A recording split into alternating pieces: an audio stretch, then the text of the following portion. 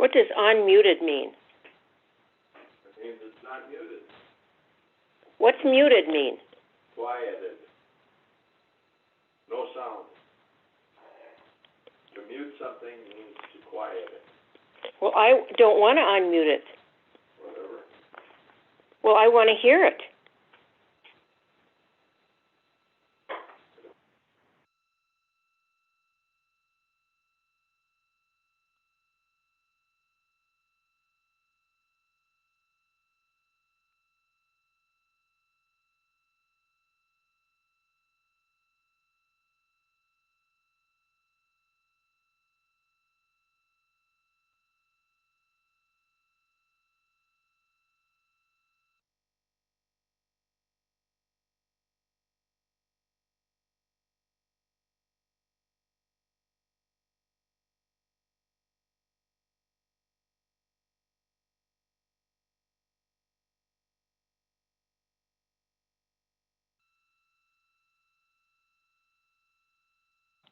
Thank God.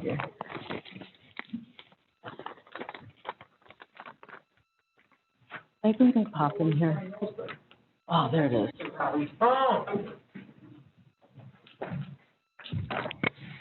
And put Mike up on him.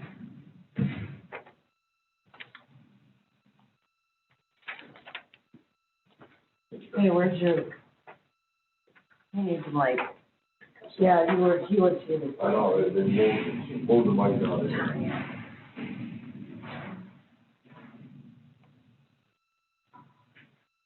What's your face in there? Don't tap on it. And we have carpet.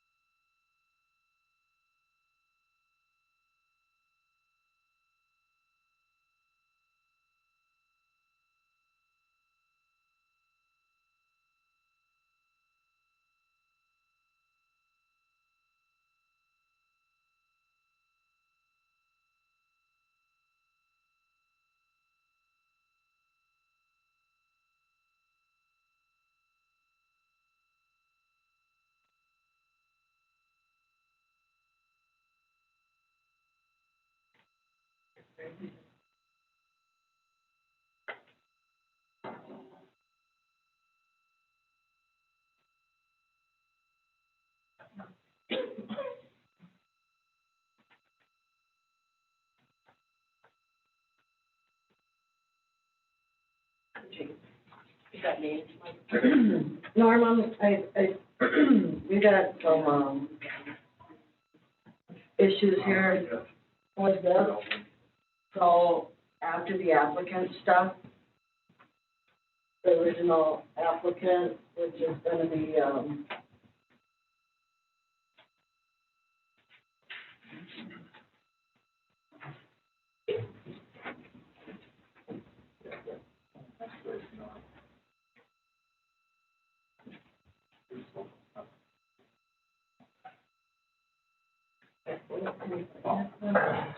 So you made those? No, they're from, Northwest, Interior. They had pieces of carpet laying there, just had her cut 12-inch. But you were ultimately responsible. You were ultimately responsible. I guess so, yeah. It was my idea, how's that?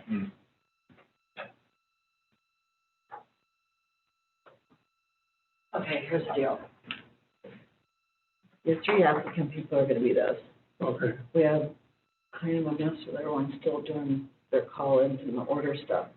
So I'm gonna give you the name of each, so it stays in order, and then you can ask for the thing. I mean, I'll say the next name, except for you get your applicants on, obviously, and those will be on all the time. And then I will give you the next name to call. Okay? Who do I call for the general? And your original general.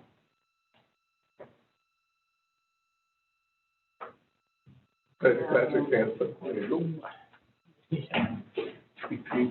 Hansen. General. And then your general will be these, and then when we start the actual order, I will assist with that. That's Joy. Bizzle.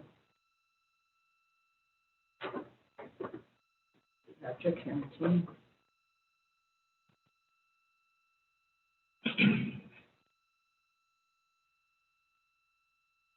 She signed up twice, so Joy, Pat, and then Dave Green. Okay, there you go. And he's calling in order? Are we on yet? Are we on? Everybody? And, Anders is the lawyer, and I don't have his last name, so can you ask him to give us his last name? That's unmuted. We're good? Okay. Good morning. I'd like to call the Land Use and Information Committee meeting for January 11th, 2021 to order.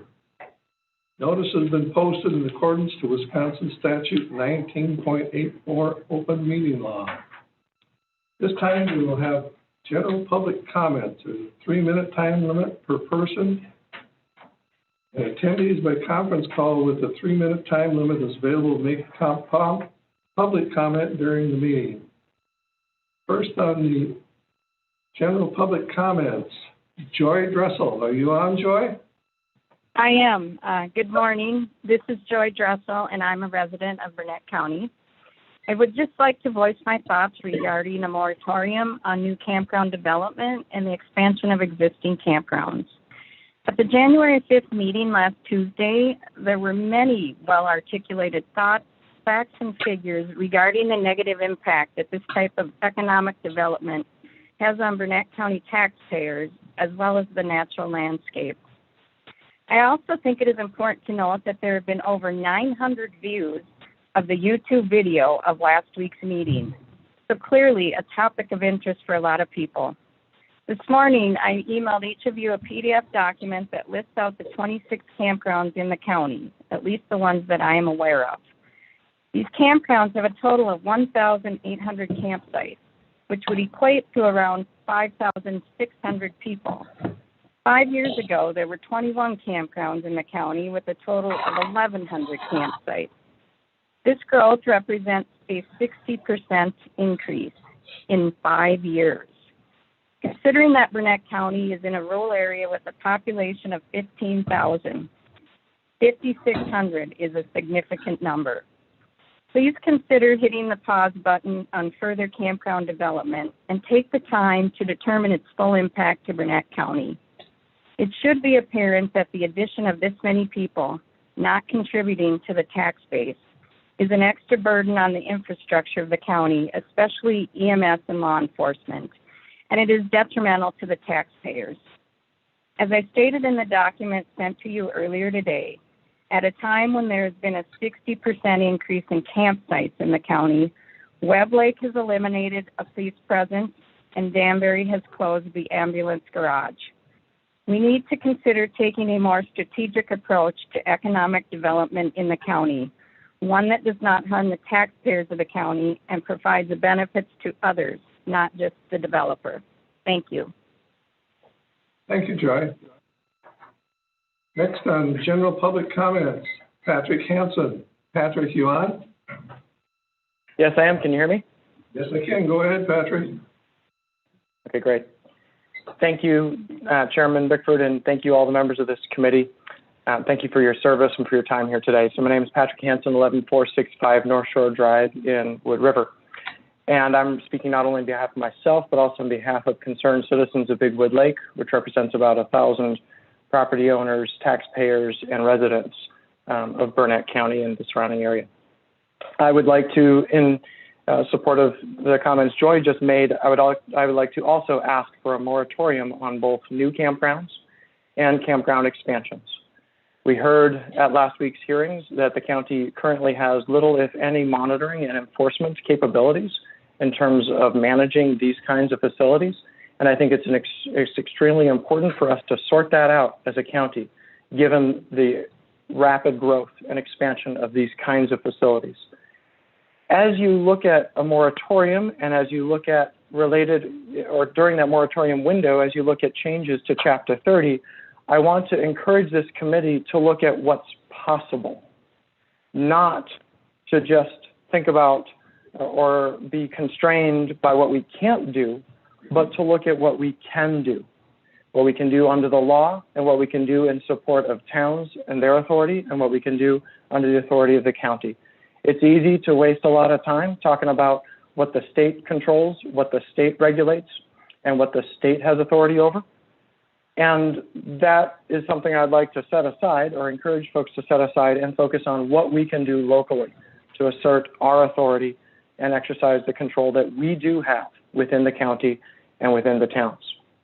As part of this, I also want to strongly encourage you and ask that you form a citizens advisory committee, that you include individuals who have been working very hard over the last 2+ years now to understand the impact of campgrounds and campground expansions on the county and on our communities. We have many, many highly engaged and educated individuals across the county who would be willing to participate in this. I can say specifically for myself, I've been volunteering my time on an advisory committee like this for the town of Wood River. We are currently reassessing ordinances in the town of Wood River and looking at ways to update them and to address issues like the issues we're facing here with campgrounds. That committee for Wood River consists of a Wisconsin licensed attorney who is volunteering her time, a retired attorney from Minnesota who's volunteering his time, a full-time resident of Wood River in addition to those two, and a property owner in addition to those other 3. So that's 4 individuals working together with the town chair to do that work. So again, thank you for your time. Thank you for considering public input, and please pass a moratorium. Thank you, Patrick. Next for general comments, Dave Green, are you on? Can you hear me? Yes, I can. Go ahead. I am. Okay. I have been a Burnett County resident for 40 years. Most everyone who lives in Burnett County has done it the correct way. If you want to live in Burnett County, you buy land and build. If you want to live on a lake, you buy a lot and a house. You follow all the regulations and codes and setbacks. And then you get to pay thousands of dollars in taxes every year. Your neighbors and their neighbors pay taxes, but there is a loophole. Thousands of people don't pay taxes. They may live in a nicer dwelling than you. They may live in a nicer spot than you. Campgrounds should be contributing and not just using our resources. And advisory committee is a great idea. Thank you. That's all. Thank you, Dave. Next, we'll move on in the agenda, have approval of the agenda order. Make a motion, we approve the agenda order. Motion by Supervisor Padden. Is there a second? I'll second. Second by Supervisor Ah. In favor, James Pearson. Yes. Jim Padden. Yes. Brett Blomberg. Yes. Chuck Anderson. Yes. Chuck Ah. Yes. Craig Conroy. Yes. Norm Bickford, yes. The agenda has been approved. This time, I'd like Jason Towns to read the public hearing notice. Notice of public hearing, State of Wisconsin, County of Burnett, Monday, January 11th, 2021, at 9 a.m. at the Burnett County Government Center, Room 165, Town of Mean in Siren, Wisconsin, regarding the following. Conditional use permit CUP 2058, Volcan. Public notice hereby given to all persons in the town of Sand Lake, Burnett County, Wisconsin, that Brian and Melissa Volcan have made application for a conditional use permit for the terms of the Burnett County Land Use and Shoreline Protection Code of Ordinances to construct a 50-unit campground and 5 camper cabins over the next 3 years located at 5160 and 5218 State Road 70 in the RR1 zoning district, Lot 1, CSM Volume 10, page 99, Lot 1, CSM Volume 14, page 132, and parts of Lot 1 and Lot 2, CSM Volume 23, page 224, in Government Lot 6, 7, and 8, Section 32, Town 39 North, Range 15 West. Thank you, Jason. This time, conditional use permit CUP 20-58. Volcan, construct a 50-unit campground and 5 camper cabins.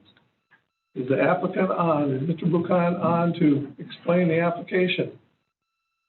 Yes, sir. We are on. Go ahead. Good morning. My name is Brian Bocan. I, along with my wife, Melissa Bocan, are the applicants today. We're joined here by Mark Krause, our surveyor, and by our attorney, Anders Helquist. I'd like to take a moment at the beginning here to thank the board for your time in this challenging period of COVID. I know that you all have worked hard to get these meetings through, along with all the support staff and Jason, and we greatly appreciate all of your help, and thank you for your time once again. Getting into our proposal today, I'm going to begin on page 3, some background on the proposal. Both myself and my wife, Melissa, we grew up camping with our families, visiting state parks and campgrounds in and around Minnesota, Wisconsin, and other nearby states. Through these experiences, we grew to love the opportunity to explore the outdoors, as well as we learned to be good stewards of nature. My family owned a cabin for many years in the Siren-Webster area on Pine Lake while I grew up, and Burnett County was one of my favorite places to visit. In summer of 2017, we purchased a cabin of our own on Viola Lake, and we made this our permanent home in 2019, and it's where we plan to raise our family, including our 2 small children, and reside for decades to come. Page 4. As with so many individuals across the nation, COVID impacted many long-term ideas and original plans for the property by throwing the job market and our employment security into question. We began to explore options for the use of the land we owned in order to provide for our growing family to be able to stay in this area long-term. We desired to live in the area for decades to come, and we wanted to create a business to provide for our family and to contribute to the community that we love. Now on to page 5, and Mark Krause will speak to our plan.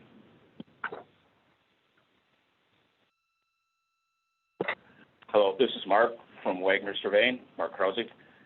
Please see the attached concept site plan for Hidden Haven Resort. The site we have shown will be consisting of consisting of 50 RV sites and 5 cabins on 21 plus acres. The sites are shown approximately 40 by 60 feet for spacing purposes, being 3 surveyed lots and a connecting 50-foot strip all fronting on Highway 70 and Olson Road. Much of the open space will surround the site. There are currently 2 access drives onto Highway 70 and a field entrance on Olson Road. We have an approved DOT entrance onto State Highway 70, and the 2 existing drives will be removed. The site consists mostly of a tree-covered, relatively flat site. The site was an old airstrip 30 years plus ago and has since grown over with mostly field white pines, very bushy and brushy, and a lot of screening. The site is approximately 500 feet north-south throughout, with State Trunk Highway 70 running along the south side on a slightly curving road. With lake residences on Viola Lake to the south of Highway 70, about steep slopes and 60 feet above Viola Lake, and the north side of the property is adjoined by 30-plus small wooded lots, residential lots between the property and Olson Road, which vary from 40 to 60 feet above Big Sand Lake, and there are 15-plus lakeshore cabin sites along north of Olson Road. We have had a topographic map with the previous map, and I'm not sure if Jason has this or not, but the locations in the septic systems are all up on the flat area of the property. We have had an installer do the soil tests, and there are plenty of ample soils available for which septic systems could be developed. And this is all in the southerly portion of the property.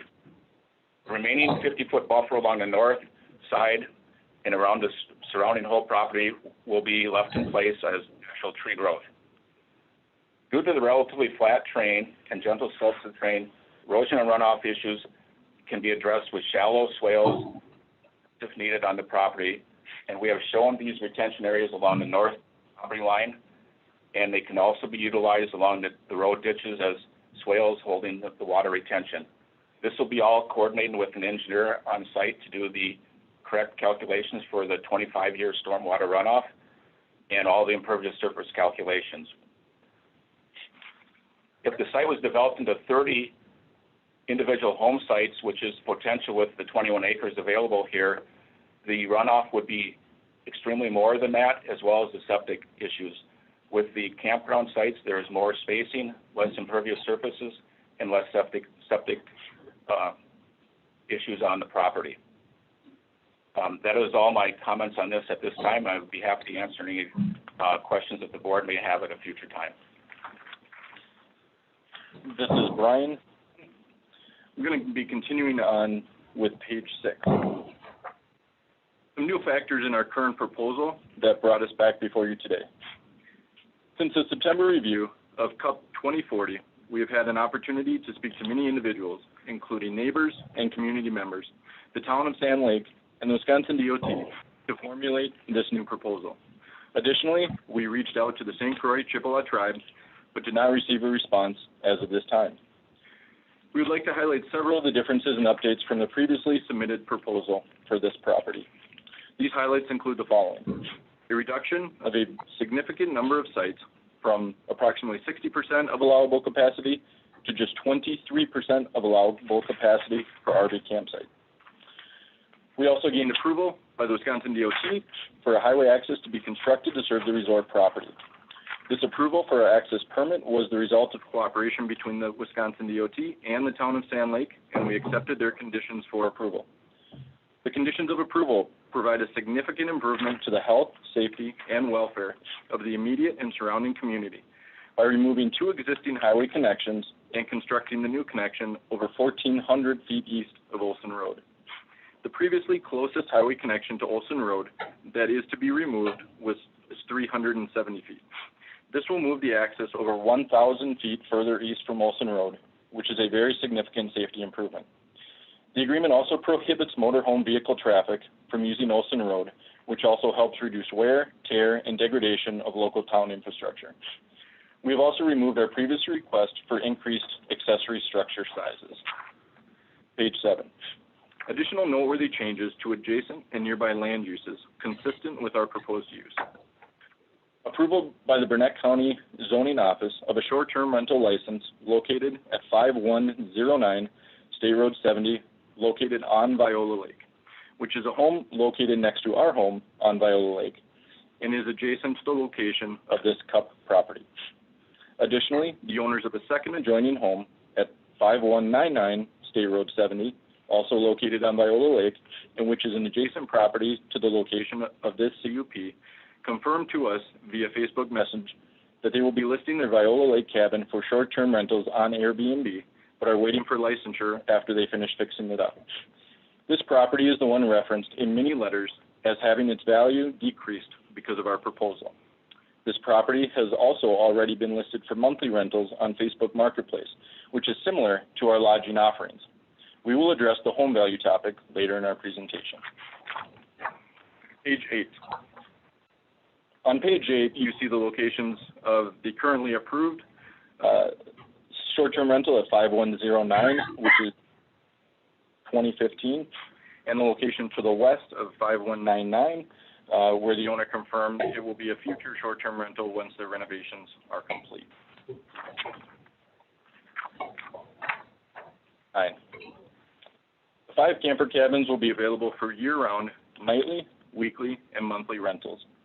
The cabins would be semi-rustic in design with electric heat for the winter months, and guests would have use of the shower house and restrooms located nearby. Camper cabin occupants will have full use of the entire property, allowing them to walk, cross-country ski, or snowshoe on the trails through the property on a 1+ mile loop.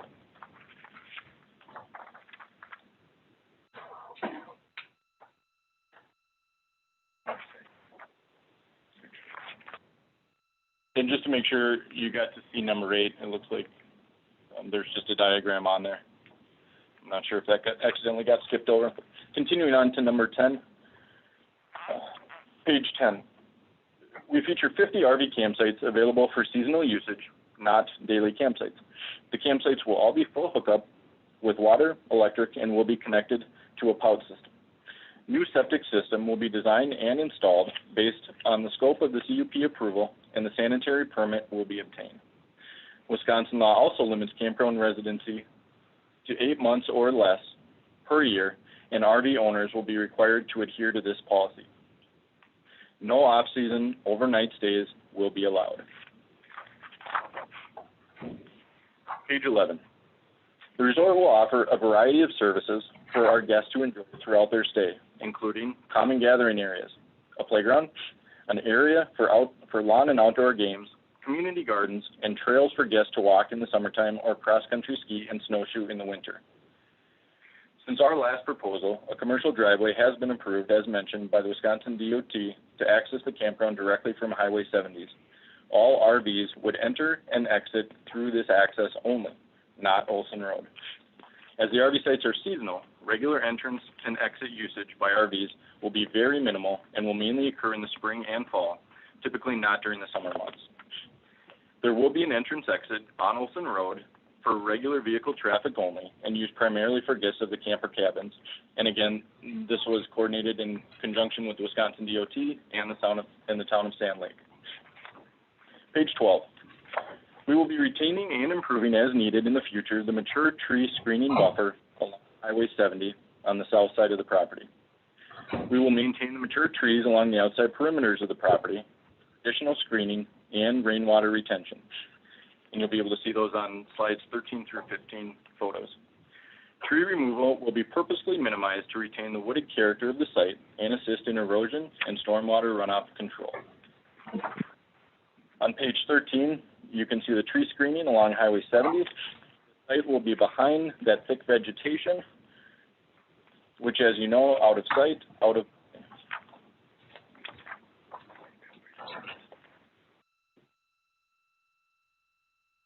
On page 14, you'll see 4 photos there. These are photos taken inside of that mature screening buffer along Highway 70.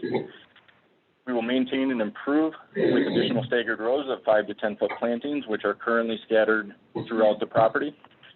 And that will also assist in renewing that screening buffer as needed along the highway and wherever else is needed, as needed. And we'll give you a little bit of time to look at those photos.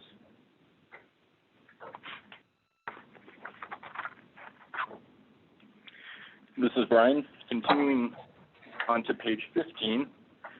And this is not a photo that I took myself. This is a photo that was submitted by Brad Coucher via email. This is a photo of myself towards the right side of the photo.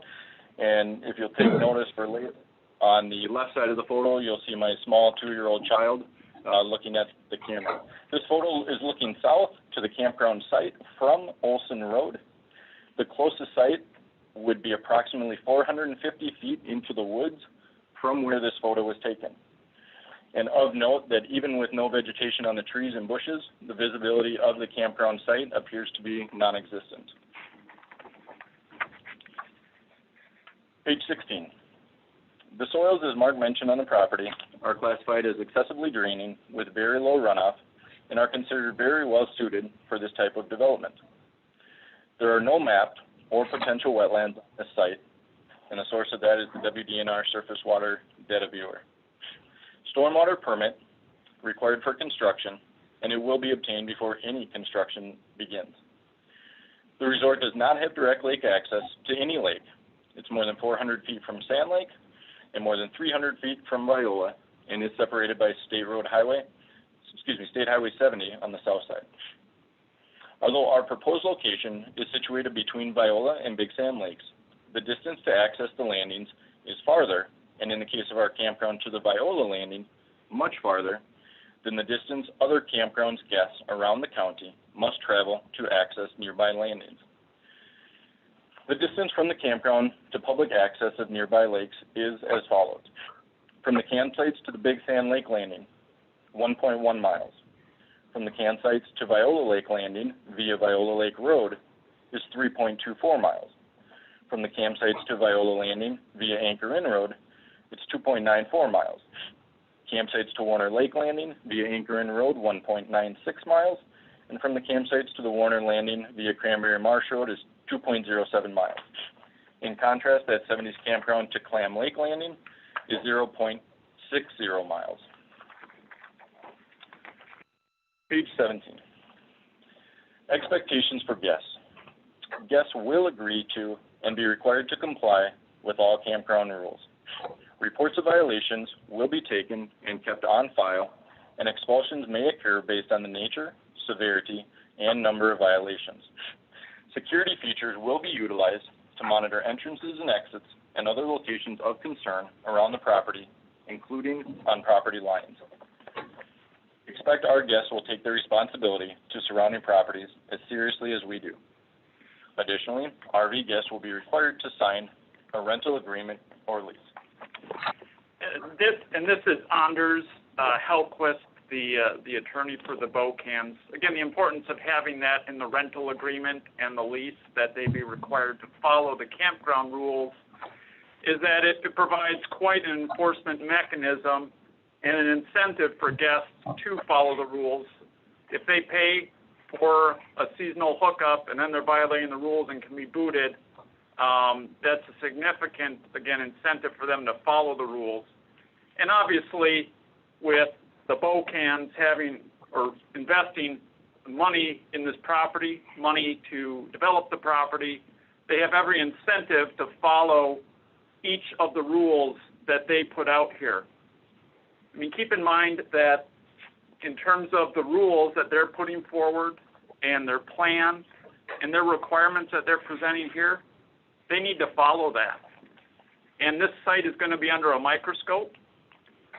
And so, again, they have every incentive to continue following what they're proposing, including enforcement of these rules. So I like the way that the Bocans have gone with this in their thinking, but you don't want the attorney to speak for now, so I'll turn it back over to the Bocans. Thank you. Continuing on page 18, this is Brian, with further expectations for our guests. Our guests will be provided a variety of information on governmental rules and regulations for various activities available in the county upon check-in. Brochures on boating regulations and proper decontamination procedures will be available in the office and given to guests upon lease signing. We will also have a display in our office regarding these important procedures. We will foster a community of respect and cooperation with our neighbors and strive to minimize any potential disturbance to nearby property owners. As always, communication is critical. Once operational, if there's an issue or concern, we want to hear about it and we'll fix it immediately. After all, we are the neighbors too. Page 19, our campground rules. The first one regarding ATV, UTV use. ATV, UTV use in the campground or on Olson Road by resort guests is prohibited. No fireworks will be allowed, no gathering of wood permitted, and only wood from state-approved vendors is allowed. Campfire rings shall not be moved without owner approval, and all campfires shall be fully extinguished and cooled to the touch if the fire ring will be unattended. Number 5, and probably the most important, although they are all very important, absolutely no trespassing. If someone is shown to have trespassed after a review of the nature and the cause, they are subject to a warning or immediate site termination. If any landowner allows access by a guest to their property, it shall be by written permission only, with a copy to be kept on file in the office. Quiet hours of 10:30 p.m. to 7 a.m. will be enforced, and again, if the board desires to change those, we will also modify our rules. 5-mile-per-hour limits will be posted and observed throughout the property, and this relates to electric golf carts and any vehicles. Electric golf carts will be permitted. No off-property use will be allowed, including on Olson Road, that will also be prohibited. No drivers under 16 years old shall operate, and riders shall occupy only one seat per person. Camper units shall be 10 years old or newer. Primary ownership and usage of the site shall not change without resort owner approval. Illegal substances and over-intoxication is strictly prohibited. Pets allowed subject to owner approval, must always be leashed, no dangerous breed dogs will be permitted, and vaccination or shots paperwork shall be provided to owners and kept on file in the office. Pets making excessive noise, such as continuous barking when unattended in a camper, shall not be permitted. Loud music and parties are also prohibited in the campground. Campers are expected to be neighborly to all, and misuse or abuse of natural resources will not be tolerated. Concerns brought to owners will be investigated, and if necessary, site occupancy may be terminated due to continued violations. No building of any structure, such as a deck, can or will occur without owner approval and county land use permit when required.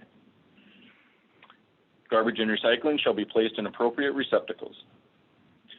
Sites are the responsibility of the guests, and they must be kept neat and orderly.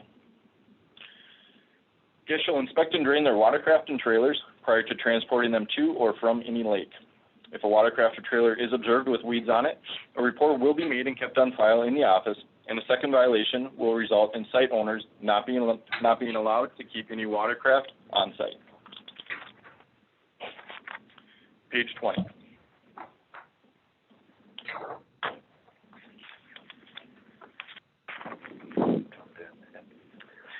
Page 20. Meeting the requirements of Section 30, 543B1. Sanitary requirements and other laws. We will meet all ATCP 79 requirements. Again, we cannot operate without state approval, as well as meet the sanitary requirements by having each site connected to a POUTS. All other county, state, and federal sanitary codes will be followed with the proper permits obtained before any work begins. Minimum size requirement of 5 acres. We meet this requirement by our property consisting of a total of 21.2 acres. Maximum number of sites shall be 10 per developable acre. We meet this standard by our proposal having just 2.3 sites per developable acre, or utilizing only 23% of allowable capacity. Numbered sites. Our concept plan shows the site numbers, including a host site, and we will place signs at each site clearly identifying with the number each site. Campground map. As required by the county, we will file the as-built campground map with the zoning office.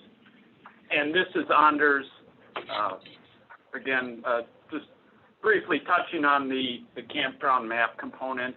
You know, I anticipate that some folks will say, well, the proposed scale map doesn't have exact measurements and isn't an as-built plan, and we lack more detail, and the committee should delay this, or the committee should deny this for lack of detail. But that simply, as you all know, is not what Jason and the zoning department require. The actual as-built map is required to be submitted within 3 years. It's not to have every single detail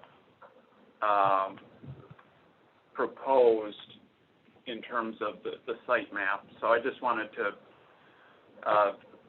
do a friendly reminder for the committee and for the public that's tuning in. Thank you. This is Brian, again, continuing on with page 21. They're meeting the requirements of section 3543B1. Parking at sites. Each site is large enough to accommodate one vehicle parking on that site.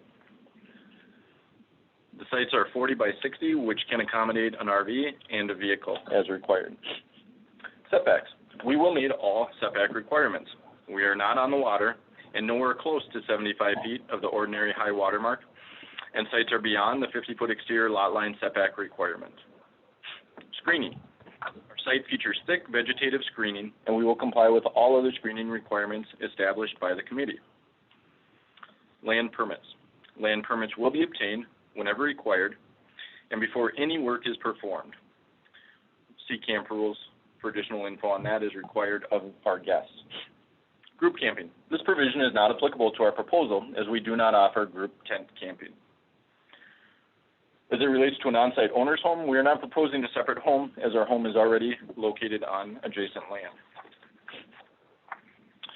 Page 22, historical development of the proposal site and nearby uses. You'll see in the top photo, I believe this was from 1938. This stretch of Highway 70 was formerly known as the Gold Coast to many due to its numerous resorts, campgrounds, and dining establishments, again pictured upper right. The main 15-acre property that is part of this proposal used to be an airstrip, serving the nearby amenities for visitors flying in from out of town to recreate here. And you can see where the clearing of the old airstrip is on that upper right picture. Trail Resort, pictured lower right, was one of a number of resort properties on the lake and was located just west of our property on Highway 70. Twin Pines Resort and Anchor Inn Restaurant are a few among other former resort establishments neighboring our site on Highway 70.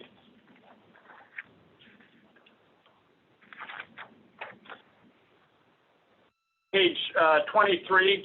This is Anders again. I figured I would just touch briefly on the comp plan and the compatible land uses. The proposed conditional use here is compatible not only with the zoning ordinance itself, but also with the comprehensive plan. As you note, shoreland residential does include allowable uses such as lodging in resorts, and the shoreland residential table that's in your comp plan also shows as compatible those uses in the RR1 along with its conditional uses. On to page 24, and there are other compatible land uses in the RR1 district. Forgive me if I misread any, or if we misread any of the zoning map, but we understand there are multiple other campgrounds and resorts in the RR1 zoning district, as you can see on page 24. So this idea that somehow this might not be consistent with the comprehensive plan just isn't by the plan itself. In fact, when I looked through the comprehensive plan before this meeting, I could find nothing in the plan itself that discouraged campgrounds or camping or RV parks. There was absolutely nothing in there that encouraged this. Further, if I recall, I think there was even some public feedback saying that people wanted more campgrounds in the comp plan. But it is what it is with the comp plan. We think it's compatible. But I'll turn it back over to Brian because, again, I don't think you want the attorney to speak for too long during this thing. This is Brian again. Continuing on with page 24, I'll just go through, and you can view that there. That was already covered. So we'll continue on to page 25. Nearby commercial uses in RR1 and shoreland residential. You'll see on the map in blue, that is our site property. Additionally, to the right, there are two red circles there. These are nearby commercial use approval in RR1 and shoreland residential. Those were approved under CUP 1818 and CUP 1927. Page 26. Mark already touched on page 26, alternative development possibilities. Compared to some other permitted uses in RR1, our campground benefits the health, welfare, safety, and the environment more than other development options for this property. Other permitted uses in RR1 may have a greater adverse impacts on runoff and green space. The campground preserves highway screening as a visual buffer for neighbors on Highway 70 and a buffer for highway noise for our neighbors on Olson Road. The campground with its green space and trees has significantly smaller square footage of impervious surfaces and structures compared to home site development with streets, driveways, houses, large garages, more boats, etc. More trees cut down and grading soil disturbance is required for housing development, along with multiple septic systems on site. Page 27, economic prosperity benefits to the local area and to Burnett County. Increase in tourism. We seek to provide a place retirees and others can come to experience and enjoy the beauty of Burnett County, along with its many amenities like shops, restaurants, gaming facilities, libraries, bookstores, parks, beaches, trails, golf courses, and the list can go on. Many people who patronize resorts like we propose travel around the Midwest visiting friends and family they may not see during the winter months that they typically spend down south. Many seasonal resort users bring their RVs south for the winter, seeking warmer climates. Typically, these folks enjoy visiting state and national parks during their transit times, providing an additional boost to the local economies they visit. By and large, the vast majority of these folks are very conscientious of nature and not destroyers of it, as has been suggested by many. Page 28, continuing on. Increase in tourist spending. Seasonal guests of similar properties not located on water spend their time patronizing local businesses like golf courses, restaurants, casino and gaming establishments, antique shops, and exploring other local and regional recreational opportunities. Seasonal patrons enjoy the freedom to travel, explore, and frequent local businesses while doing so. 29. Economic prosperity benefits continue. This is consistent with the county's comprehensive plan to emphasize tourism, and we've highlighted a couple areas under economic development that you can see. When asked what type of businesses are most important for Burnett County to attract, tourism and recreation businesses were deemed the most important, followed by healthcare services. A majority of respondents agreed that restaurants, cocktail lounges, and resorts are appropriate commercial uses on waterfront property adjacent to residential development. Continuing on with page 30. Focus on sustainable economic development. Economic sustainability is essential for the county to address the challenges of the future. As part of a sustainable economic development approach, the county intends to focus on 4 key strategies: retaining existing business and companies, nurturing rural entrepreneurship, and pursuing tourism and recreation-based development, as well as supporting home-based business development. Page 31. It is highlighted. Tourism spending is linked to approximately 30% of the jobs in the county. It also accounts for approximately 1/3 of all sales annually of all sales of products and services in the county. In 2007, tourism brought in $59,638,923 to the county. The 2003 study found that secondary homeowners in Burnett County drive tourism industry. And this is Anders again.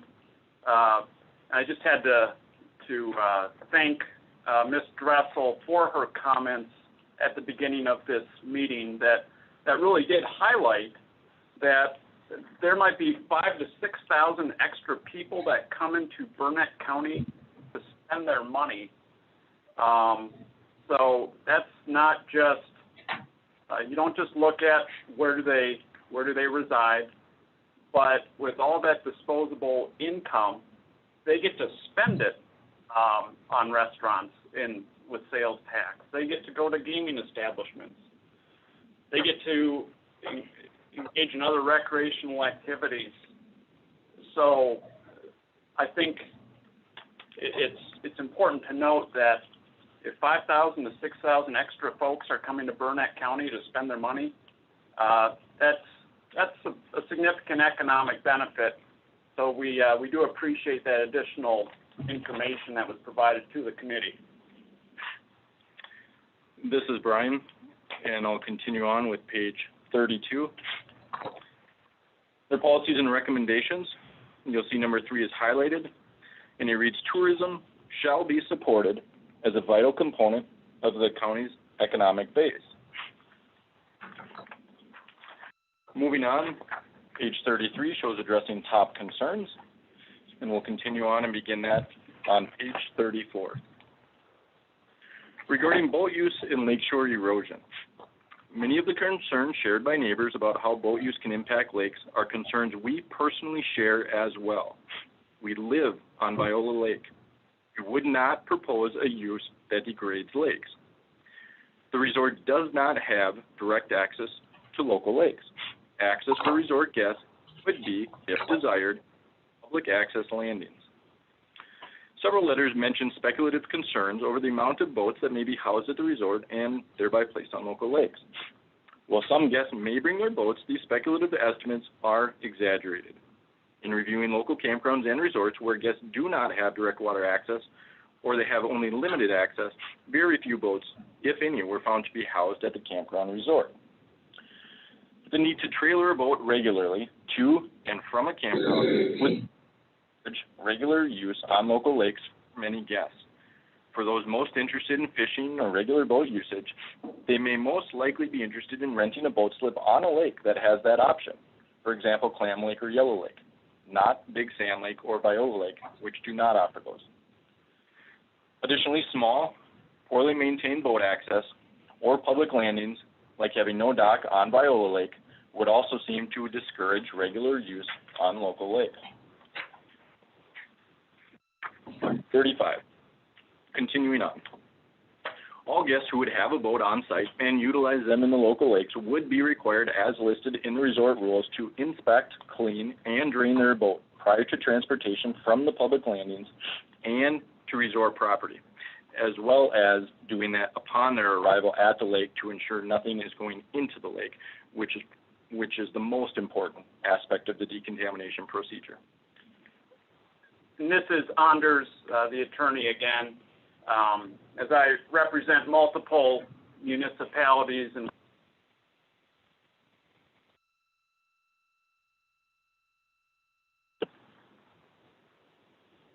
this is Anders, the attorney again. Just mentioning that as I represent, multiple municipalities and counties in western and northwestern Wisconsin, one of these questions we get is, well, what can we do about lakeshore issues, lakeshore erosion, et cetera? And there is a mechanism for towns to enact regulations on lakes regarding equipment and use and operation of boats, to address the things that are actually and truly connected to erosion, which would be known boat users, properties that have docks that have boats on them, and making sure those primary users of the lake are the ones that don't provide big wakes, don't use wake boats, things like that, that, again, have the primary benefit of minimizing erosion. You know, and that's really the reasonable way to address things on a lake by lake basis, not to look at a campground that is way off the lake, that doesn't have any lake access, and then speculating that there might be a few people that bring boats. So Section 30.77 of the statutes really does provide a good method for these towns to regulate erosion control and erosion concerns. And naturally, the BOCANs support any type of reasonable regulation on these lakes to address those concerns. Page 35. This is Brian. Continuing on, boat use and lakeshore erosion. We will cooperate with and communicate to guests any new guidelines or ordinances enacted. Page 36. This is regarding the noise complaints, noise concerns brought forward in emails that you've read. Quiet hours, as mentioned in the rules, will be enforced from 10:30 p.m. to 7 a.m. each day as provided in the resort rules. Loud music will be prohibited as required also in the resort rules. The thick tree buffer surrounding and maintained in the campground will assist in minimizing potential sound to the surrounding community. As the resort is located on Highway 70, regular traffic noise is already present in this area. Background traffic noise will likely assist with buffering out and minimizing potential low-level campground sounds. Page 37. Lighting. Downward-facing lights will be used throughout the resort to minimize potential light pollution. Light use will be minimized to allow for viewing and enjoyment of the night sky. Page 38. ATV-UTV use. As mentioned previously, guests are prohibited from using ATVs, UTVs anywhere on resort property and on Olson Road, which also precludes use on any other surrounding road. Guests having ATV, UTVs are required to trailer them at the resort and keep them on property unless they are taken to an appropriate area in the county where ATV, UTV use is. Page 39, property and home values. Thick existing vegetative screening and buffers reduce potential noise and other potential impacts, again, out of sight, out of mind. Enforceable campground rules minimize potential adverse impacts outside the property boundaries regarding sound, lighting, water quality, and other concerns expressed by the public. The location on State Highway 70 means that noise and traffic are already present. If there is a claim that property values will be lowered by our specific proposal, the burden is on the public making those claims to show that it will happen. Page 40.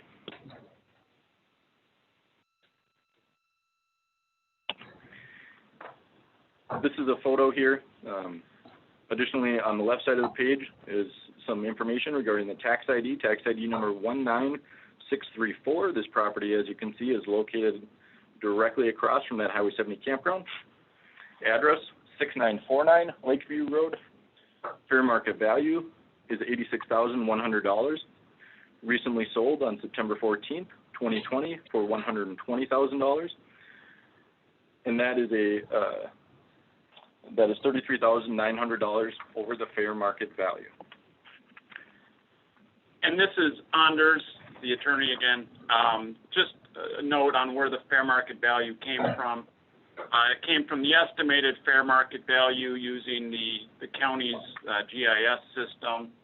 And oftentimes the estimated fair market value was higher than the actual assessed value in some of these properties. So that when you see fair market value, that's where that number is coming from.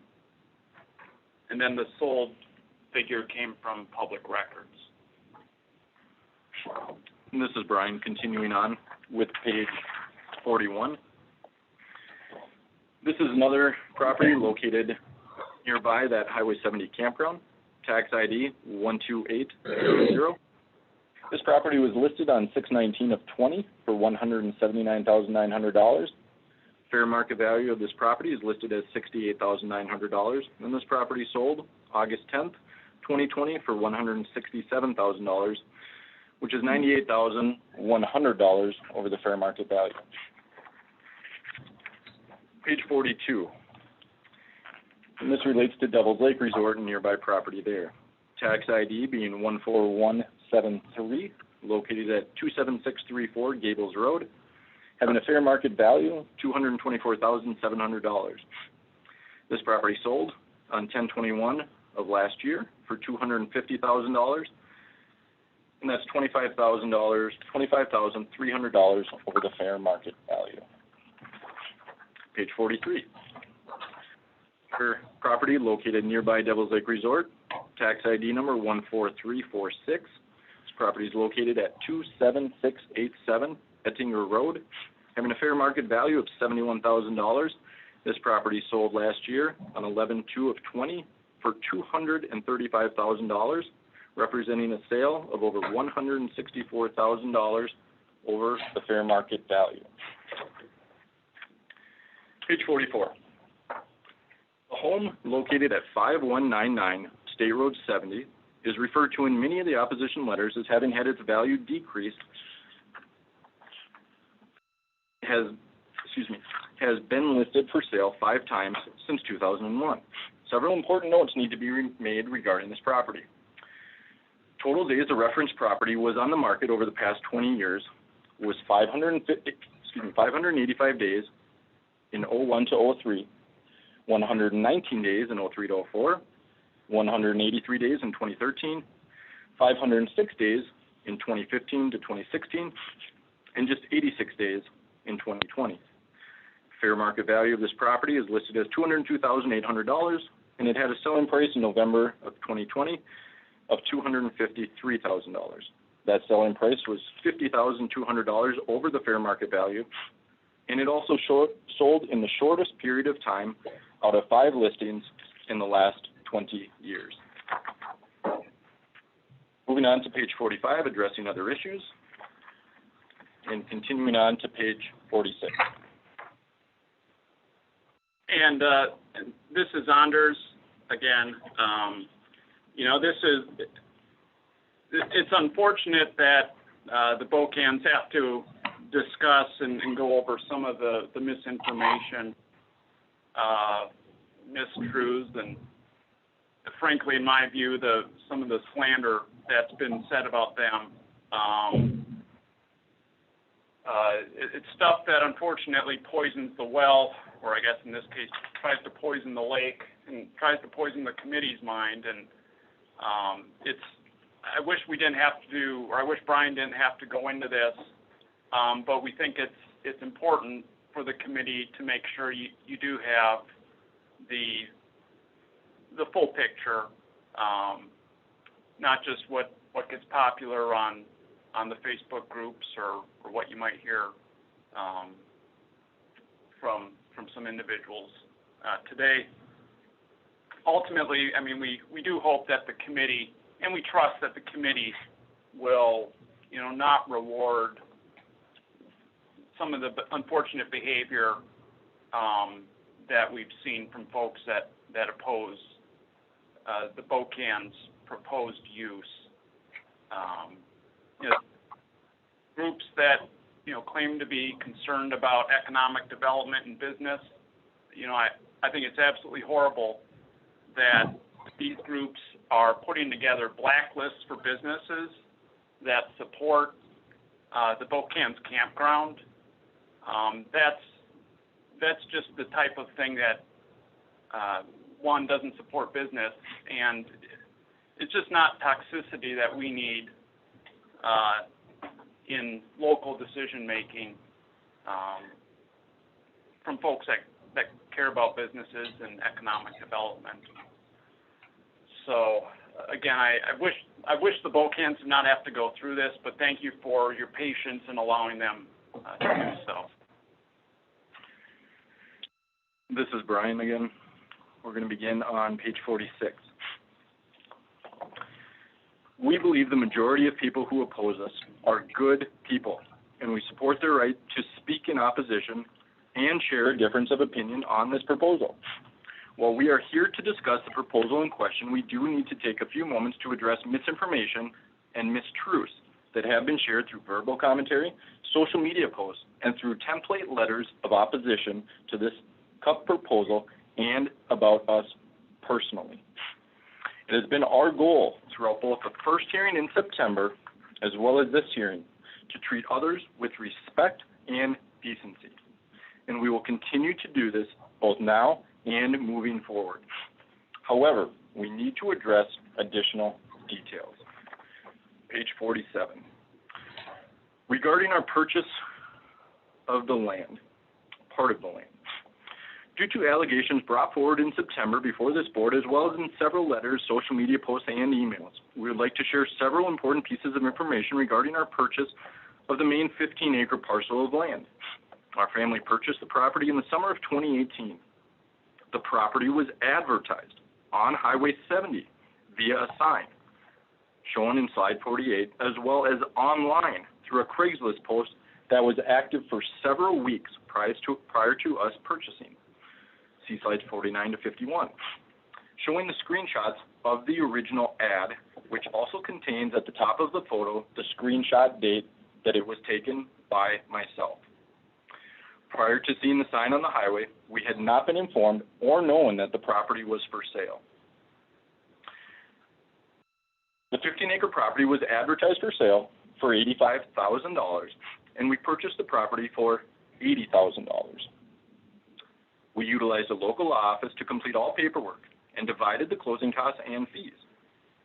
No condition was ever discussed or requested to be part of the sale agreement that would require no development or change to the land. Other parties had also inquired about this property around the same time as we did. One even toured the property prior to us purchasing.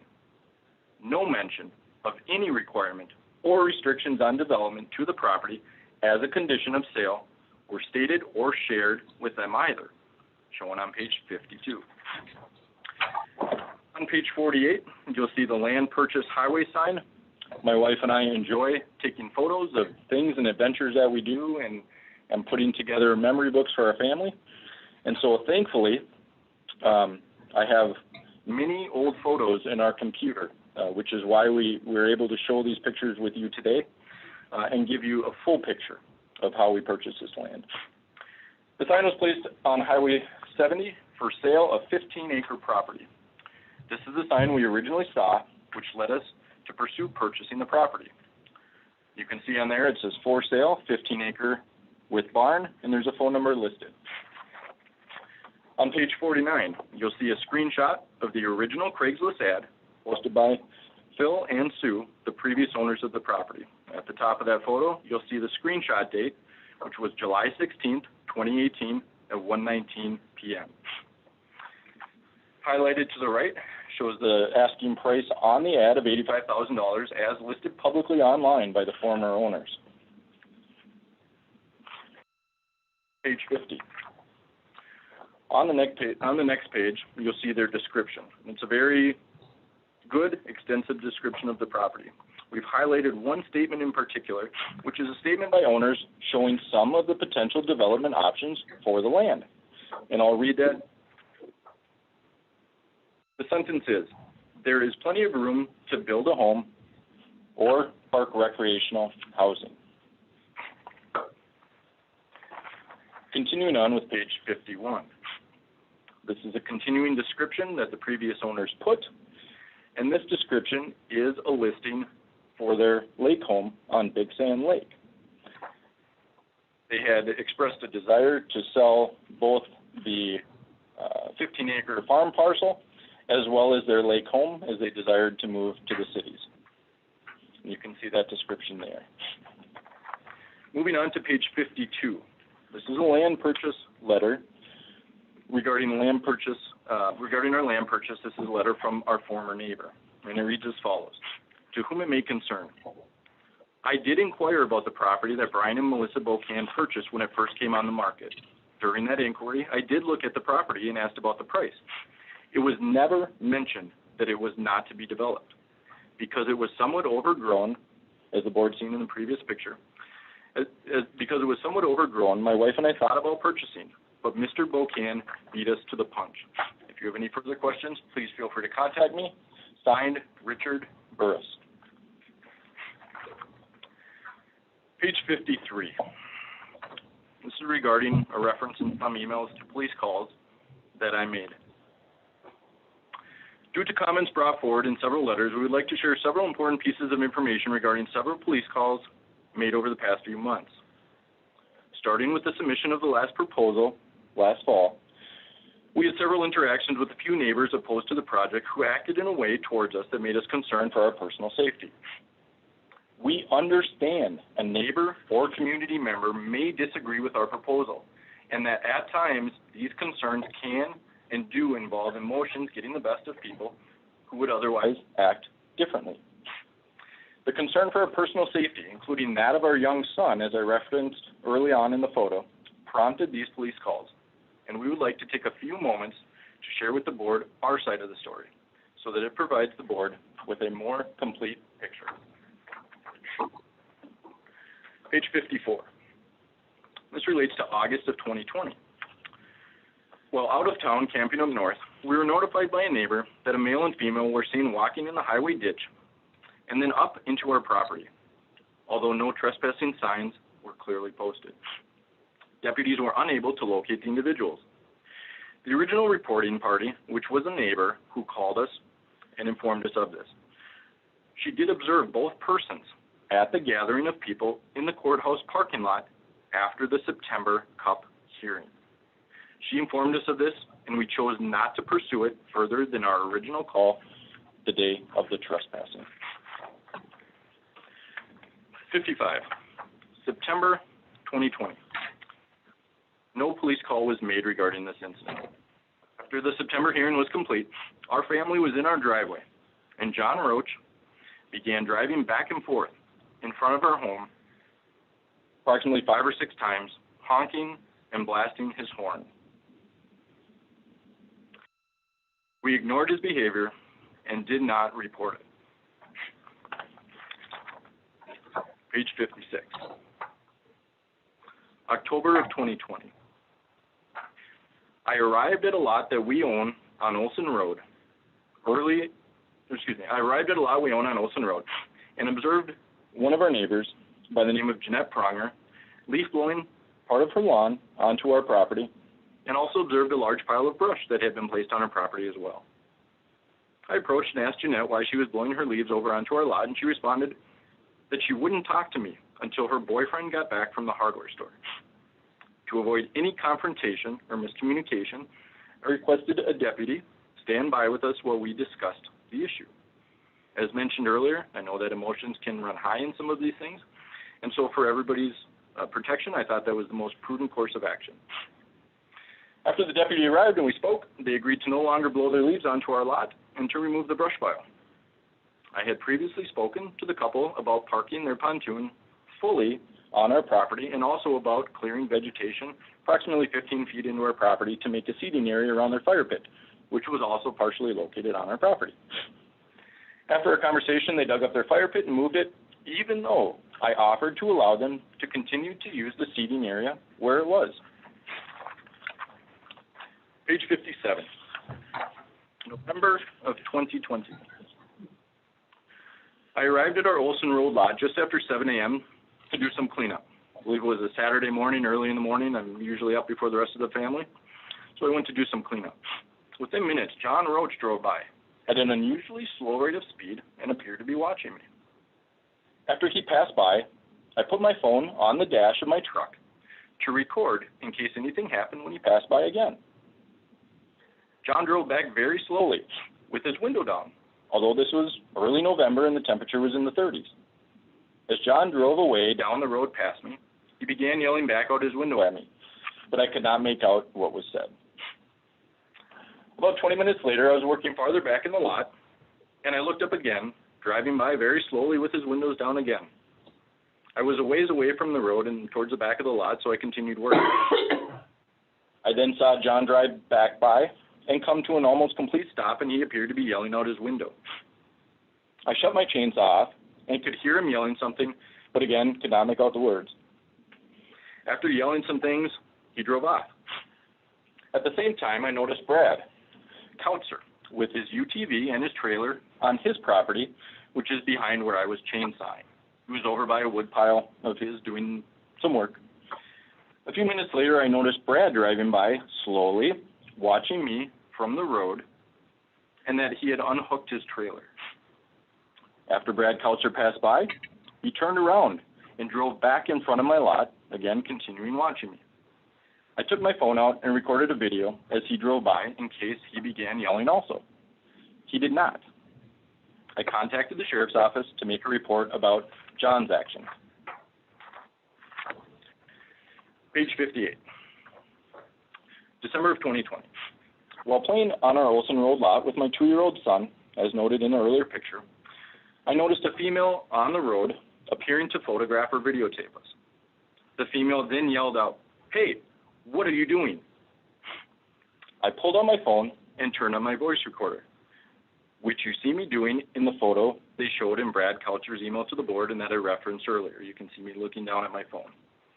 After turning on my recorder, I said, "I'm sorry, what did you say?" And she yelled again, "What are you doing?" I replied, "I'm playing with my 2-year-old son. Why are you photographing us?" And she replied that somebody asked her to take pictures of the wood, so that's what she was doing. I asked if she'd like to have a conversation, and she stated she would not, because we have a terrible reputation, and that she was just asked to take pictures, and that's what she was doing. After she left, I took my son home and contacted the police to make a report regarding her yelling at us while I was with my small child on our property. Page 59, and this is what Anders referenced earlier. This is a screenshot from the BSVLACC website, which I believe is still live currently. And this is a webpage that was created to notify the public, and signs and banners are currently located up and down 70 to attract drivers to visit this website, thereby increasing the visibility of this blacklist of local businesses. An arrow pointed to a very important statement on this blacklist. And that statement says, local businesses are the backbone of Burnett County. And I think that's something that we all can agree on, especially in a small county like Burnett. Small businesses are extremely important. You'll see some familiar businesses on there, including Mark Krause's Wagner Surveying Associates. Mark did not come out and make any public statements in support of it. He didn't write any letters. He didn't sign any petitions. He is simply our surveyor who assisted us in site design. Bottom left picture, you'll see Big Mike's Outdoor Sports Shop. Mike has been a staple in the area for decades. In the middle, you'll see Rock Crusher Outdoors, which used to be Fins, Furs, and Feathers. And to the right, you'll see Siren Marine, owned by Steve Fry, which is located over on Highway 70, just outside of Siren. Page 60. And this is a letter that got a longtime businessman, Big Mike Henriksen, listed online on a blacklist. Now, as many of you know, you might be familiar with Mike or his work in the community with the Lions Club. Mike donates substantial amounts of time to community events. He donates many other things, including money. And this letter regarding our hearing in September is what earned him a spot on the very public blacklist. And I'll read it as follows. Regarding Viola Lake Campground, I, Michael Henriksen, have lived on Clam Lake my entire life, 64 years. Been a businessman all my life. For many years, there were 3 campgrounds located between Clam and Big Sand Lake. And you see them listed below, including Lindbergh's, Wagner's, and Shamrock's. 60 units, approximately 25 units, and around 80 units, for a total of approximately 165 units. He then mentions that we now currently only have one. And those are seasonal sites, approximately 75 units, and he's referencing that Highway 70 campground. He then goes on to state, so we are missing 90-plus sites. This is a loss of revenue for the county and small business. He states, this location would be off-lake and buffered by adult pines. And he makes the comment, seems to me it's a good fit. And he was blacklisted for that note.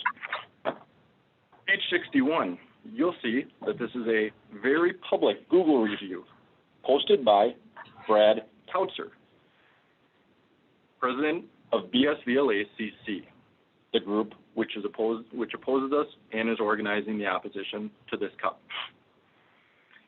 And I'll read for you as follows. This is by Brad, and you can see where the yellow star is located. He gave Siren Marine a 1-star rating. Quote, it has come to my attention that Siren Marine is publicly supporting the proposed Olson's Landing campground, located on environmentally sensitive land between Big Sand and Viola Lakes on Highway 70 in Webster. As one of hundreds of lakeshore owners located on these lakes who annually require multiple watercraft to be served annually, I, for one, will not be bringing my business to Siren Marine. I am sure other Big Sand and Viola area boat owners will do the same. Then he mentions the owner by name, which allows anybody who would search Stephen Fry's name in the future to come upon this negative review. And he says, Steve Fry, I urge you to reconsider your support for this proposed project. You will lose business. Stephen Fry is about 28 years old. He's a young man. He's a friend of mine. And he's trying to start a business, not only to provide for himself and his employees, but also to grow so that someday he can provide for a future family that he desires. Page 62, conclusion. We meet or will agree to meet any and all of the requirements established for this cup as suggested by the staff report and this committee, and as required by county ordinances. In response to concerns, we have provided substantive facts and information that show we can and will both meet county requirements and minimize potential impacts raised by residents. 63. 63, and this is Anders, and just to summarize, how the BOCANs have met the various standards, and again, know that I think I know some of you on that committee, but for those of you that I haven't met, I do represent some businesses, small businesses, like the BOCANs, but a large part of my practice is representing municipalities. Zoning is one of those primary things that I provide advice on. And in fact, I also prosecute zoning violations for another county in central Wisconsin. So these are regulations and requirements I'm very well acquainted with. And so I just wanted to let the committee know that I'm not some Minneapolis attorney that's coming in and is trying to use the lawyer designation to sway you one way or the other. I'm just letting you know how I assess this, and obviously the committee can take with it what it will.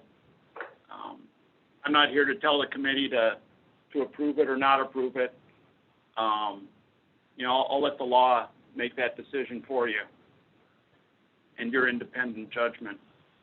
So obviously I guess you'd call it the elephant in the room is Act 67. And of course, you don't need a full lecture on what's required by Act 67. You're all well aware of it. But just to summarize, Mr. and Mrs. BOCAN have agreed to meet all of the zoning ordinance requirements and standards and the conditions identified in the staff report. They'll meet any reasonable conditions put forward by the committee. And because they agree to those standards, again, as you know, it's not me saying this, it's what Act 67 requires. It says the committee shall issue the CUP. Additionally, the Bocans haven't just relied on saying they'll agree to meet conditions. They've actually put forward substantial evidence, facts about the site conditions, minimizing impacts, that show they will meet all of the county ordinance standards. We anticipate, that some parts of the hearing you'll hear from the public where it'll be based on personal preferences and an opposition that is based in large part on speculation, like the example of, well, this is going to result in boats, which will result in erosion, which, again, for an off-site campground is highly speculative. But as the committee is aware, please recall that, Act 67 prohibits the committee from considering those personal preferences or speculation when making its decision. And we are absolutely confident that you will do that. Regarding Act 67, the committee certainly has the substantial evidence needed to approve the conditional use. If you approve the Bocans conditional use and the opposition sues, so be it. Let the opposition pound their chest and threaten to sue. We're not doing that here. We're confident in our proposal. And frankly, we'd be extremely surprised if a court overturned your decision to approve this conditional use permit after all of the substantial evidence you've received from the Bocans. In terms of some of the standards with the health, safety, and welfare, you just sat through a very lengthy presentation where the Bocans have provided facts on how the project will not adversely impact the public's health, safety, and welfare. And the committee has to ultimately ask itself the question, if you're not going to locate a campground on Highway 70 that has a significant tree buffer all around it without lake access, where will you approve one? And that health, safety, and welfare standard is a little bit ambiguous. It can be defined all sorts of different ways and is subject to much interpretation. We think we've provided you the substantial evidence to meet that standard, but please, also recall under 2015 Wisconsin Act 391 that can be found in WISSTAT 895.463. If there is, quote, an ambiguity in the meaning of a word or phrase in a zoning ordinance, end quote, like health, safety, and welfare, a court is required to interpret and resolve that ambiguity, quote, in favor of the free use of private property.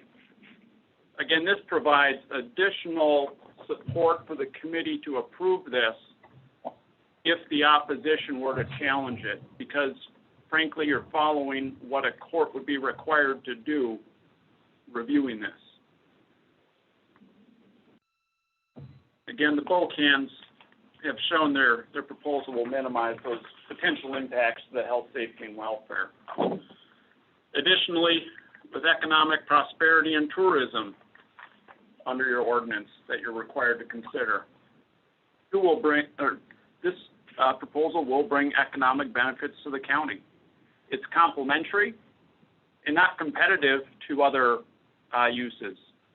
For example, it's not out to compete with daily campsites like the tribe has. It also will, again, bring and is consistent with the comprehensive plan's goals for tourism. And not just transients here, but these are seasonal campers who will have more investment in the county, will stay longer, and will spend more money. And again, as Ms. Dressel pointed out, if you can find an industry that brings 5,000 to 6,000 people into your county that are looking to spend money, that's a pretty good deal.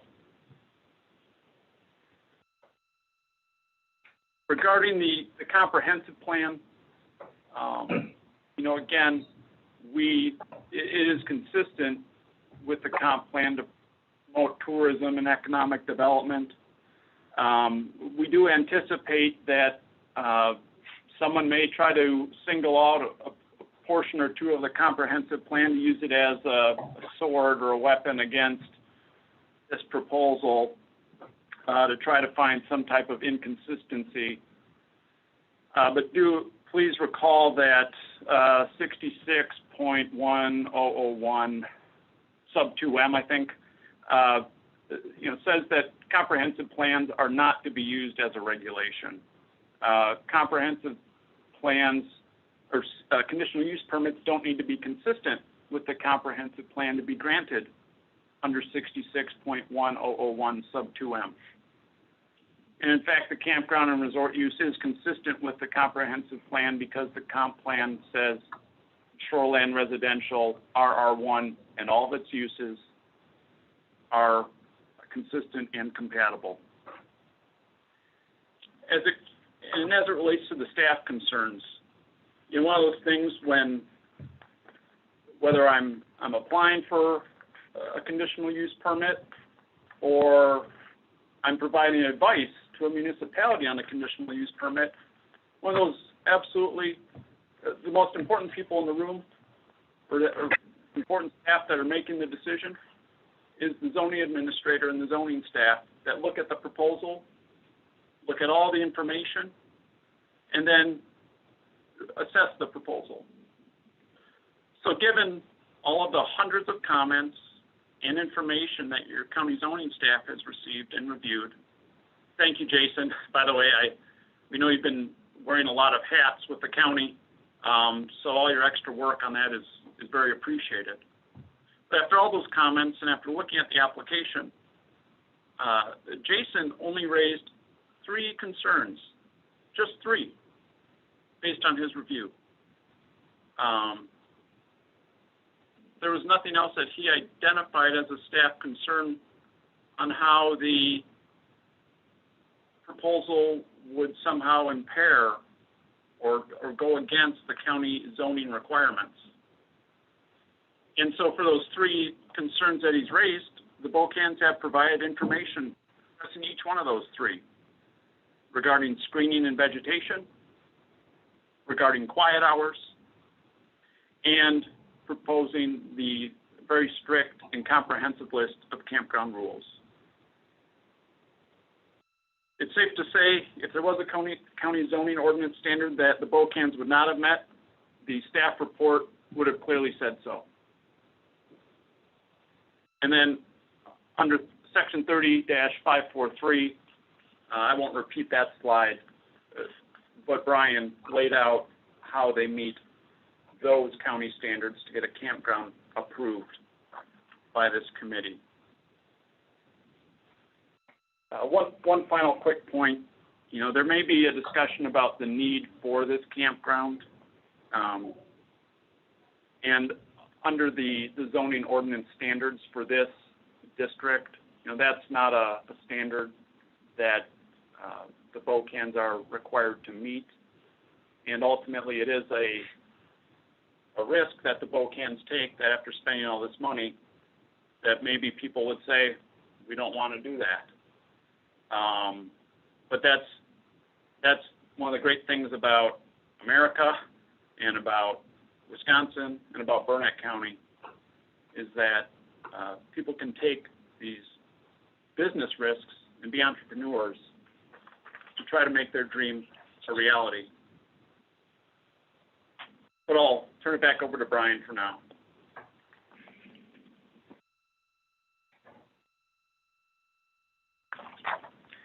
Page 64 in conclusion. And this is Brian again. Thank you again for your time and review, and we respectfully request your approval. And feel free to ask any questions you have of us.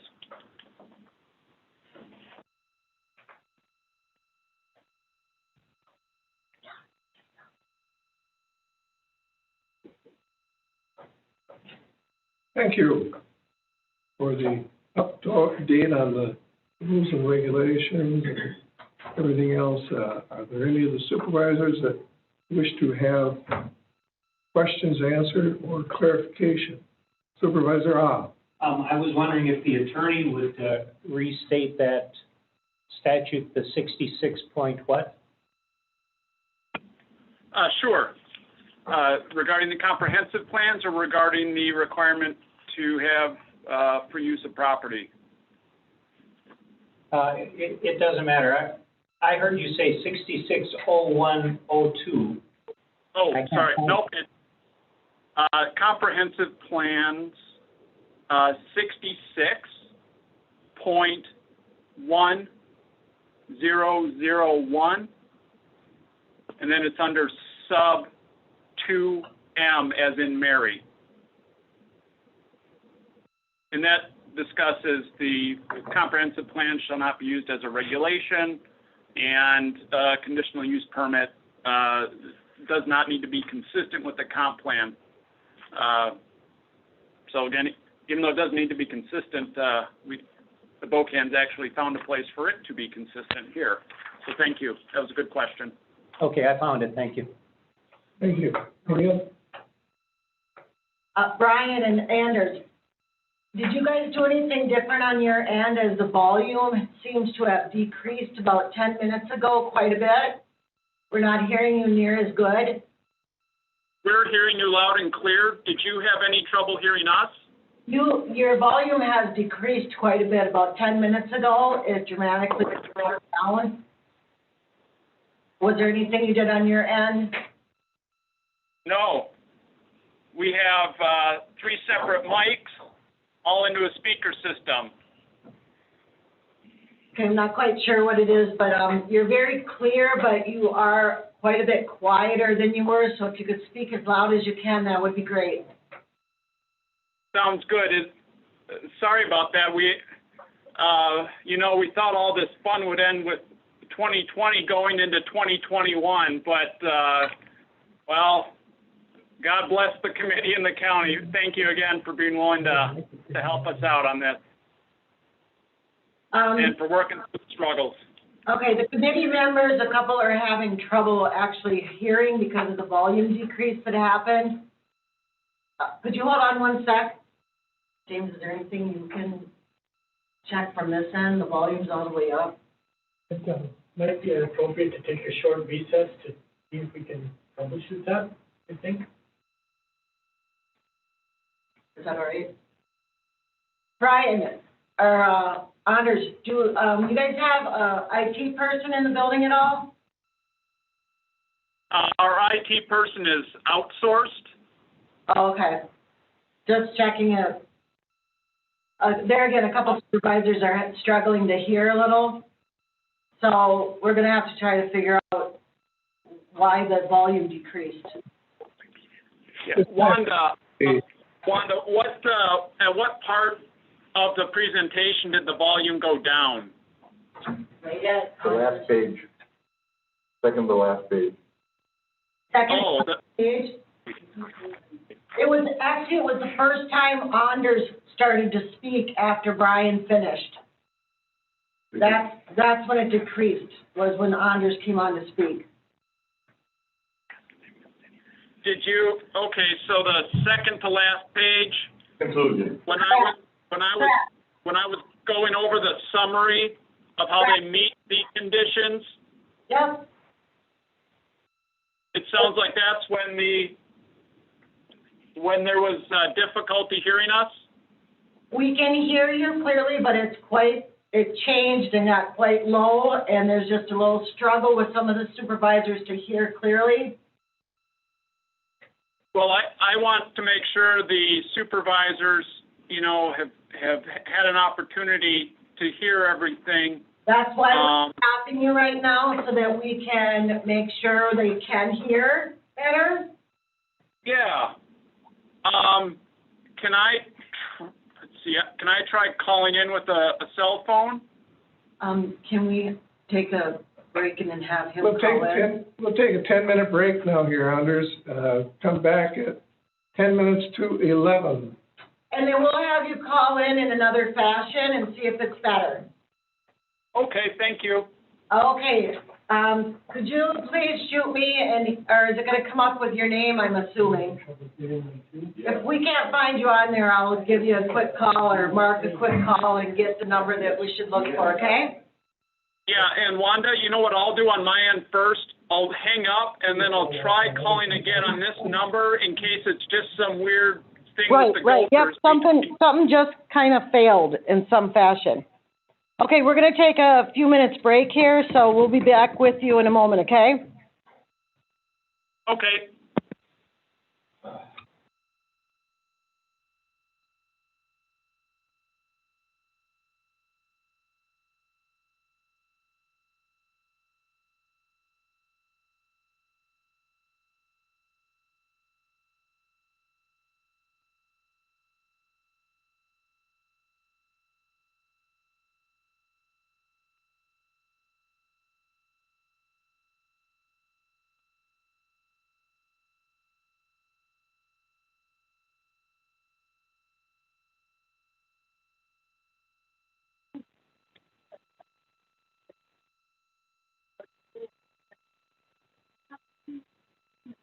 Okay, test.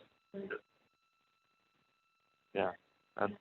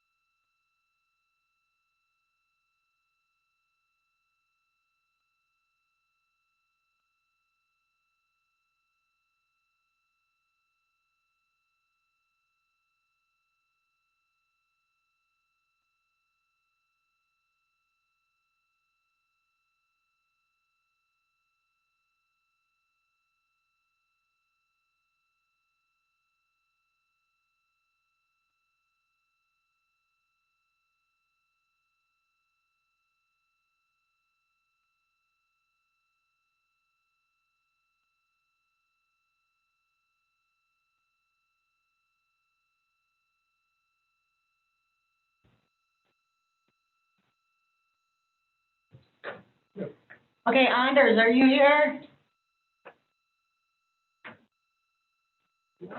Brian? Or Anders? Anyone call back in? Can you hear us, Wanda? Yeah, there, you're loud again now. Okay, we just reset the line again on the landline. I am called in on my cell, but what you're talking to now is the landline, so. Okay, yep, it's loud and clear again. Thank you. If it happens again, we'll stop the meeting and we'll just reconnect again. So, but you're. Sounds good. If it's okay with the committee, you know, once you reconvene, I'm happy to go over that second to last slide again. Ask if everyone heard. Did everyone hear this? You could hear it pretty well, but it was really hard to, to screen to. You want him to repeat it? Repeat it?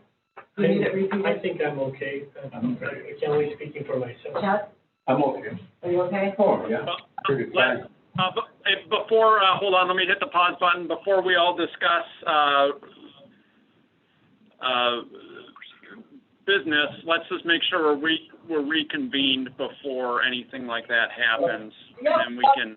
All the supervisors feel confident that they did hear your information, but we just wanted it to be louder.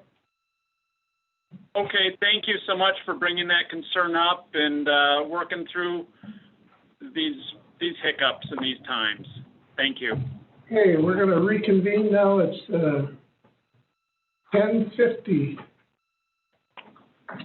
Are there any questions or clarifications that any of the committee members would like? Mr. Pearson. Yeah, Jim Pearson here. A couple of clarifications. Number, on one of your rules, you stated that the camper unit shall be 10 years old or newer. When they become 10 years old, are you going to have them remove them and then replace them, or is that just the initial entrance into the park? That's a great question. That would just be, initial entrance. I think it would be fairly challenging to, each year to monitor that. Obviously, them coming in, we do want to be sure that they're at least 10 years or newer. But I think we would have a hard time telling them to remove them and go purchase a new one. So we would try and monitor that up front, and then during their stay, they would have the same trailer. Another question I would have, just for clarification, the question of property values obviously is arbitrary at best. I think your proposal obviously covers a lot of points, and you've done a good job in that regard. And we're not this committee, I assure you, is not opposed to tourism and everything. But one of the elements of land use and taking care of our constituents is to make sure that all the services that are provided are paid for fairly.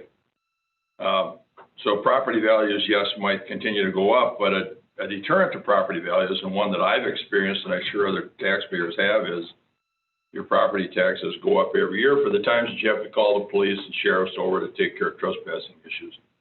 So that is clearly a devalue on the property when, in my case, over the course of 3 years, my property taxes have increased $1,000, and you multiply that out for the 20 years I hope I lived there, it'll be $20,000 or so, which would be a reduction in the value of the property, in my eyes, unless, your legalese sees it way. And thank you for bringing that. This is Brian. Thank you for bringing that concern up. Obviously, as taxpaying residents, that's something we share, and we know that that's been a big concern shared by many of our neighbors. Personally, I have had discussions with the town of Sand Lake and conveyed to them our willingness to contribute voluntarily now, but in the future may be something, if we were to be approved, that they would enact into ordinance a per site fee to the town to assist with those type of expenses. There are other things that in terms of dock improvements or other general improvements like that around the area where we would be operating. My wife and I feel that it's a privilege to have the opportunity to run a business in the county, and especially in the town of Sand Lake, and we are more than welcoming of any opportunity to help contribute to the local infrastructure in that way. We also understand that there have been some conversations in the county regarding site fees assessed on these to assist with those services to be paid for, which again helps take that burden right now that is substantially borne almost exclusively by tax-paying homeowners.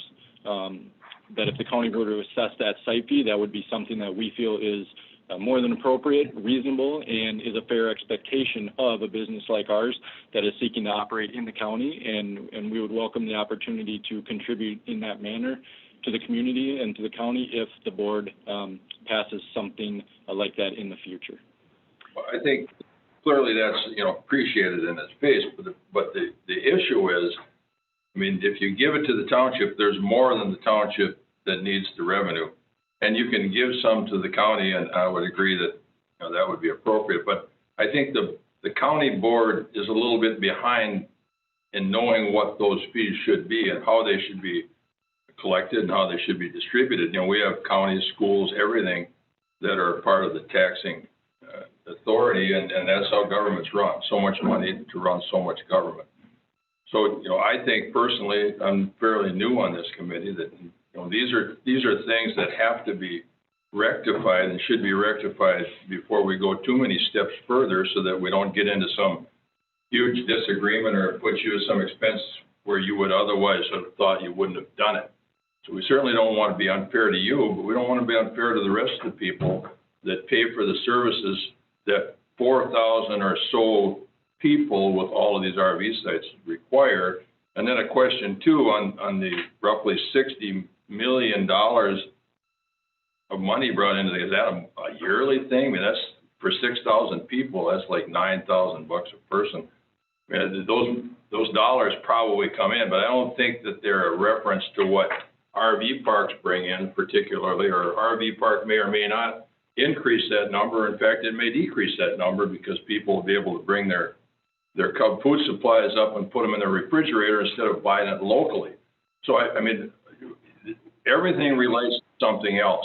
And so if you find some resistance, and I don't think we can be real articulate about our resistance, but we do have to be aware that something gnawing on people, and clearly you've expressed that it's gnawing on somebody, that these things are an important part of land use. I mean, we're very adamant about somebody that owns a 2-acre parcel on a lake that puts on an RV trailer, that it'd only be there for 3 years before hopefully they'll build a cabin, because we think it's important to the economy they do that. So for us to allow 50 such sites, untaxed, without knowing where it's going to go, I have trouble with that. So I just want to let you know those things. I have nothing else to add. Thank you, Mr. Pearson. This is Anders Hellquist, and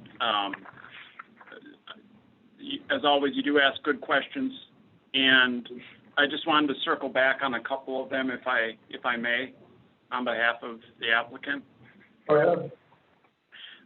Regarding your first question about the 10-year requirement, was there anything else you had in mind that was different than what was proposed, or were you just asking for a... That was the only question on your proposal that I had. But again, we're talking back and forth on issues regarding approving this thing and troubles that we run into. What I read in Act 67 is we can measure an effect that's contrary to us agreeing to allow it. It's a point that can be taken. Land values are one of them. That's fairly arbitrary, as you pointed out, but I think there's more to it than that. So, basically, the one question was on regards to your presentation. The other one was, I guess, just a simple question. Sure, this is Anders again. Yeah, again, I just wanted to check back and see if you had some other thoughts or changes to the rules that were proposed, that would make them amenable to the county. So, if you think of something, obviously the Bocans are obviously going to discuss it and work with the county on this. And then, as to property values, obviously property values and tax base is, very important First, regarding that $60 million figure, I mean, that was back in 2007. Those figures came from the county's own comprehensive land use plan. So we figured we'd use the county data to support our case instead of doing some type of speculative impacts. So, I mean, I would guess that number has grown, but that's where the $60 million figure came from, was from the county's comp plan. And so, and as you're well aware, the resource or the revenue for a county isn't just what's the property value on this one particular parcel.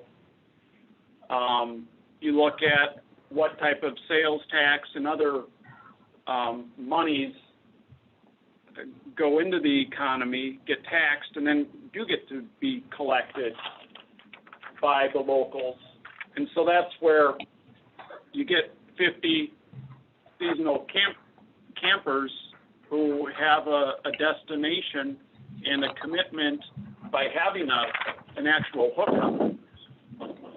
They're going to be spending more money in the county. They're going to be engaging in purchases that trigger those sales taxes, and they're going to be, again, spending it locally on local businesses. And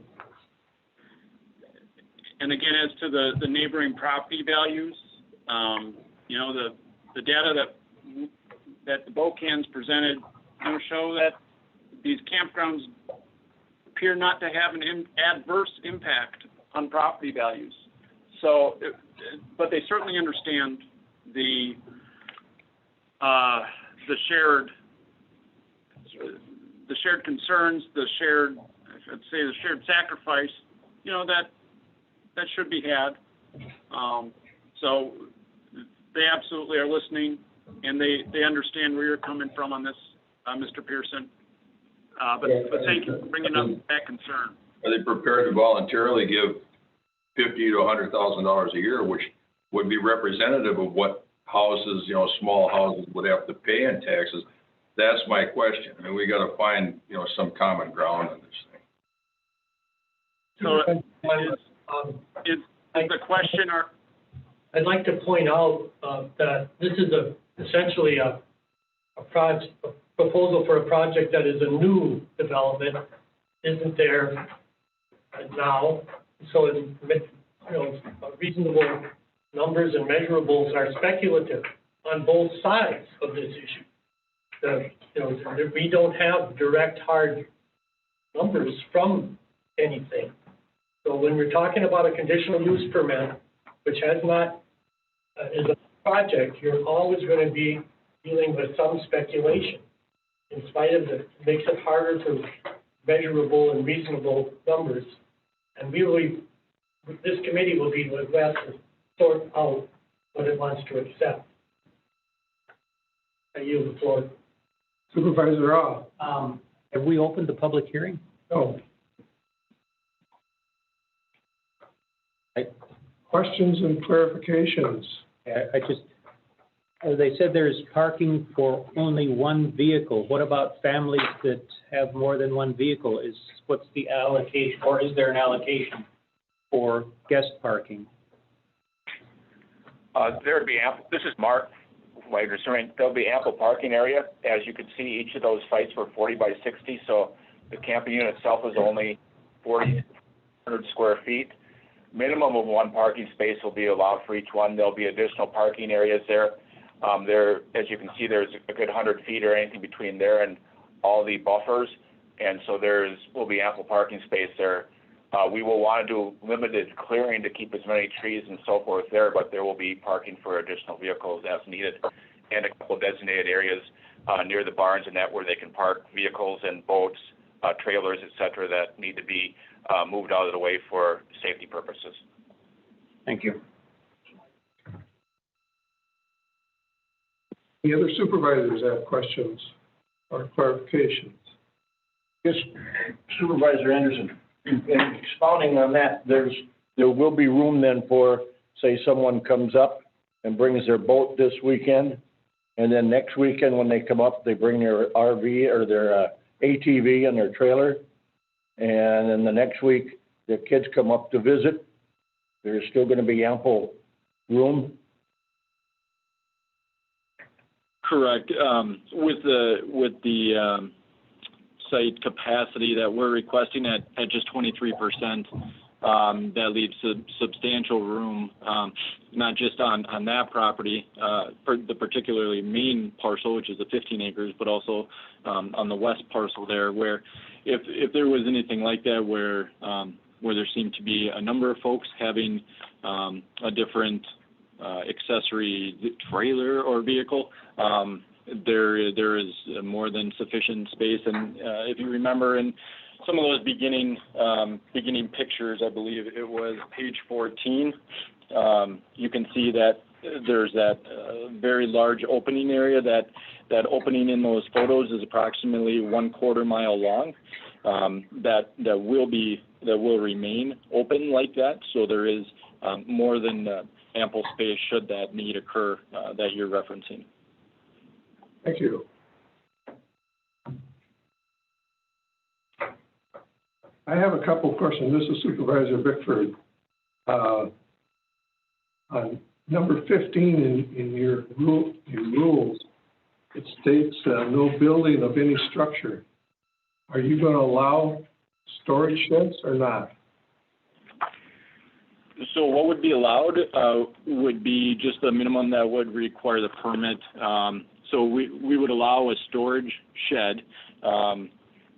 We would keep the colors to be muted to fit in with their surroundings. We'll have regulations on that, and a local supplier would supply those. So there'll be a very limited selection available and of size. Our intent is not to turn this into a small cabin. I'm aware, and I've seen not just in Burnett County, but in some other places, folks will sometimes put a roof or a lean-to or a screen porch or something like that, and next thing you know, their seasonal RV site looks like the same size or perhaps even larger than some neighboring cabin. So that is not a look we want. Our original request in September occurred for the larger accessory structures occurred after discussions with Jason that's typically something that the campgrounds developers would ask for. However, after hearing some comments and my wife and I discussing, we decided to just only go with the minimal that is allowed there. So we would not be seeking any additional building. Obviously, the more you build, the more trees and vegetation have to get removed, and that's a feature that we love about the property, and so we're going to minimize those as much as possible. Thank you. Another one on number 16. Garbage and recycling shall be placed in the appropriate receptacles. And you will be providing these receptacles or having a service provide them? This is Brian. Correct. Thank you for the question. I know in some emails there was a concern about where would the trash go and things like that. I know sometimes if you've been by a campground or two, you may see trash sitting outside of a dumpster and that. The thing that we love about the screening is it minimizes any perception that there's an eyesore back there. So that's one of the benefits of the screening. Additionally, we want to make sure that the site is neat, that it is clean. As you can see in our photos, upon buying the property, we immediately clean it up. We keep it mowed, we keep it clean, and that's our desire. So appropriate receptacles for trash and recycling will be provided. Those will be serviced on a regular basis. There won't be any garbage lying out to attract nuisance animals or anything. That's also a concern of our neighbors and also of ours as well. And so those will be provided to maintain the visual aesthetics as well as prevent some of those other ills from occurring. So I would anticipate needing dumpsters for these, and like I said, those will be serviced regularly. The access would be appropriate in size for those to be serviced, and that's what would occur regularly. Thank you. Also, I didn't see it on in your rules and regulations. During your presentation, I think I heard you say there was going to be a host site. Correct. Site number 1, page 5. It's going to be adjacent to site number 2, and I apologize for the small print we had to use in your packets there. Right by site 2 on the main parcel, just to the left of that, you can see a couple of words there, real small, kind of unreadable, but that is designated as the host site. So that site will be, although we live adjacent to the property, and this will be full-time employment for us, and we plan on being over there regularly. Obviously, we love this type of work. We will also have a host site who will receive benefits of staying there, and they will be able to help with campers with any questions, concerns, anything like that, and there'll be a direct access to us should we happen to be off property at the moment a concern arises. Thank you, Brian.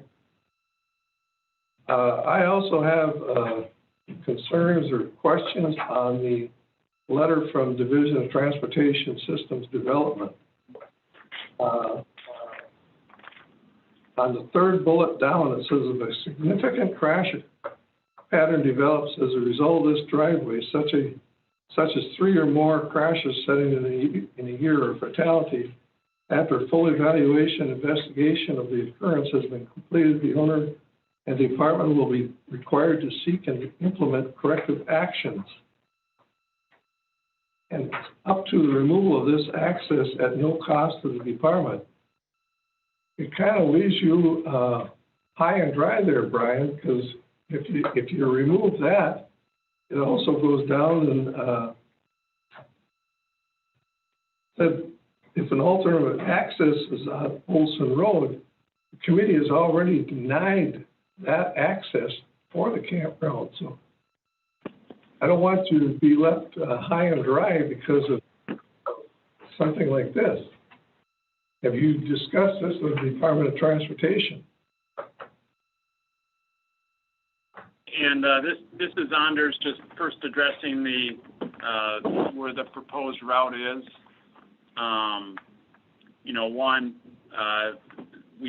The Bocans have proposed this as the site access. So if the committee approves this conditional use and has that as the access point, that's what they have to use for the RVs. And, it has the potential to leave them high and dry, in your words. But, again, so it would shut down their conditional use because they're not meeting one of the conditions, which is to use the State Highway 70 exit and or entrance and exit.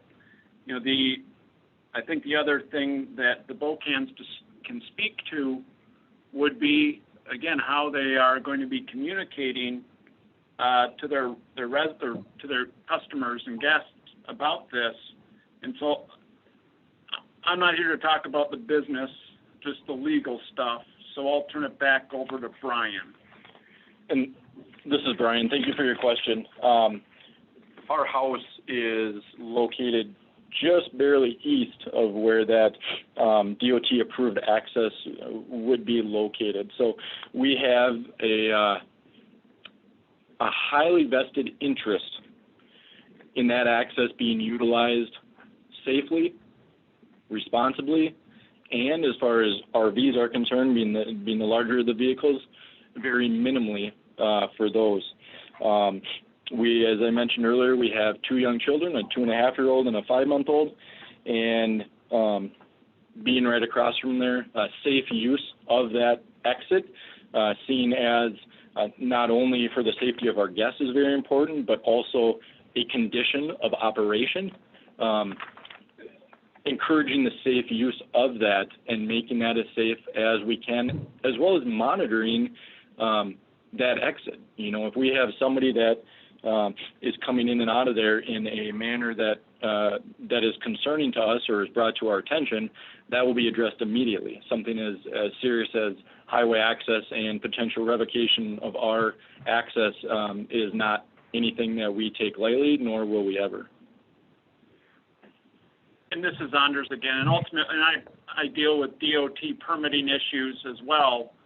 And ultimately, the DOT is going to issue a permit only if it believes it is safe to do so. Currently, with what the applicant proposed, and so the DOT did work with Brian, and I think they worked with the town of Sand Lake to ensure that this is a safe entrance, and which cuts out additional ingress and egress points onto the state highway. So, yeah, certainly the BOW can share your concern. The DOT does, and ultimately the DOT said this spot works. I guess I can say that now, but if something happens there and the DOT says that entrance has to be closed,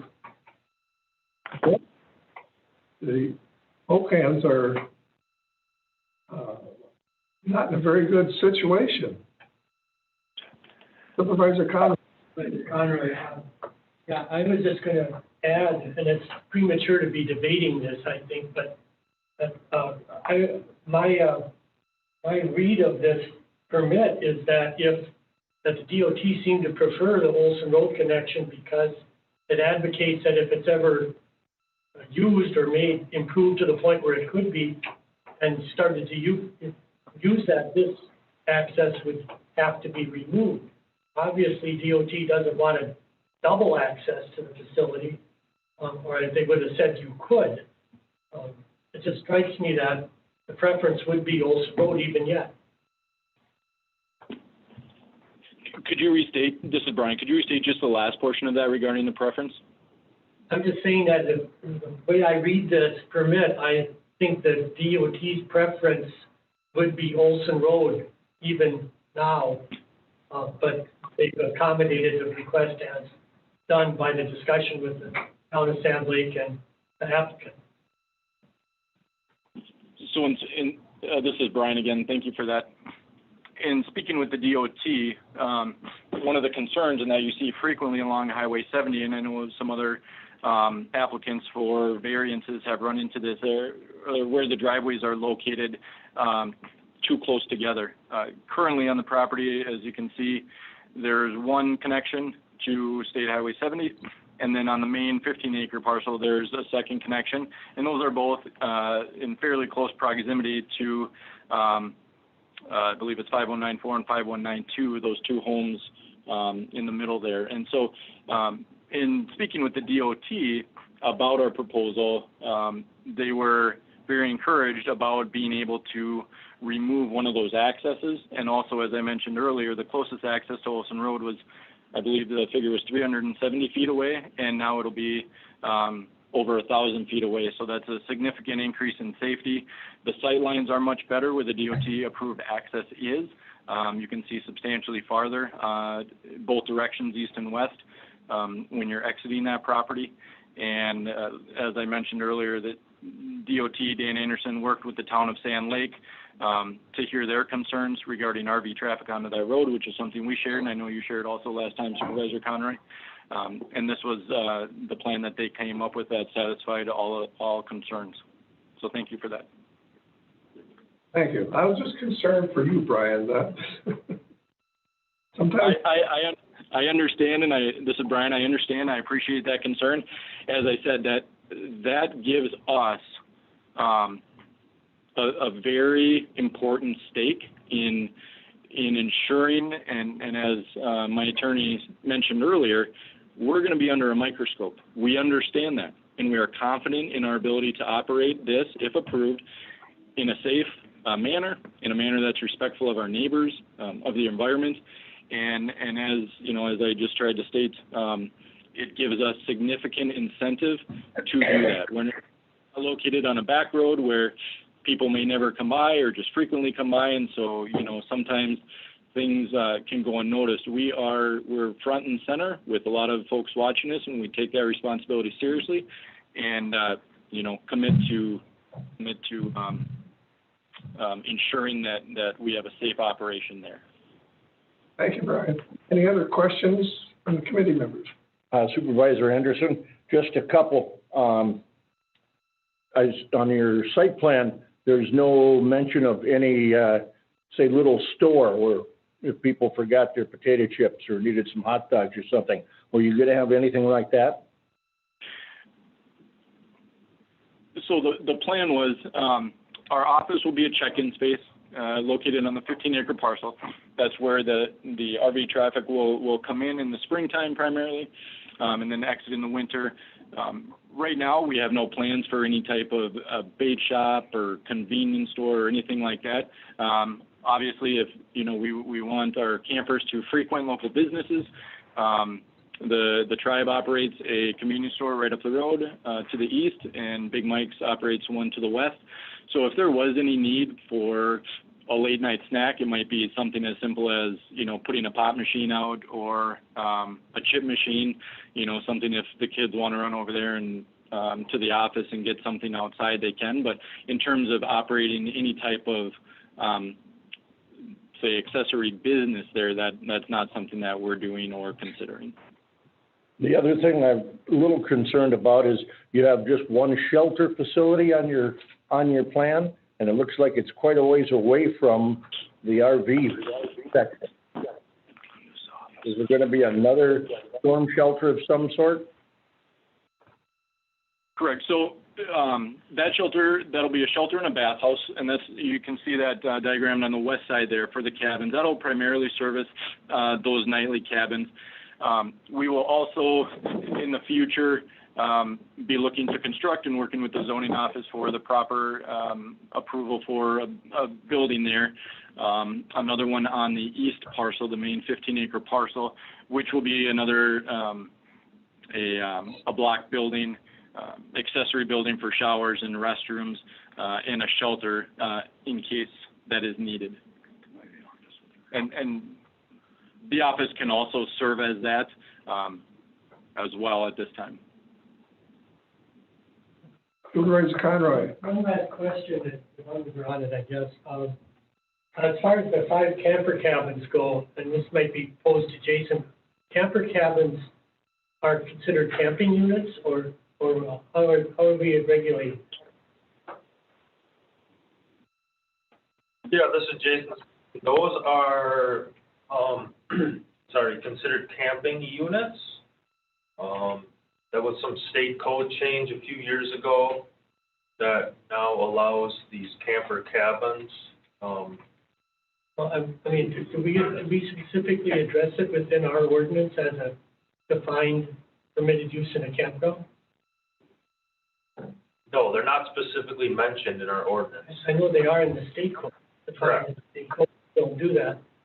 Then secondly, then they would be subject to the same 8 months a year availability as a campground, I would think. In other words, under state code, campgrounds can only be accessible to the users for 8 months a year. I can surely look up that and see if there's some special exemption for camper cabins. But my point is being that, I don't, whether they're open in the winter or not may be irrelevant if it's not permitted.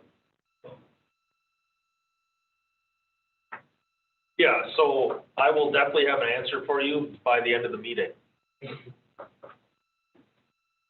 Any other questions or clarifications needed?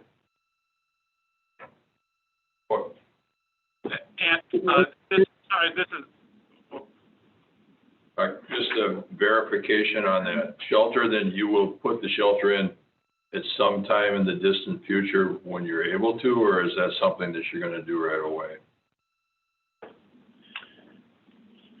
So that's something that will be constructed right away upon approval. As we develop the campground sites, that will go in. As I said, now the office can service that while those sites are going in. But that will be part of the development of the campground as those sites go in, and we'll have that located on there. And a little bit of a circle there. You said you were going to put it in when you're constructing it, but they'll be using the office, so it's not going to go in before the sites are available, is what you're saying. This is Anders. Again, I guess I would just say, if the committee is looking to have that shelter built simultaneously with the campground, that is, I assume the Bocans would be willing to make sure that is a condition of this permit, but I'll defer to Brian on that. Absolutely, that's our intention. If the committee would like to have that in writing there, that is something that we'd be more than happy to agree to and do. Thank you. I'm just concerned, as you explain your high level of concern over incident, that this wasn't addressed. I mean, it should be on print, I would think. Supervisor This Supervisor I'm a little confused here because on the plan, there's that west shelter, and then you had talked about later bringing in a shelter on the east side. What is it that what are we talking about right now? The west one, the east one, or both? The east one. No, they said they would be building one on the east side sometime, but it's needed like a spare tire, like right now. Okay, so that's, okay. So it's not the one on the west side we're not talking about. That in addition, I would assume they're gonna be both there. That was my question. So we're talking about both? Yeah. That's what is it, Brian? Is it gonna be two of them or just one gonna serve the whole thing? So it will be two. The first one was intended to be built immediately. The second one will be on the east parcel. And as I mentioned earlier, being that typically the campers have all their bath facilities in there, we would construct that.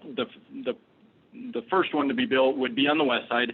The next one to be built would be on the east parcel, but that would be constructed and completed before the campground was open. And this is Anders, again, what the Bocans are hearing the question and the concern from the committee about a shelter on the east side. And the Bocans are saying on the east side because that has been identified as a concern from the committee, and the Bocans share that concern about safety. If the committee wants two shelters instead of one, that will be built immediately, not just one and then one down the road, even though the office may be able to serve some of the shelter purpose. So the Bocans, to be crystal clear, would build a second shelter on the east side as a condition for them being able to open up their campground on the east side. So that is a very good question and a concern raised by the committee, and so thank you for raising that. Thank you. Any other questions or clarifications? If not, at this time, I'll open the public hearing. And the first person on the public hearing list is Michael Decora. You on, Michael? Yes, sir. I am on. Minutes. Thank you. Ani, greetings to all. My name is Michael Decora. I work in Senior Intergovernmental Affairs Specialist for the St. Croix Chippewa Indians of Wisconsin. I am speaking on behalf of the St. Croix Chippewa Indians of Wisconsin. St. Croix tribe is one of 573 federally recognized tribes in the United States. And before we begin, I want to let you know we sure appreciate the willingness to speak on this issue, and we want to thank the Land Use and Information Committee, the County Board of Supervisors, the Big Sand Lake Association, and residents of Big Sand and Viola Lake for their time and attention to this issue. We also thank Mr. Buchanan and his crew for allowing us time to speak on this issue. As you know, the tribe has opposed the opposition, has sent a letter of opposition in opposition to this campground proposal in September, and they have restated one again in December. Our position has not changed. We know that our concerns are for now and then for the future. We've been here for generations, and we plan on being here for generations to come. So our concern is the possibility of continued erosion to our lands on Big Sand Lake, the disruption of the peacefulness and privacy we currently enjoy. The tribe appreciates the respect given by the residents of the lake to our people. We do have a lot of elders on this lake, and they have been forced to, move into a place what was known as a sugar bush in our area prior to our given our land. So now that we have residents there, we just want to make sure that they live in peace and the privacy that they deserve and earned. We understand that the residents of Big Sand and Viola Lake overwhelmingly support opposition to this CUP. I know that you recently had denied a couple of campground proposals just recently, and if they even had half of the support that you have in opposition to this, man, I think it's a no-brainer, quite honestly. I do want to point out that Mr. Bocan had indicated that he attempted to reach out to the St. Croix tribe. Our records indicate there was no attempt from Mr. Bocan to reach us. I am generally the contact person for the tribe. I think the county's aware of that. But I've also contacted our legal offices and the tribal council offices, and we have no record of him attempting to reach out to us. But my number's out there, so, we're always willing to talk to anybody. So I just wanted to say that much, and I thank you for your time and understanding the. Thank you, Mike. Next on the list is Michaela Lowell. Are you on? We have no number to release. We have no number that she called in, so we'll go on to Rob Herod. Okay, that's payroll, but that's close. So we respectfully disagree that all of these conditions have been met for the Bokans. So this is an application that was actually tried back in November of 2020. But some of the issues we have is the property is located in the Shoreline Protection District, the most sensitive area in Burnett County. The application is woefully inadequate in substance and fails to meet many of the county's submission requirements. The application fails to include the necessary studies and support to satisfy substantial evidence test established by Act 67. The application fails to address the requirements of Burnett County's zoning code. Most importantly, the compatibility of the use of the land with the surrounding community. The application fails to address the requirements of Burnett County shoreline protection ordinances. This application proposes a commercial campground between two of Burnett County's pristine lakes, Big Sand Lake and Viola Lake, which are squarely within the county's shoreline protection district. The Shoreline Protection District represents the county's most environmentally sensitive land and is strictly regulated. The application must be viewed with a focus on protecting these cherished resources and must comply with the Burnett County Shoreline Protection Ordinance.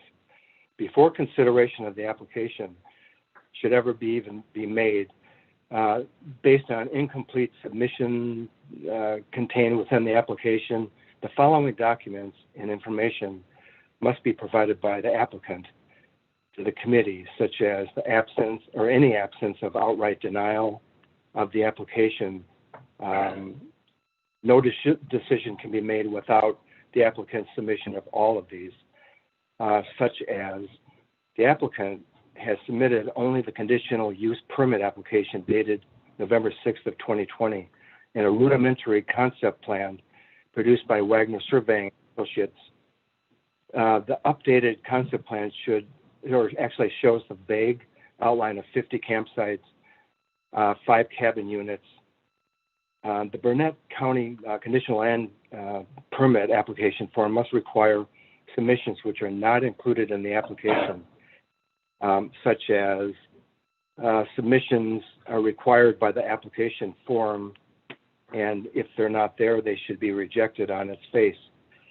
The applicant has failed to submit the following as required by the county, a plat plan drawn to scale. The concept plan provided is not drawn to scale. Number 2. Thank you. Next is Tyler Timberlake. You on, Tyler? Yeah, can you hear me? Yep, go ahead.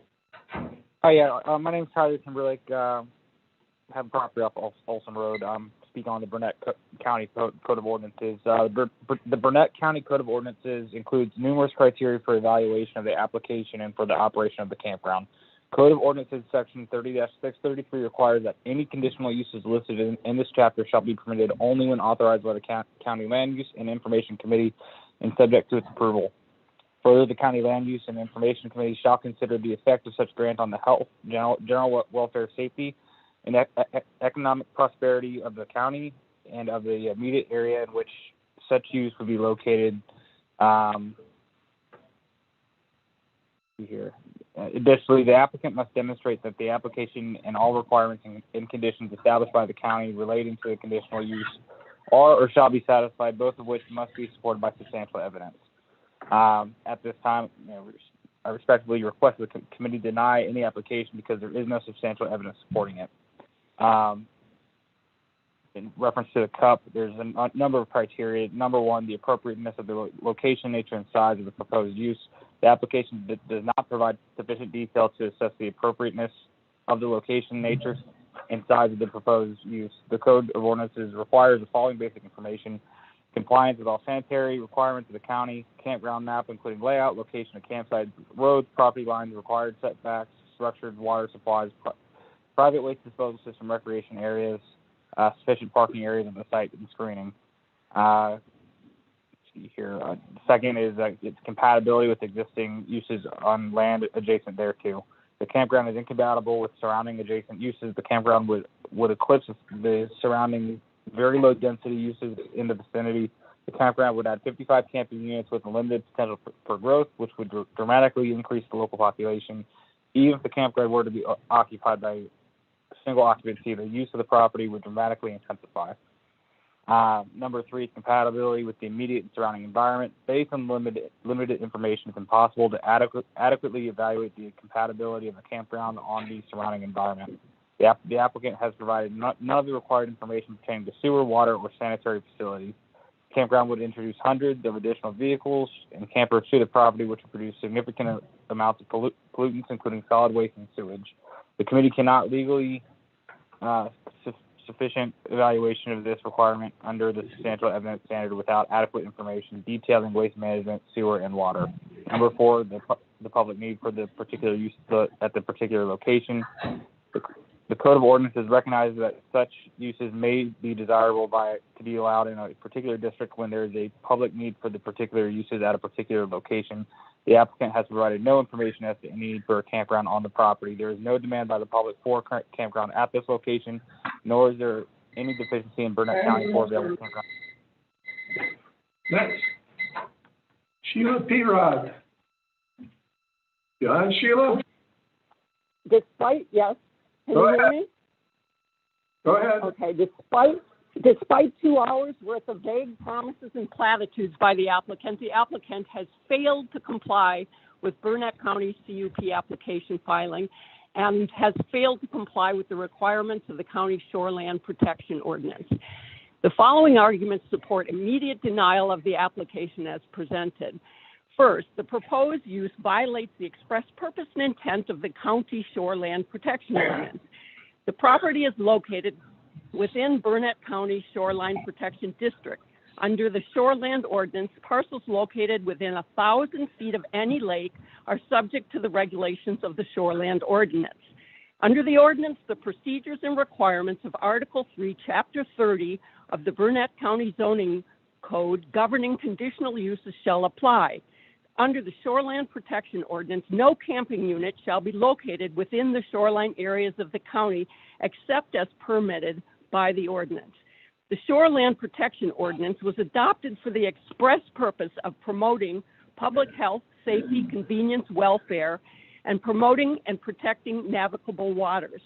The Shoreland Protection Ordinance was enacted to maintain healthful conditions and prevent and control water pollution. It limits structures, establishing minimum lot sizes. It ensures wastewater treatment systems. It controls filling and grading to prevent soil erosion. And it limits impervious surfaces to control runoff, which carry pollutants. It protects spawning grounds, fish, and aquatic life. It preserves and restores shoreline vegetation and natural scenic beauty. The Shoreline Protection Ordinance requires a zoning designation be attached to each regulated parcel. Under this ordinance, the property is zoned Rural Residential 1. This zoning contemplates very low density use, which is not compatible with the trailer park. The CUP application makes no mention of compliance with the intent and purpose of the Shoreline Protection Ordinance. It does not recognize maintenance of safe, healthful conditions, control of water pollution, protection of fish and aquatic life, control of building sites, or the preservation and restoration of shoreline vegetation. The purpose and intent stated from the Shoreline Ordinance is a set of guiding principles by which all land use decisions within the Shoreline Protection District must be made. The applicant fails to describe how structures will be limited, erosion will be addressed, runoff will be avoided. He fails to identify how fisheries will be protected and how aquatic habitat will be protected. Further, the application fails to protect the health, general welfare, safety, and economic prosperity of the immediate area in which it would be located. Further, the applicant fails to provide any consideration to the... Time is up. Next is Lois Wilkinson. You on, Lois? I am. Go ahead. This is Lois Wilkinson. My husband and I own a home on Viola Lake. We are opposed to this CUP. This CUP does not alleviate the concerns of the previous CUP. At the previous CUP, the supervisors listed their concerns. Supervisor Conroy, if this is the place to put it, there is already high density in that region. The ordinance does not seek compatibility with surrounding uses and seeks to not harm nearby property owners. This does not meet the comprehensive plan. Supervisor Awe was concerned about the lakes in competition with other businesses. As the tribe is a sovereign nation, please give some weight to their request. Supervisor Pearson, the concerns of the tribe are overwhelming. They own a large portion of Big Sand Lake, and he thinks their future is certainly a matter of concern. They are going to be there a long time. Supervisor Blomberg, the proposal would have an adverse impact on neighbors, the waters, congestion on the lakes, and real estate value.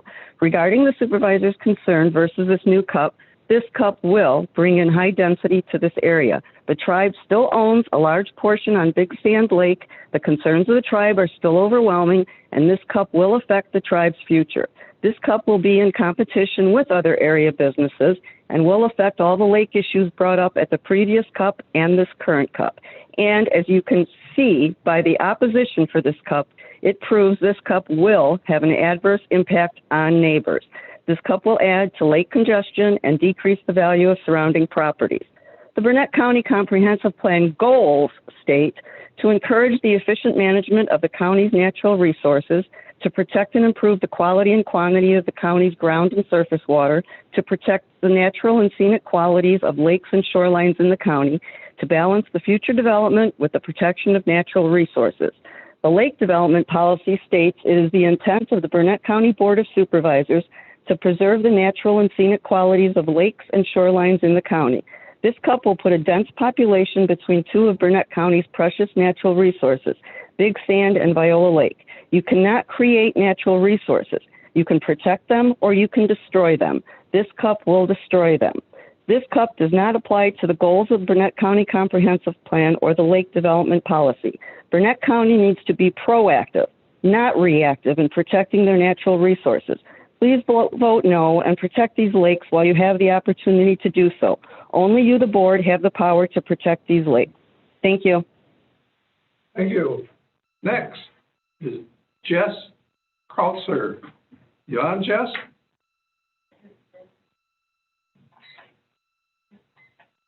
Are you on, Jess? Yes, I am. Go ahead. You got 3 minutes. Okay. My name is Jess. Myself and my family own multiple properties on Olson Road, resulting in about a quarter of the total land that immediately borders this proposed campground. Despite his claims, and just like the tribe, there has been no attempt by Mr. Boken to reach out to me as a neighbor. I'd like to speak to the lack of safety and property violations concerns addressed in this incomplete application. The proposal itself must be judged, not his nor his lawyer's public comments here today, both submitted after the deadline. This proposal was already denied with prejudice and should not even be considered today. Should this be approved, it would be an insult to the established credibility and authority of this board. Despite the distances to nearby landings shown to you on slide 16, the applicant does not take into account any substantially shorter line that you draw from any piece of the campground to the boat landing on Big Sand that goes directly through our and my land. This includes a pre-established trail that was in place prior to both the Kelter and Boken ownership that the applicant is now encouraging for recreational use that lead directly from the campground to the boat landing. We already have frequent trespassing on these trails, and putting the burden of reporting these violations on us is inappropriate. The application failed to demonstrate a plan to keep people from violating the right of privacy of my home, property, and especially in my absence. No amount of veiled threats of compliance for trespassing violations will keep people from my land, and as an owner literally profiting from happy campers, it is not in his best interest to enforce compliance. Enforcing compliance using public safety services would not be provided equally by taxpayers and would not be supported financially by the campground. Earlier in 2020, on a date after the September Cup had been proposed, the Bokens had proposed to my father to buy a roadside piece of land that would connect both the campground and their property on Olson Road that was not included in the application. Why is that important? Because that property has had land cleared. Hence the reason for individuals taking photos. This individual has no federal expectation of privacy to clear land on that property, as well as have photos taken in that time. Thus, the reason for the photos and the questionable behavior. I am one of three single females who reside in this area of Olson. And when you think of your wives and daughters, would you feel safe with someone spying on you, your every move, taking photos of you every time you drive in and out of your driveway, simply for holding your neighbor compliant?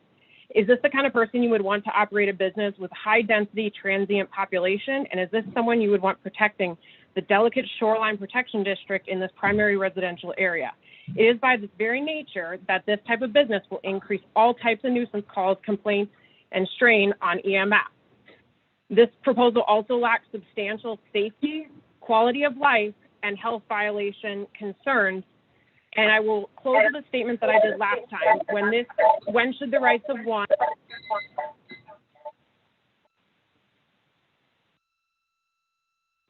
Next. Hello. Hello, what line am I on? The 1274? Yeah, so which one did you pick her up on? She's on the 1274. Already dropped it. The other one. Okay. Can you hear me now then? There you go. I dropped. Yep. Okay. So Go ahead. I've learned more today about the Boken's attorney than anything that they have proposed here. I've learned more about their attorney's career than how they're going to protect the environment, how they're going to protect the adjacent properties, and the community that is here in Burnett County. Again, my name is Michael Alo. I'm the Executive Director for the St. Croix Chippewa Housing Authority, the property owner adjacent to the development or the proposed development of the campground.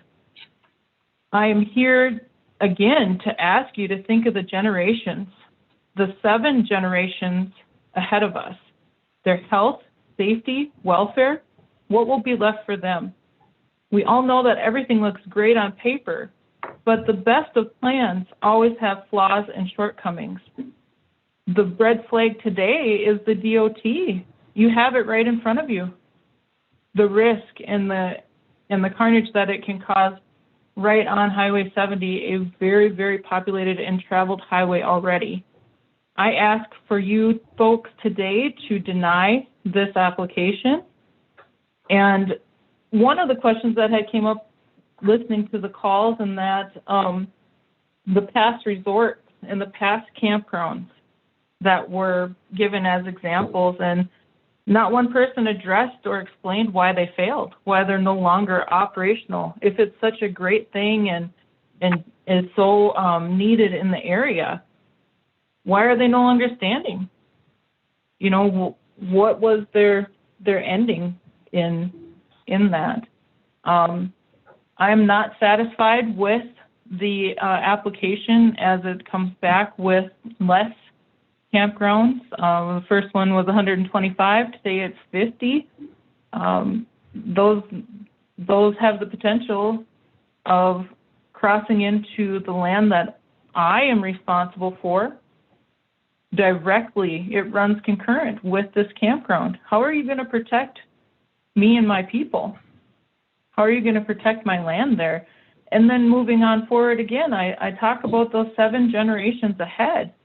How are the Bocans ensuring that the livelihood of the St. Croix Chippewa Indians of Wisconsin, our rice, our fishing, our resources, our natural resources?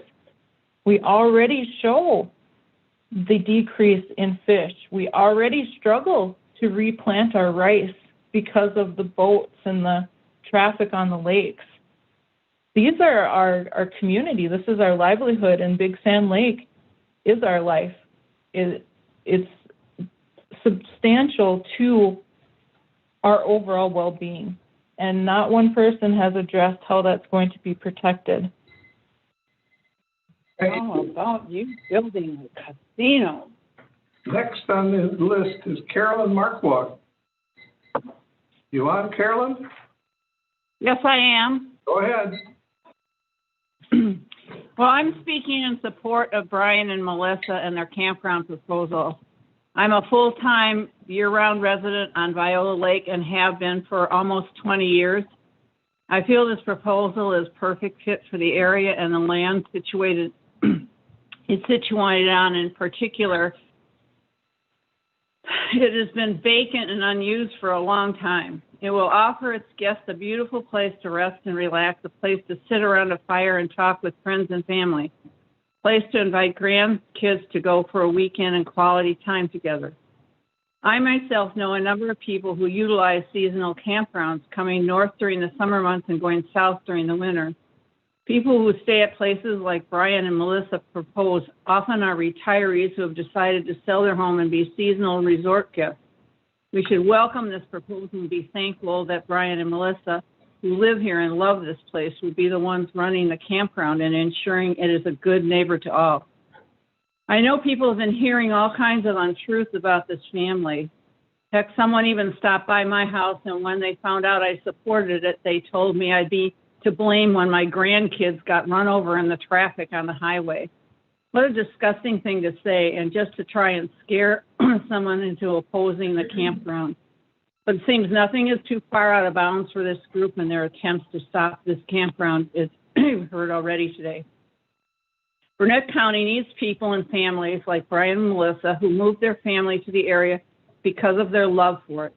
This goes against the trend of young families leaving rural areas for the cities. Many full-time year-round residents like myself are in favor of this proposal because it will bring new life and revitalization to the neighborhood. Many, though, have seen what people have gone through who supported the campground and are afraid to offer public support for it. This should be very troubling to the board. One property Brian and Melissa seek to use has sat abandoned for well over a decade. We should be applauding their initiative in wanting to take an eyesore and fix it up. That is a direct benefit to the health, welfare, and safety of the community. Brian and Melissa are good neighbors and always willing to lend a hand to anyone in need. I know they will operate the campground in the same spirit of joyfully serving others. Thank you for your time you've been provided by the applicants. A great deal of substantial evidence in support of a vote to approve, and I urge you to do so. Thank you. Thank you, Carolyn. Next, Doug Hetrick. You on, Doug? Yes, Go ahead. Thank you, and thanks to the board for its service. My wife and I have owned a cabin on Highway 70 directly across from the proposed campground. In 2010, this committee unanimously approved the Burnett County Year 2030 Comprehensive Plan. That plan included the following clear and noble goals. Burnett County is defined by the people who live and work here, the houses and businesses, the parks and natural features. Burnett County's plan for economic development is to maintain the quality of life that attracts residents, visitors, and businesses to the area. The goal to preserve the natural and scenic quality of lakes and shorelines in the county. The goal to balance future development with the protection of natural resources.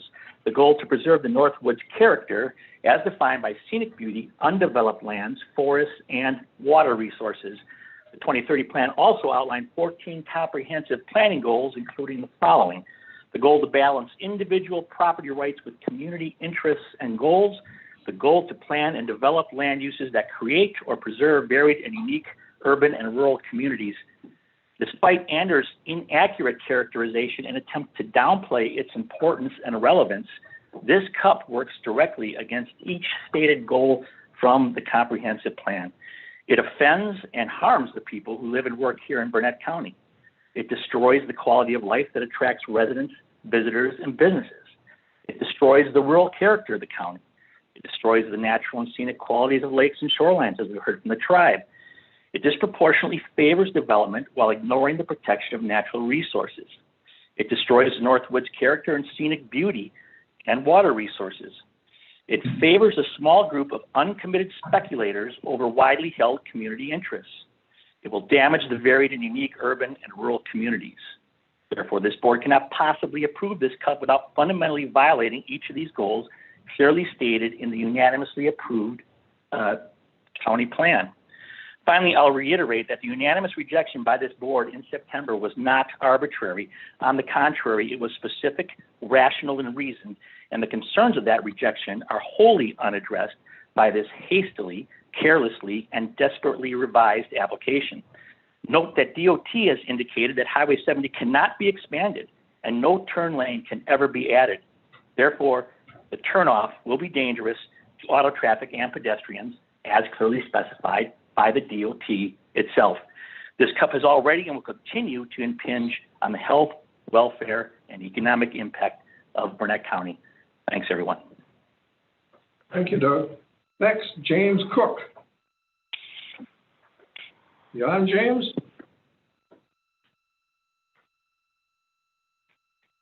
James Cook, are you on? Not, move on to the next. Carla Rochelle.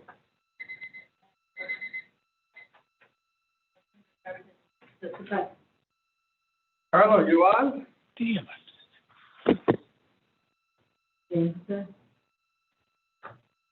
You didn't answer. Can you guys hear me? Is James Cook on? We're on. Can you guys hear me? This Carla? Yeah, this is Carla. Can you hear me? Go ahead. All right. Thank you, committee members, for your time and your patience today, as well as your advocacy for our community. I own a property on State Road 70 on beautiful Lake Viola. I spoke 3 months ago about my concerns, as did many others that have to unfortunately speak again today. My concerns primarily encompass the safety of my children. During my speech, I turned and looked at Brian Boken 3 times in the eye with conviction so that he would understand these concerns. He stared back at me blankly. Since that time, Brian Boken has called the sheriff on my family twice. He has called the sheriff on multiple other families and has been seen videotaping and taking pictures of his neighbors. He acknowledged this today. However, there have been more police calls and videotaping that he failed to mention. Thank you, committee member, for mentioning how the use of these valuable resources impacts our taxes. Quite frankly, our sheriffs have better things to do than to monitor where leaves are blown or how slowly people are driving by you. This erratic behavior makes me even more nervous than I was 3 months ago. I have supported an adult psychiatric unit as a registered nurse. By no means, absolutely no means, do I have the authority to diagnose an individual, but I feel that his erratic behavior is concerning. I highly suggest that Brian Bokan go under a psychiatric evaluation before you even consider making a judgment regarding him operating this type of business. He is a liability. He is not a victim. Respectfully, I disagree with Brian Bokan's attorney. You can have all the strict and comprehensive rules you want. You can have the most detailed contract. This is a piece of paper. You have no control over what others do in your absence. Do you plan on being there all the time, Brian? How will you know if a firework gets let off, Brian? How do you know people aren't draining their boats, Brian? How will you know that a predator is not using your land? Answer, you won't. Thank you for your detailed fantasy rules. You can't have small parties or an extra few drinks. All these fantasy resort rules are ridiculous and just a formality for you to try and win people over. If a campgoer really wants to read all these stipulations and requirements, you are pretty much going to build something no one will ever go to, destroying our land. As a community, we are fed up. We are fed up and angry that you have not listened to our concerns the first time and that we are all sitting here today. I will leave the remainder of my time to Melissa Bokan to speak at the end. She is a mother, and I assume she has the same concerns I do. I would ask Melissa to use her own voice. Time's up. Next, Dennis Lutz. Are you on, Dennis? Dennis Lutz. He's on, he's open. Dennis, are you on there? Yes, can you hear me now? Go ahead. Okay. This is Dennis Lutz. I've been on Big Sand for 33 years and have been active in our Lake Association and currently serve as president. We're going to hear a lot about the density challenges that create problems for us. I'm going to talk about the landing. First off, Lake Viola really doesn't have a landing. If you're unloading a boat on their short landing, basically you're blocking the road from both directions. As to Big Sand Lake, Olson Road and the DNR-controlled boat landing are inadequate at the current level of boating activity. Let me explain. The boat landing is undersized. There's a 15-foot dock at the landing that has only one functional side. No marinas or rental docks, so camper will need to unload and load their boats each day. No restrooms or trash facilities at the boat landing. No public parks or beaches on the lake. Significant potential for introduction of invasive species to two clean lakes. The landing was built over 30 years ago. The usable space for the boat ramp, landing, parking, and turnaround is exceedingly small. The landing has wetlands on both sides, so expansion is not possible. The physical limitation allows for only 9 cars and trailers to be parked.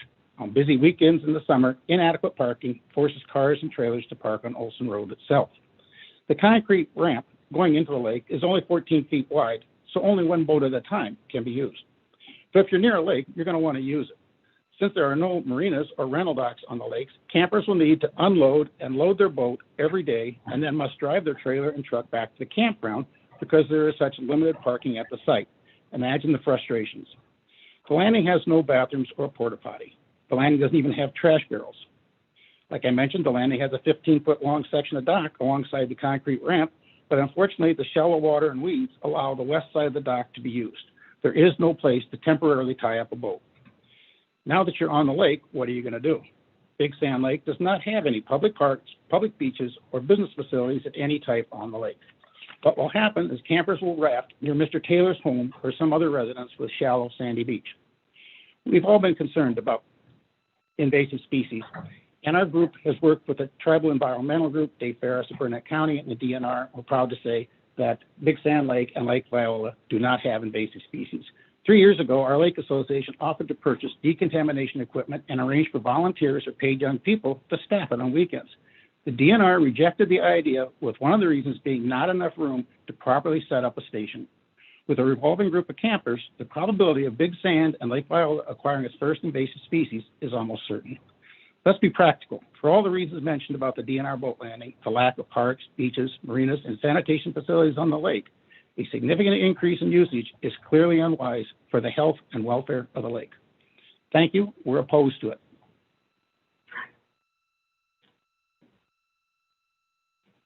Thank you.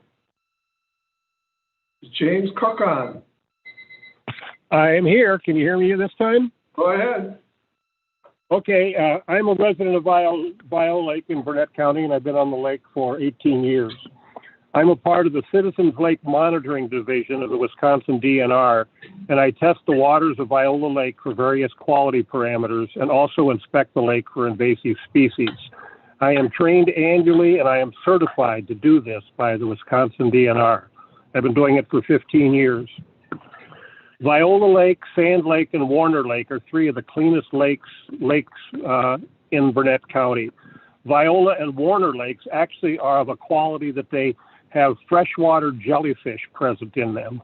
This species can only exist in very clean waters, and it's a very rare happening in the state. All three of these lakes are spring-fed and have no inlets or outlets in them. The only means of introduction of invasive species would be through contaminated boats or other equipment being launched onto these lakes. The DNR has boat launches on each of these lakes for anyone to use to access the lakes. These people are supposed to self-inspect their boats and equipment to help prevent the advent of milfoil, zebra mussels, etc. Unfortunately, the inspections do not always get done or are insufficient. Zebra mussels actually have a microscopic stage in their life cycle, and the teeniest particle of milfoil is adequate to peripherate and contaminate and choke out a lake. Both of these species can gain entrance into a lake through minnow buckets, live wells, and the cooling water intakes and discharges of both inboard and outboard engines, areas of a boat that are extremely hard to inspect.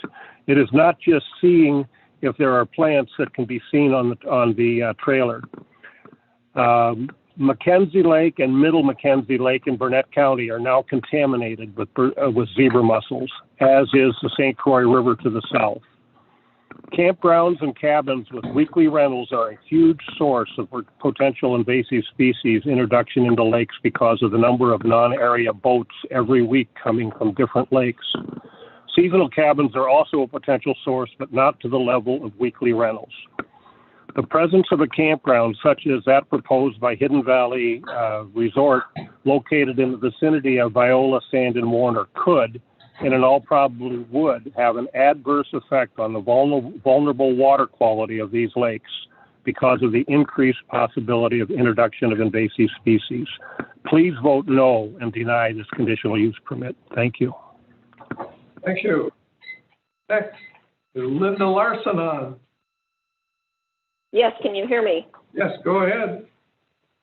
Good morning. My name is Linda Larson, located across the street from the proposed CUP 2058.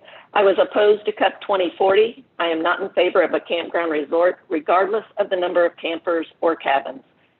I urge you to deny 2058. Brian's proposal is all speculation on what he says he'll do. There's no protection for government means to enforce compliance for this CUP. The proposed site is located in an already high-density residential area, surrounded by two beautiful lakes, and squeezed within a narrow portion of State Road 70. You've seen the maps. It is in direct conflict with the Burnett County Year 2030 Comprehensive Plan, page 138, Shoreland Residential. This proposed CUP request is not compatible with the immediate surroundings and would adversely impact the views and open spaces, environmental quality, disrupt and forever change habitat, destroy community character, and drive property values down. Supervisor Conroy stated it best on September 1st, 2020, and I quote, "This does not meet the comprehensive plan. The ordinance does seek compatibility with surrounding uses and seeks not to harm nearby property owners," end quote. Supervisor Bloomberg also stated on September 1st, 2020, and I quote, "The proposal would have an adverse impact on neighbors, the waters, congestion on the lakes, and real estate value," end quote. I firmly believe both of these comments to still be true under this current proposal. There is no aspect of this campsite or resort that does not have a negative impact on our lakes, homes, and community. This is not the right place for a campground or resort, no matter its size. I ask you, has the Burnett County Year 2030 Comprehensive Plan been tossed out the window? Have the hundreds of tax-paying property owners on Big Sand and Viola Lake moved? And finally, has the St. Croix Chippewa Indian tribe moved? If the answer is no, then I urge you to deny Cup 2058. This neighborhood says no to a campground in its neighborhood. It has spoken loud and clear. 3 crashes is 3 too many. Blood will be on all of your hands. Thank you. Thank you. Next, Mike Loken, are you on? Mike Loken? Hello? No, Mike Loken. Hello, I'm here. Go ahead. Thank you. My family and I are owners of 5163 State Road 70 on Viola Lake. I am talking today in opposition of the current CUP proposal. I feel the plan would result in significant negative impacts to the health, safety, and welfare of the environment, wildlife, and citizens of the area. In my opinion, this proposal does not benefit Burnett County and would be an irresponsible use of this property for several of the following reasons. First, safety. Increased traffic turning on and off of already busy Highway 70. Increased traffic flow on neighboring streets and endangering pedestrians and bicyclists. Increased recreational traffic, noise, and destruction. Increased trespassing on private property nearby.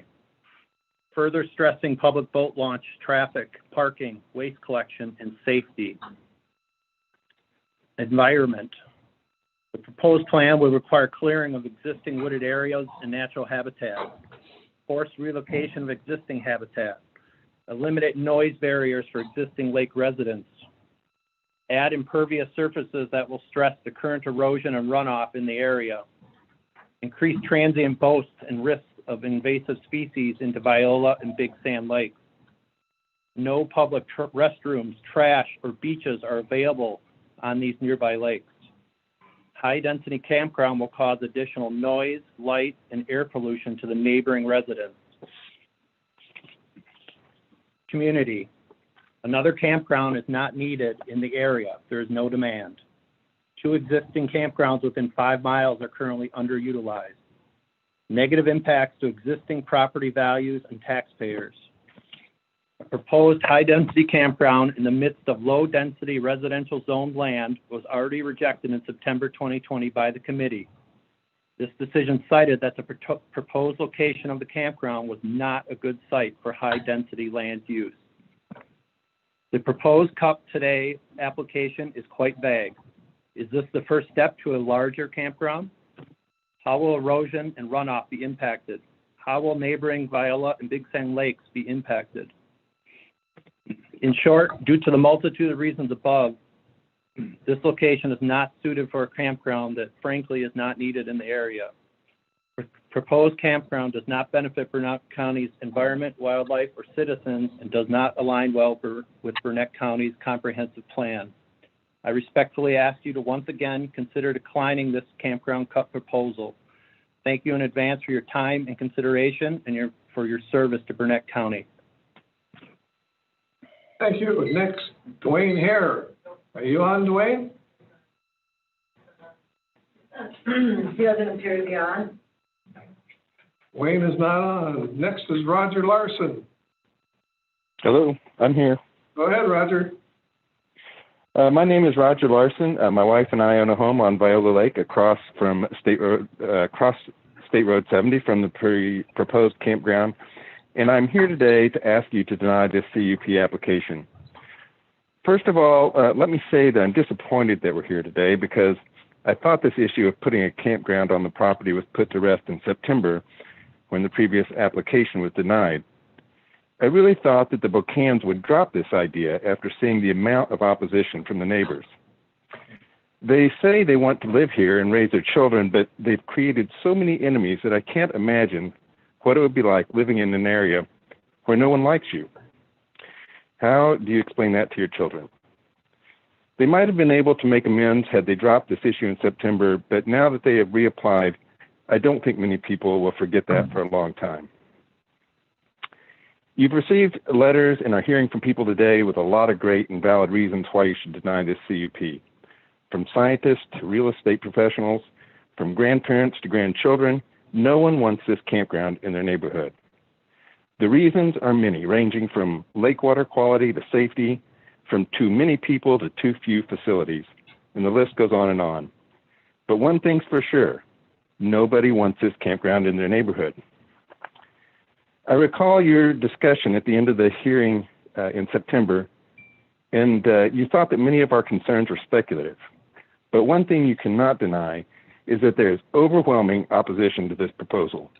That alone makes our property less desirable, whether for our own use or for resale value.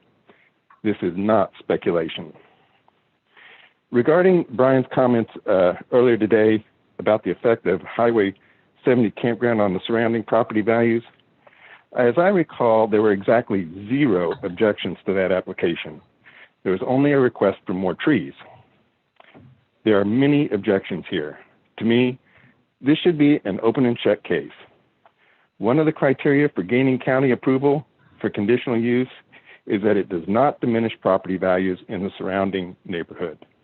There is no doubt that this proposal would diminish our property values, and this application should be denied. Another issue I feel needs to be considered is the Bocan's long-term intentions with the lot that they own on Olson Road. They have tried to acquire a parcel of land that would connect their lot to the campground, and this would give them access from the campground directly to the Sand Lake boat ramp. I do not know what their intentions are, but the fact that it's not mentioned in the application or addressed today makes me wonder about their intentions. Because from an investment perspective, it would not make sense to purchase the land, purchase the lot for resale, and then put a campground next door, which would devalue the lot. Thank you for providing this virtual meeting today. I ask that you deny this CUP. Next, Dwayne Hare, are you on? I am. Do you hear me? Go ahead. My name is Dwayne Hare, and I live at 24826 Big Sand Lake Drive, and I am opposed to this campground. And one of the reasons is when I put a storage business out on the property, Mr. Bocan opposed it because of the traffic that my storage business would bring and the dangers it would bring to his little kids. Now he's proposing a driveway right across from where his little kids are and the highway traffic. I wonder what changed his concern from then until now. The other thing is, on my storage lot property, I was first granted 15 units outdoors, and then I had to come back and get another cup to increase it to 25. Is Mr. Bocan going to be limited to 25 boats or RV trailers, or what he can have on his property of 50 campgrounds and 5 camper cabins? What is fair for one should be fair for all. I do not believe that we need a campground in the area, and I totally oppose it. Thank you. Thank you, Dwayne. Next, Jim Anderson, are you on? Jim Anderson, are you on?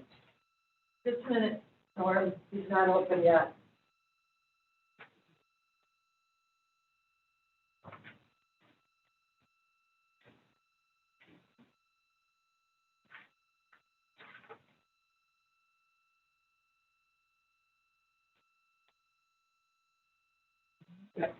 Okay. Jim Anderson, are you on? Jim Anderson, are you on the phone? Third and last time, Jim Anderson, are you on the phone? Can you hear me? Yeah, I can. Go ahead. Oh, okay. Thank you for your time and effort. Good morning. My name is obviously Jim Anderson. I'm a long-term owner on Big Sand Lake and was born and raised on Highway 70 in Siren. I'm asking the committee to reject the Bocan Cup and would like to offer a couple of comments regarding this request. First, as has been discussed, this CUP will have a negative impact on property values for a large number of owners closely affected by the proposal. Location is a key determinant of property value. In this case, we're talking about a campground of renters and camper cabins. The value of these sites is significantly lower than the affected residential properties. The addition of a campground will negatively impact the value of those surrounding residents as compared to dwellings not surrounded by a campground. I'd ask the members of the Land Use Committee to seriously consider whether they would pay more for a property bounded by a campground versus one surrounded by residential land. Or would you want a high-density campground surrounding your personal residence? Studies have shown that properties subjected to noise pollution are discounted 5 to 10% as compared to properties in quiet areas. Also, areas in high renter concentration can be discounted by an average of 10 to 15%. A 55-unit campground reflects both noise and rental factors. Regardless of the sales examples shown, common sense shows property values here will be reduced materially by the addition of a campground. Current residents on Highway 70 and Olson Road purchased their properties for a price that reflects the quiet, privacy, and single-family ownership that they value, and those values were based on the zoning rules and shoreline ordinances in place and depended on. Residents are telling you the presence of a campground will devalue their property. Properties located on Olson Road and Highway 70 pay $2,000 to upwards of $10,000 in real estate taxes for cabins situated on a 1-acre lot. Compare that with the That 70s campground, which paid approximately $5,300 in taxes in total for 2020 for the entire campground, 16 plus acres in size. Hidden Haven Campground is unlikely to be any different. Tax revenue would be better served by residential zoning and ultimately low-density residential development, consistent and compatible with the surrounding area and the county land use ordinances. Secondly, the last vote on this proposal was 7-0. The chairman made it clear at the time that the primary reasons were the inappropriateness of a campground in this residential area and its conflict with the county's long-range planning and shoreline ordinances. He also made it clear that changes to the proposal would not change that view. Thank you, Jim. Next, Kimberly Larson. Are you on? Yes, I am. Can you hear me? Go ahead. Perfect. Good afternoon. As a committee, you denied a similar project, CUP 2040, back in September of 2020 for a similar application based on the incompatibility with the adjoining land, and noted the strong opposition from the community and the tribe to this development. We continue to see that support here today for CUP 2058 and through the email sent to you, which I hope you all as a committee will reflect on. Based on what I have just heard from Bokan and Anders, how can you not question the intent of his proposal and how it will negatively affect the neighbors and harm property owners? Obviously, for future growth and proposals, there is an opportunity available. He has mentioned other properties he owns in the immediate area in today's presentation. This proposal touches over 30 adjoining properties directly, and along the Olson Road, it touches 3 others that is right next to Sand Lake, public boat access. The land in which this applicant is planning to develop is considered a high-density residential area, which I hope you agree is not the right place for a resort or a campground. I still believe the 2030 comprehensive plan should play a factor here as it is put forth by you, the committee, and do not believe that this request is aligned with its immediate surroundings or shoreland ordinances. Who would want to buy a property right next to a campground? I know this is a major factor for many home and cabin buyers coming to Burnett County. Additionally, how will this committee ensure that the Bokans will comply with everything that they've put forth here today if you approve the CUP? Will the town, county, or state government come and do local or state inspections and ensure that you are that he is complying with everything that is part of the conditions put forth? I urge this committee to deny CUP 2058 Hidden Haven Resort on the same grounds as you did back in September 2020 due to the incompatibility and safety with the adjoining land use, economic impact, lack of infrastructure, and that no conditions put in place by this committee could mitigate the community's concerns for this proposed resort or campground. Thank you for your time.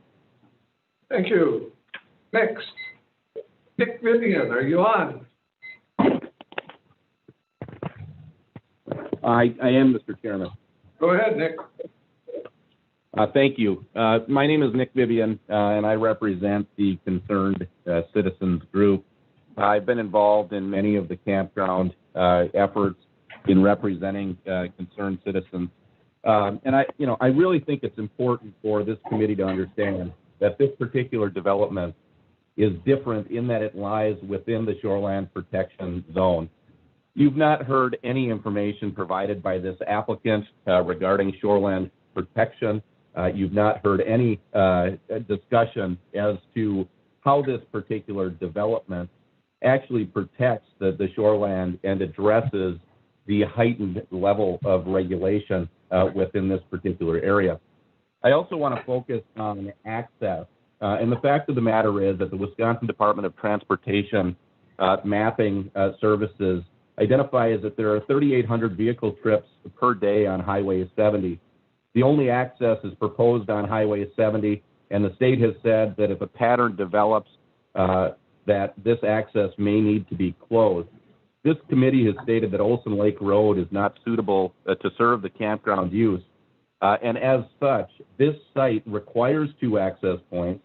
If Highway 70 is not available, this campground cannot function. And because it doesn't have 2 access points, it has to be denied. It can't satisfy the conditions of the county's code.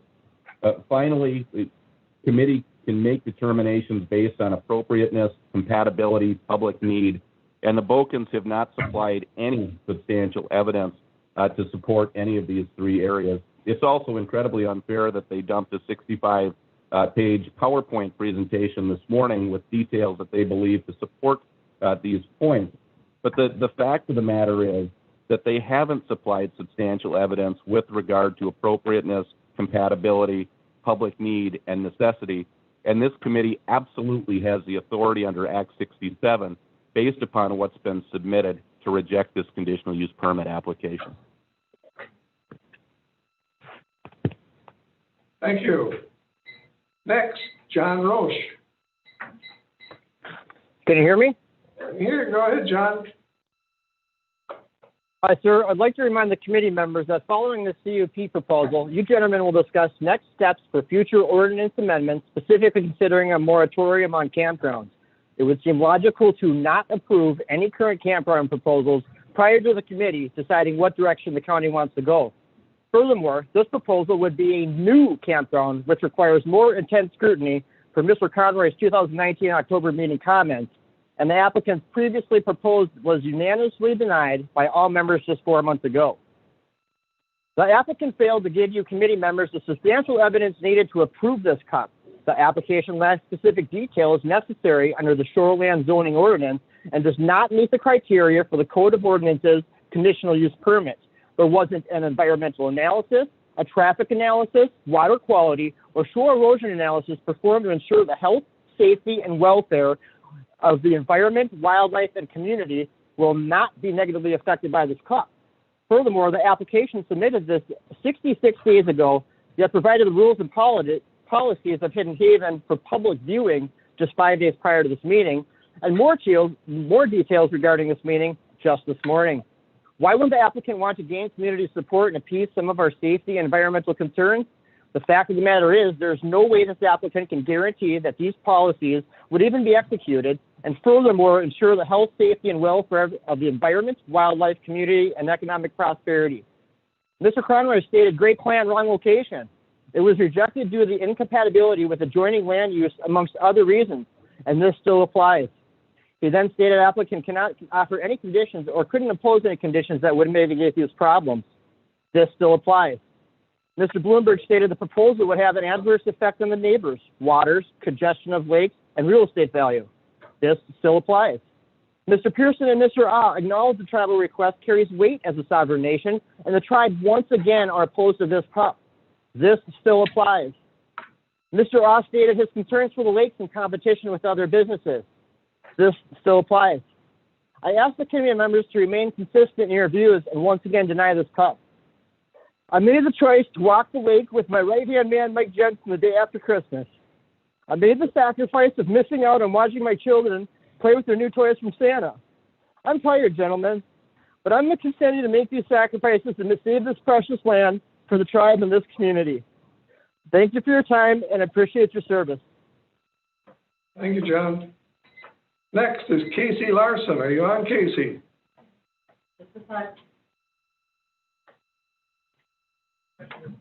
Can you hear me?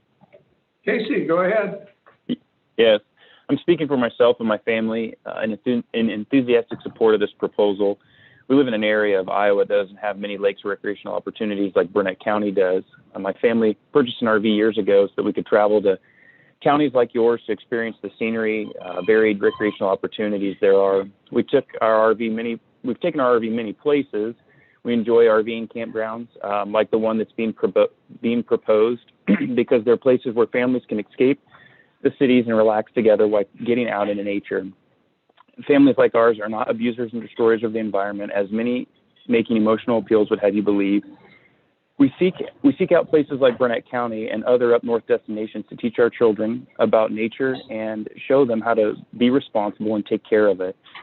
My children may not have gotten to experience low impact activities like kayaking if it weren't for places like the Burnett County that welcome families like ours. When we came and visited the area, we went to many different places, Acorn Pantry and the ice cream shop in town, the pizza restaurant in Webster, and also stopped at a local bait shop for snacks. I hope families like mine are not viewed as a detriment to the local economy, but rather as a supporter of it. I know when my family goes camping, we don't just look at what is in the immediate area, but we look around the area to see other recreational opportunities and things to do. I knew Burnett County had many lakes that I had no idea until researching more. Than there are over 500 lakes in the county and 80 that have public boat landings. That provides many different places to recreate, even on the busiest of weekends as an out-of-town cabin owners head to the lakes. My family has been to many state parks and campgrounds that are situated on beautiful lakes, and the number of boats in the campgrounds were few, if any.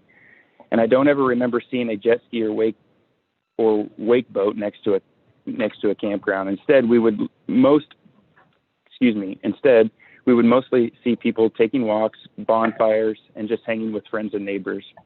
Campgrounds like the one proposed are a place I feel very comfortable having my kids at, as I grew up to have those same experiences. When we go on vacation as a family and travel around in our RV, we spend hundreds, if not thousands of dollars on lodging, dining, entertainment, fuel, and other services in the local area. I happily spend our hard-earned money more freely in places like Burnett County because I know it goes to support local economy and small businesses. I encourage a vote to approve this conditional use. Brian and Melissa, as the applicants, have provided the necessary substantial evidence that is required to support your approval, and by doing so, you are also helping ensure natural resources are protected by preventing more impactful uses that may be necessitated by a denial of this permit request. Thank you for your time and hearing my support for this proposal. Thank you, Casey. Next, Kim Rude. Kim, are you on the phone? Yes, I am. Go ahead.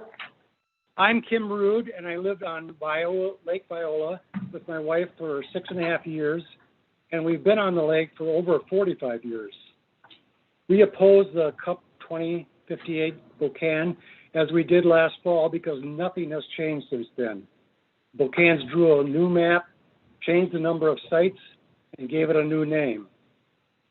I've been to several campgrounds in my life, and I've never seen one where a bathhouse was not provided for the RVs. I do not see one on the campground map. I do not see any indication of a septic system to take care of the campground. I suspect a large drain field will be needed, which should be shown. An open area like this is going to have substantial runoff. How is drainage from the campground going to be handled? Have the Bocans looked into the environmental impact for this site?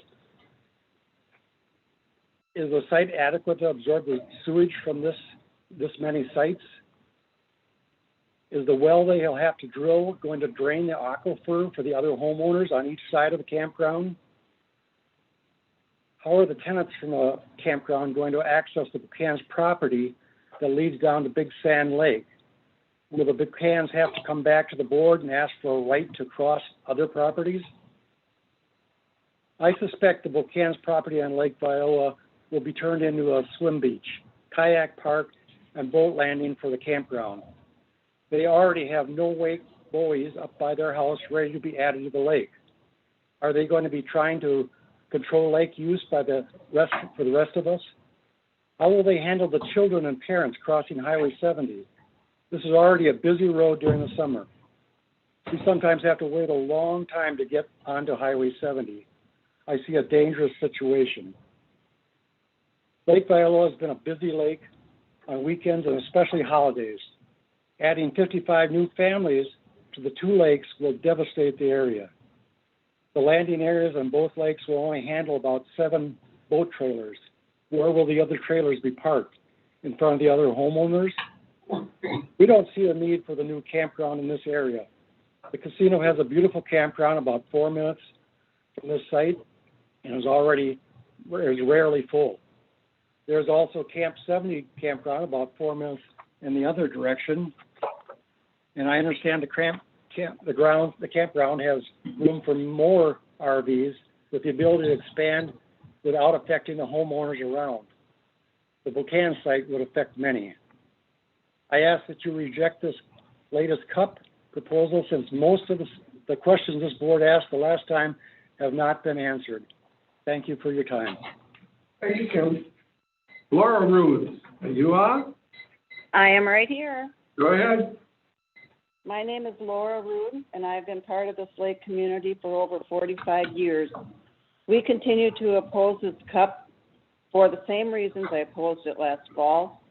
We are very concerned about how the traffic pattern and safety measures on Highway 70 will be affected, especially for those families who live bordering Highway 70. We are concerned for their children. We are concerned about the increase of recreational use on our lake by jet skis, boats, and pontoons. The people who will rent the campground spaces and cabins have no vested interest in protecting our lake, pay no taxes for lake use, may not maintain their boats to prevent invasive species from being introduced into the lake, and may not be respectful of the wildlife living in the lake and surrounding area. We're also concerned about the waste that will be deposited just by accident, perhaps, in the lake. That will be left up to the lakeshore owners to take care of. Prior to this meeting, the Buchanans had provided little or nothing to the committee on this CUP application that adequately detailed any problems the surrounding community had regarding traffic safety, how it affects adjoining property, safety, environmental, and economic concerns brought forth by the St. Croix Chippewa tribe. I urge the committee to deny this CUP. I am very proud to be a part of this lake community.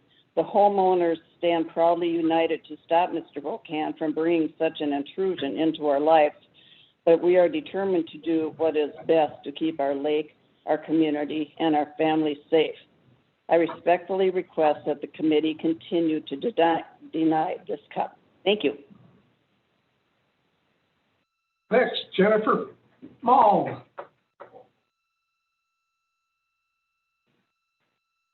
Jennifer Malm, are you on?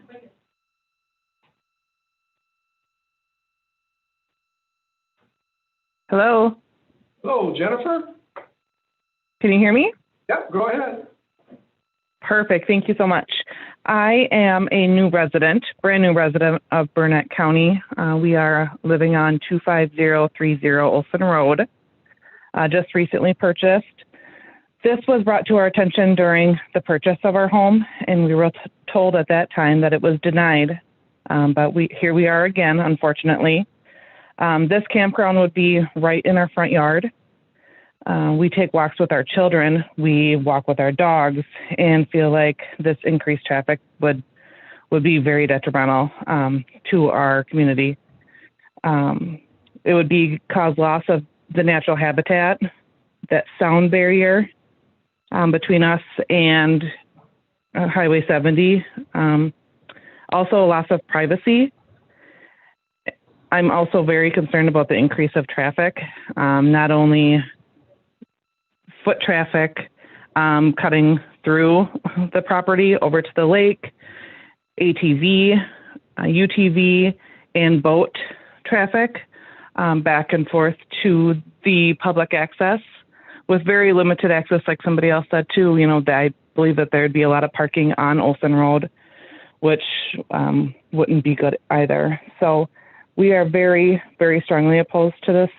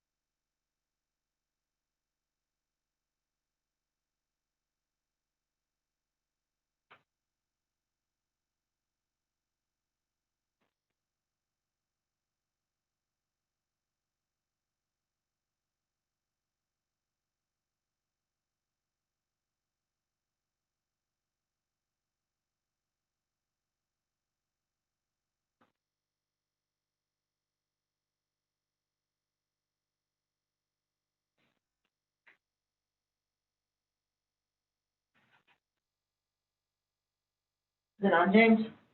No. I have to close this thing. Should we just take lunch and put a sign in front of it? Oh, got it. I'll send you whatever you did, I got it. Okay. Is it on? I think so. Yeah. Okay. Let's try it, and then you can call for whenever you want to reset.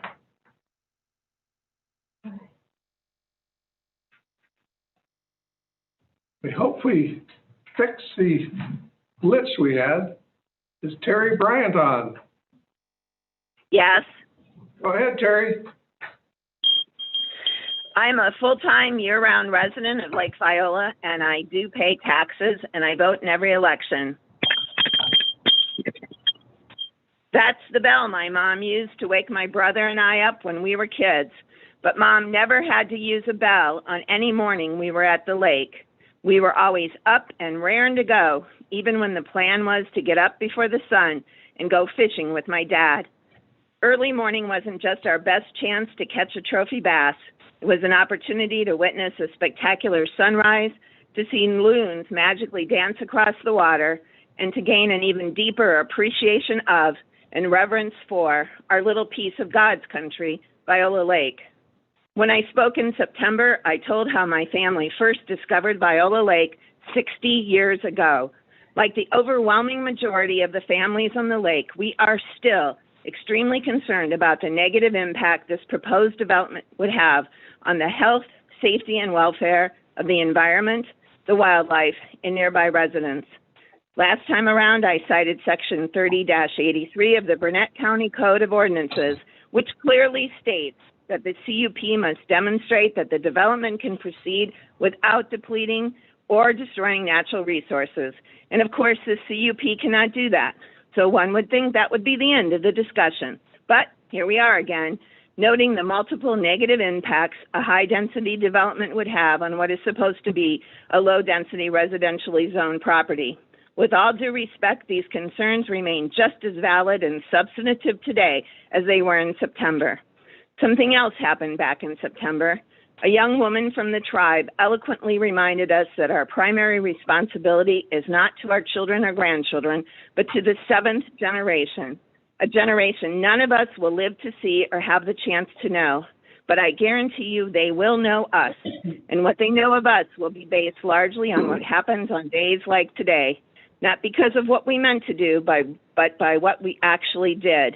We each have an awesome responsibility. As a current resident, I must remain diligent in protecting the lake from invasive species and from all the consequences of life on an already busy lake, including threats from nearby unnecessary overdevelopment. You have an equally awesome responsibility to decide how best to manage misguided requests for high-density developments. An ancient proverb reminds us that none of us really own the land. We are simply its caretakers for the generation to come who we know well and dearly love, and for the generations we will never know, but that I am certain will look back one day and thank you for your careful consideration of our request to once again deny this conditional use permit. Thank you. Thank you. Rebecca. Sure. That was Terry. That was Terry. So Rebecca's not on. Okay, next is Richard Perkins. Can you hear me? Yes, go ahead. Okay. My family purchased our home on Larrabee Subdivision Road, and we feel very fortunate to live on Lake Viola. Our cabin is 3 lots away from the boat launch to enter Lake Viola. As someone who travels on Larrabee Subdivision Road to Viola Lake Road and then to Highway 70 often, I'd like to share some health, safety, and welfare issues that are going to be impacted by this proposed campsite. We've talked about some of the dangers involved in Highway 70 and the threat of the Department of Transportation. If there are 3 accidents, there'll be repercussions. The intersection of Highway 70 and Viola Lake Road presents similar health, safety, and welfare issues. My eyes are glued to the rearview mirror when I'm trying to navigate off of 70 onto Viola Lake Road, and there'll be a lot more people navigating that intersection if the proposed campground is approved. If you're fortunate to get onto Lake Viola Road and head towards the boat launch, you're traveling on a narrow road with several sharp turns, and it's simply not set up to accommodate substantial increase in vehicle and trailer traffic. There's a lot of areas where if there's vehicles and trailers going in opposite directions, they'll have some difficulty passing each other on Viola Lake Road. Once you turn off of Viola Lake Road, there's a causeway on Larrabee Subdivision Road that will take you to the boat launch. The boat ramp there, the vehicles with the trailers, boats, and trucks have to cross the causeway, and they'll be required to navigate through children, walkers, boaters, fishermen. A lot of terrific activity going on that causeway leading to the boat launch. It's a terrific area now, but it's not designed to accommodate an increase in traffic, and it would be safe for a lot of the people enjoying Lake Viola in a variety of ways. If you do launch your boat at Lake Viola, there's a public parking area that can accommodate about 6 vehicles with trailers using the launch. Okay, thanks. Next on the list is Patrick Hansen. You on, Patrick? I am. Can you hear me? Yes, go ahead. Okay. Thank you. And thank you for the committee's time today. It's been a long day already, and you still got more work to do. But I want to speak in opposition to this CUP 20-58. I also want to just express my disappointment that Mr. Bocan and his attorney chose to use this forum to air some of their dirty laundry with some baseless allegations and hearsay, basically information that's not at all pertinent to today's hearing. I would even dare say that they were baiting the public, and I'm happy to see that and hear so far that the public is not taking the bait, and nor has this committee. We've remained focused on the facts that matter to the CUP application at hand, and that's important. When we had a contentious proposal on Big Wood Lake with Wood Lake Camp, what is now Wood Lake Camp and Retreat, we had some heated moments as well. And that was heated not just between the developer and local property owners, but also with local town officials and others. But we worked it out, and we worked it out before coming to a venue like this, especially for a second time. When we came before this committee with CUP 20-18 and 20-19, those proposals were detailed and complete. We had proposed conditions. We had rules for the operation of that facility, and all that information was provided well in advance of the hearing. All of that was discussed in detail between members of the community and the developer. It was presented to the town and the town board. everybody had the information they needed, and everybody had the confidence in the proposals that were being put before this committee to be able to stand up and support them. And we did. And you passed it unanimously. That kind of detailed information, that kind of collaboration, that kind of approach to a hearing is sorely absent here today. And that is to all of our detriment. And that is just unfortunate. So we still don't have a complete application. We have information provided at the very last minute, some of it a few days before this hearing, some of it just here today. And that's just not the way to do business. I also note that there's no letter of support from the town. There's a lot of talk about trying to talk to the tribe. There's a lot of talk about talking to the town and having conversations with the town about safety or this and that and the other. I read through the whole application, the whole packet for today, and unless I missed it, there's a lot in there, and it'd be easy to miss, I suppose. But I don't see a letter of support from the town of Sand Lake. I just hear a lot of competing claims about what is or is not consistent with the town and the county's comprehensive plan. And I think on the balance today, hearing all the concerns of local property owners and residents, you would have to consider their side of that more heavily than vacant claims about being compliant. So again, thank you for your time. Thank you for your service. Sorry, it's been a long day. Thank you, Patrick. Next, we have Rob Jacobson. You on, Rob? Yes, thank you. So, go ahead. All right, we're already in 4 hours, so I won't take up much time. But I'm opposed to it. My wife and family have a home on Big Sand Lake for many years, or many for me, but not a lot longer tenure for a lot of the callers. So I'm opposed for those reasons. But I would want to add one thing. I did go to the September CUP meeting, and I didn't hear it today, so I thought I would reiterate it. But at the September meeting, I heard one of the owners of one of the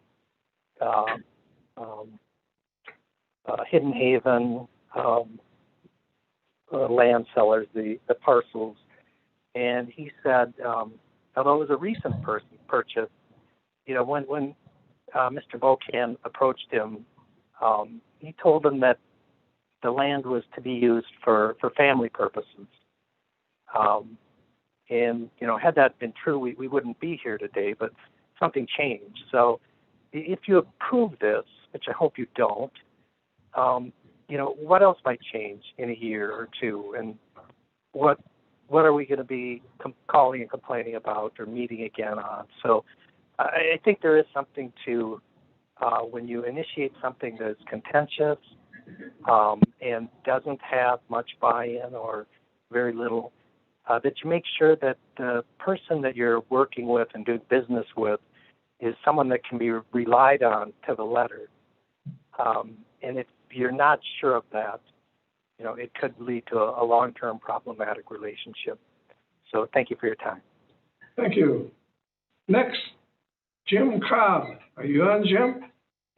I'm here. Thank you. Good afternoon. My name's Jim Cobb. My wife and I are year-round residents on Big Sand Lake. I find allowing campgrounds and resorts in residentially zoned land to be somewhat bewildering. Nonetheless, it appears to be allowable, but subject to the conditional use permit process. I assume that the CUP process is meant to ensure that the proposal does no harm to other properties or the surrounding environment. It seems very clear to me that many landowners and the two lakes that this campground would be sandwiched in between would be harmed in numerous ways as expressed in the letters as opposing the original proposal by Mr. Bocan in September. I agree with the original decision on CUP 20-40 that a campground or resort of any size should not be allowed, and hope that this new proposal will be denied. Thank you. Thank you. Next, Josh Peterson. Are you on, Josh? Yeah. Hello? Go ahead. Can you hear me? Okay. I'm a new resident to Olson Road, and I oppose this for pretty much all the same reasons that everybody else has. I have a little bit different perspective than some people. I grew up on going to Wagner's campground, and now that I have a cabin on Big Sand, I'd rather not have all that extra noise and traffic. And I don't think there's any way to really regulate it, because they had a lot of regulations at Wagner's too, and it was always loud there, and there was always a bunch of people cruising around on golf carts and scooters and whatnot. So for those reasons, I oppose this. Thank you for your time. Thank you. Next, Philip Rusted. Are you on, Philip? Hello, you hear me? Yes, go ahead. Hear me? Yes. Okay. Well, I'm the culprit that sold the land to Mr. Bokan, and I'd like to address his character. When I listened to his proposal this morning, it sounded like maybe he just fell down from heaven. Great a guy as he sounded like. But he looked me right in the eyes and told me that the reason he wanted to buy the land was he did not want it developed. And so I believed him, because I'm a sucker. So it wasn't written into the contract as he suggested here in his spiel. He also was adamant about Triple J being able to store boats over there for the same reasons that we're all using now against this cup. That this is a family area sandwiched between two lakes. It's no place for a business. So I don't know, but I think he speaks with forked tongue. And another thing is, he talked about the barrier between the highway and the campgrounds. That would so you wouldn't have to look at campers. Well, I owned the property for over 20 years, and Polk Burnett keeps telling me that eventually they're going to have to cut all those trees down, because as they grow taller, they impede that their line there, their power line. So whenever this happens, there won't be any more barrier, will there? There's so many points here, but most of them have gone through many, many times. Mr. Bokan didn't mention if he's going to also store boats, winter boat storage. And I have a question nobody addressed. I built that barn there, 40 by 50 foot barn. What does he plan on doing with that? It's never mentioned. I also know that he has tried to buy property around this property. Why would he want to do that unless he actually wanted to come back and expand this again and again? So I don't trust him, sorry, because of what he's told me. So I guess that'll be enough, because we've already gone through most of this stuff. I just wonder why I, who've been here for 45 years, only get 3 minutes, and he, who's been here for 2 years, gets all the time he wants. Whatever. Thank you. Thank you. Next, Mike Jensen. Mike, are you on? Yes. Good afternoon, and thank you all for your service on this committee and for protecting beautiful Burnett County. My wife and I strongly oppose this new campground proposal, and here's why. At your October Land Use Committee meeting, Supervisor Conroy led the legendary arbitrary and capricious discussion, and you talked about the denial of the previous CUP for Bokens. At that time, you stated it was the right plan, but was on the wrong piece of land. Well, here we are again for what I'd like to call a worse plan on that same piece of land. The project is trying to put a high-density campground in a shoreland protected area that is not compatible with the current surroundings. It just doesn't fit here. Also, during the same discussion, one of the supervisors stated they didn't feel the Bokens were being forthright with the information that they were providing. You stated it was like you had to pull it out of them. Well, even after 64 slides today, you'd think they would have answered all the questions, but I still have many. For example, there's no recorded easement in the Burnett County GIS system for the proposed 50-foot road on the northern properties of Judith Leonard at 5192 and 5194 State Road 70 that would link the two properties owned by the Bokans. Do they have an agreement with Ms. Leonard for this easement? Shouldn't that not be disclosed? Also, the tenant of Judith Leonard at 5192 has been told she must vacate the property this spring because Judith is selling the property. Do the Bulkins also have an agreement to purchase this property for future expansion? What will happen with these two properties yielding $2,986 of property taxes? Another question, are the new camper cabins a result of the town of Sand Lake not wanting RV traffic on Olson Road? I think we all know the answer to that question. As far as traffic, I spoke with Dan Anderson from Wisconsin DOT office over in Spooner about the new driveway permit. I asked him about passing or turning lanes, or would the shoulders be widened? He stated no, because there wasn't enough room in this residential area. I shared my safety concerns with him, and he started to become defensive and said, "What do you want me to do? I had to offer him access to his property." Sounds like a permit by default. The other thing, it looks like, did the new driveway get granted a variance from the 1,000-foot requirement? It also states that a significant crash pattern develops or one fatality results because of this driveway. He may be required to move it. If that happens, then what? Will he get the approval from the town of Sand Lake to use Olson Road? I guess he'll definitely have to have that easement from the Leonard properties for his road that connects the two properties so those RVs can get to Olson Road. I also found it interesting that the pictures in the PowerPoint that he presented today were shown at an angle. If you drive down Highway... Thank you, Mike. Next is Greg McElroy. Not on? Nope, not online. Brad Kautzer. Yes, here I am. Can you hear me? Yeah, go ahead, Brad. Dear supervisors, I own a lakeshore home on Olson Road near the boat landing, and also two wooded lots with hundreds of feet of property boundary adjoining the proposed Bocan development. And I would note, between myself and the St. Croix tribe, we form basically a boundary across the entire property, give or take. My land forms the boundary line between the campground and Big Sand Lake access and the lake, obviously.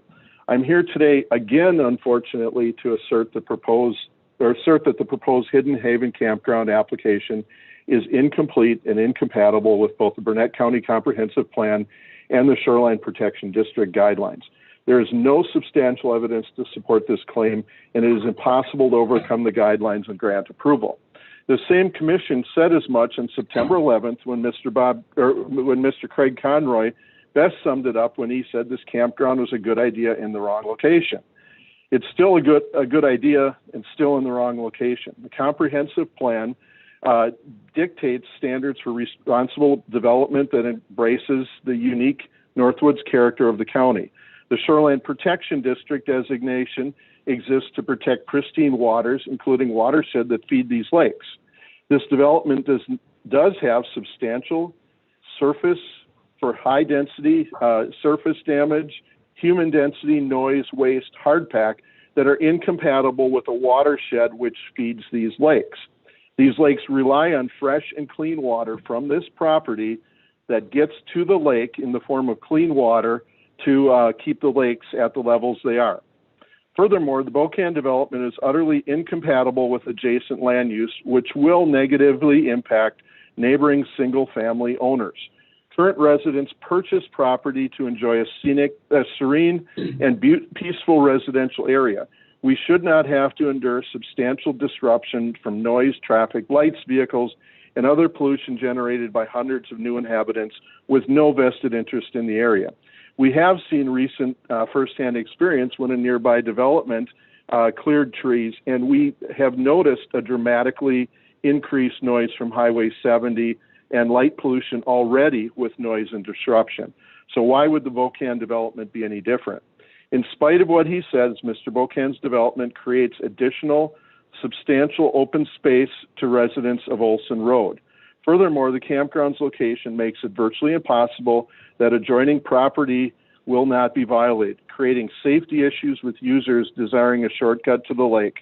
This cannot be overlooked.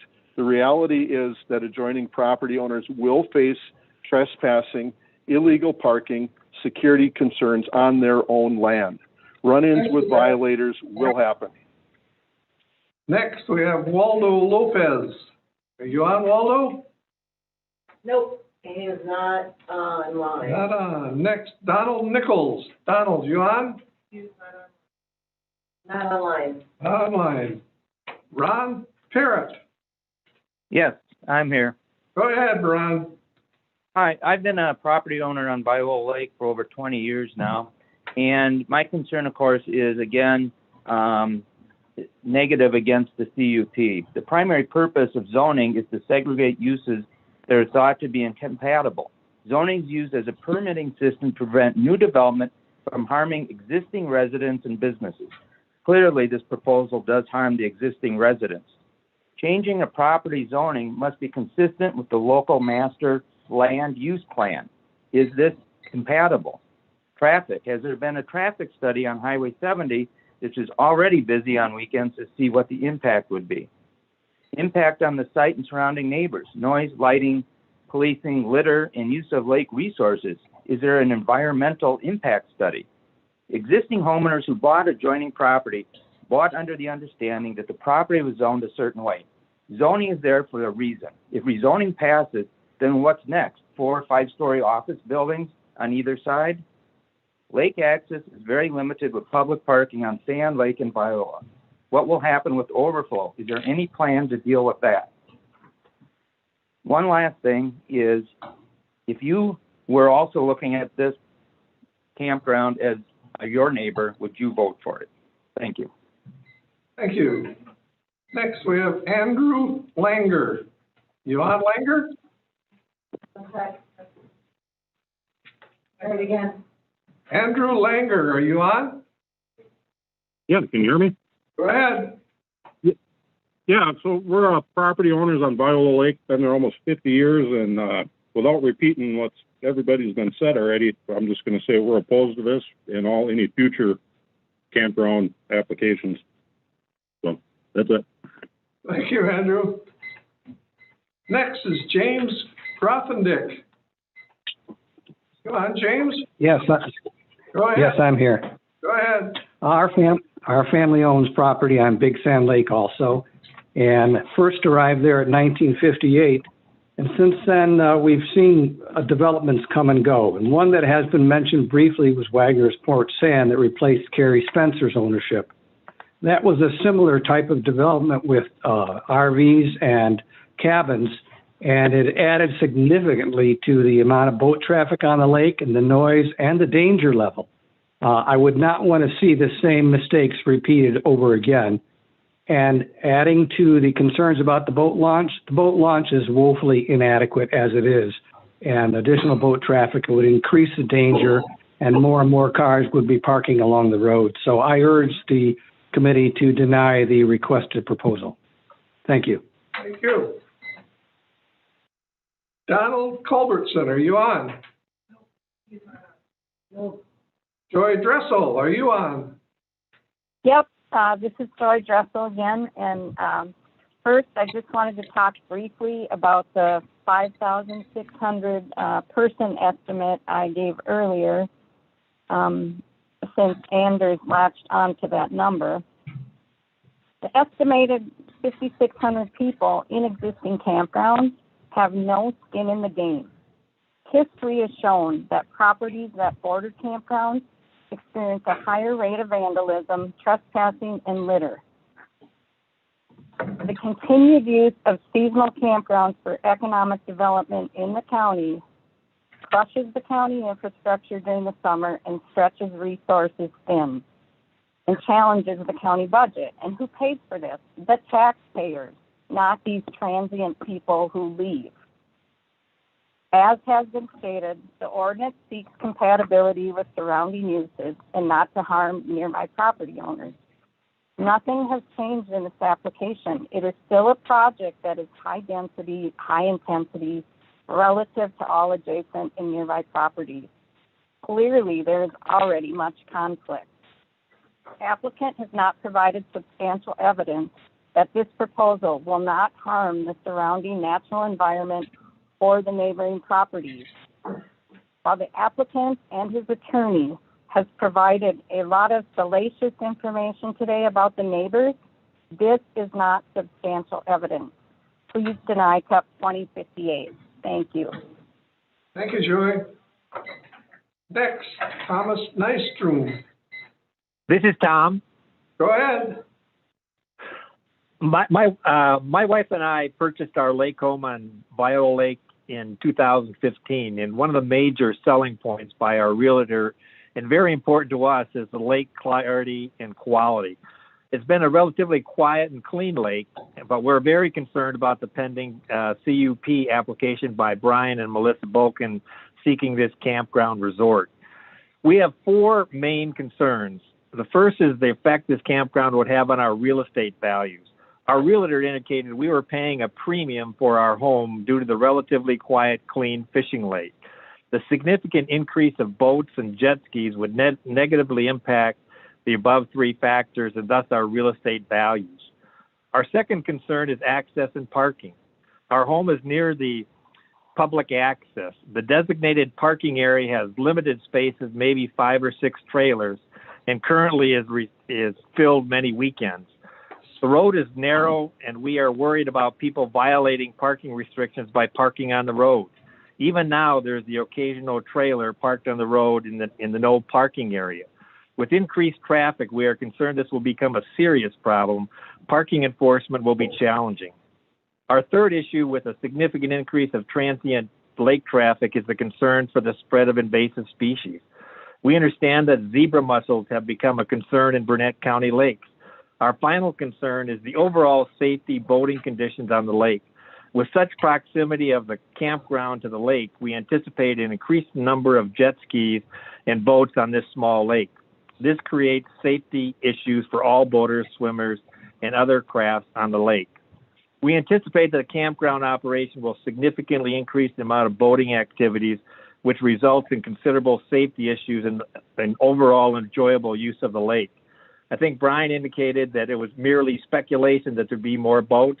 I think it's common sense that there'll be more boats, and if there are more boats, you have more boating issues. A busy lake with safety issues, potential water quality issues, and parking access issues will have a significant negative impact on the sale of the property on the lake. In conclusion, we strongly recommend that this conditional use permit be not approved by Burnett County. Thank you for your time. Thank you. Next, we have Jeff Lewis. Are you on, Jeff? Yep. Can you hear me? Go ahead. Yeah. So again, my name is Jeff Lewis. My family and I have had a lake home on Viola since 1999. I'd like to thank the committee for their time today. We also voiced our objections to the prior CUP review back in September. From our perspective, the new proposal fails to address many of the concerns previously made. As recently as today, we've already heard of the potential construction of additional storm shelter on the property, which is not included in this proposal. To me, this only confirms our concerns for inland expansion should this CUP be approved. Again, a proposed high-density campground in the midst of low-density residential zone land was already rejected by the committee back in September. The decision in September cited that the proposed location of the campground was not a good location for high-density land use. Also, as a neighboring property owner, I too am concerned about the effect this proposal will have on existing property values in the area, regardless of the examples that the Bokens provided today. The increased vehicle and boat traffic on already crowded roads and lakes will be a health and safety issue, to say nothing about the impact of potential invasive species, runoff, septic, and erosion. As stated earlier, there are already 2 underutilized campgrounds within 5 miles of the proposed site. I have no idea why we would elect to add another one. In closing, my suspicion is that the Bokens decided to take another run at this during a non-peak time, thinking the resistance would be lower than it was back in September. Clearly, that is not the case. I'm very proud of all the people who've worked so hard to ensure our voices are heard and that the committee gets to observe the high level of concern from property owners throughout the impacted area. I respectfully request that the committee decline this request. Thank you. Thank you. Next, we have Christy Ryman. Hello. Go ahead. My name is Christy, and I'm speaking today on behalf of my entire family, which has owned property on Viola Lake for more than 35 years. We have many concerns outlined in our letters, but today I want to highlight water safety as one critical concern. Accidents happen on lakes with too much traffic in proportion to their size. The U.S. Coast Guard reports the #1 boating accident type is collision with recreational vessel, and the odds of this increase proportionately when the boat traffic on the lake increases. There have been numerous studies across the state and country on recreational boating carrying capacity, determining how many boats can be active on a lake at one time for safety and environmental concerns. One such study was even done here in Wisconsin on Lake Ripley. The most widely cited study recommends 30 acres per boat for any motorized boat. Now, Viola Lake is only 265 acres, and using that formula would say no more than 9 boats should be in use at one time. Now, I have counted more than 30 boats, speedboats, fishing boats, pontoons, jet skis, in use at a time, and even more on holidays. So Viola Lake is already above the recommended boat intensity and is in jeopardy of serious environmental and safety issues. The addition of 55 seasonal campsites adjacent to this lake could be catastrophic to a lake of this size. Now, while the applicant claims that seasonal campers won't boat on the adjacent lakes, I firmly disagree. The appeal of this campsite would be its proximity to 2 premier lakes. So conservatively estimating if even a third of those campers utilized Viola, this could be an additional 18 boats on the lake. And that number alone is more than the recommended amount of boats and doesn't even include the 90+ homes on the lake. So I strongly urge you to deny this cup, as you so wisely did last fall. The issues haven't changed. Public safety is still a concern, as is environmental damage, lakeshore erosion, and property value. At a very minimum, I would recommend a study be conducted that mirrors what was done in the Lake Ripley study. They collected data on the boat traffic in the lake during midsummer weekends and holidays. A decision like this, with the potential damaging consequences on 2 of our county's most pristine and premier lakes, Viola and Big Sand, needs to factor in all the potential ramifications. Not fully understanding these effects before approving would be a serious disservice to our local residents, their safety, our county, and our environment. Thank you. Thank you.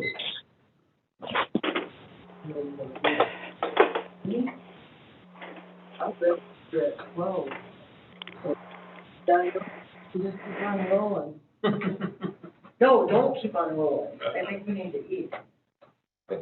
This time, we're going to take a break and have something to eat.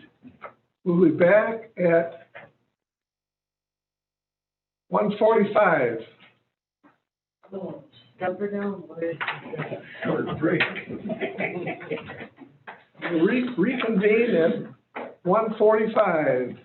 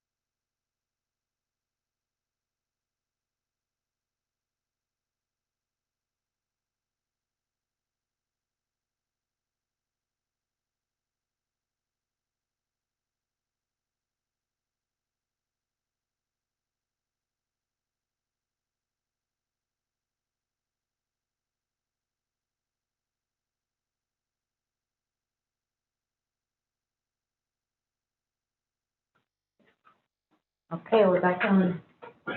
We'll reconvene the land use meeting, and thank you for being patient with us. Next on the list is Carol McMillan. Are you on the list, Carol? She's not on. How about Lawrence Cadwell? Hello? Are you, Lawrence, go ahead. Yes, my name is Lawrence Cadwell. I live at 5223 State Road 70, across the road from this development thing, and I am totally against it. And I wish to inform people that the dock on Viola Lake, there is none. The ramp, there's washes out on the end. Primitive would be the best description I could give it. The water's low, you need four-wheel drive to get in and out, and you use up the entire road going both ways, whether you're going backing in or out. Thank you very much for your time.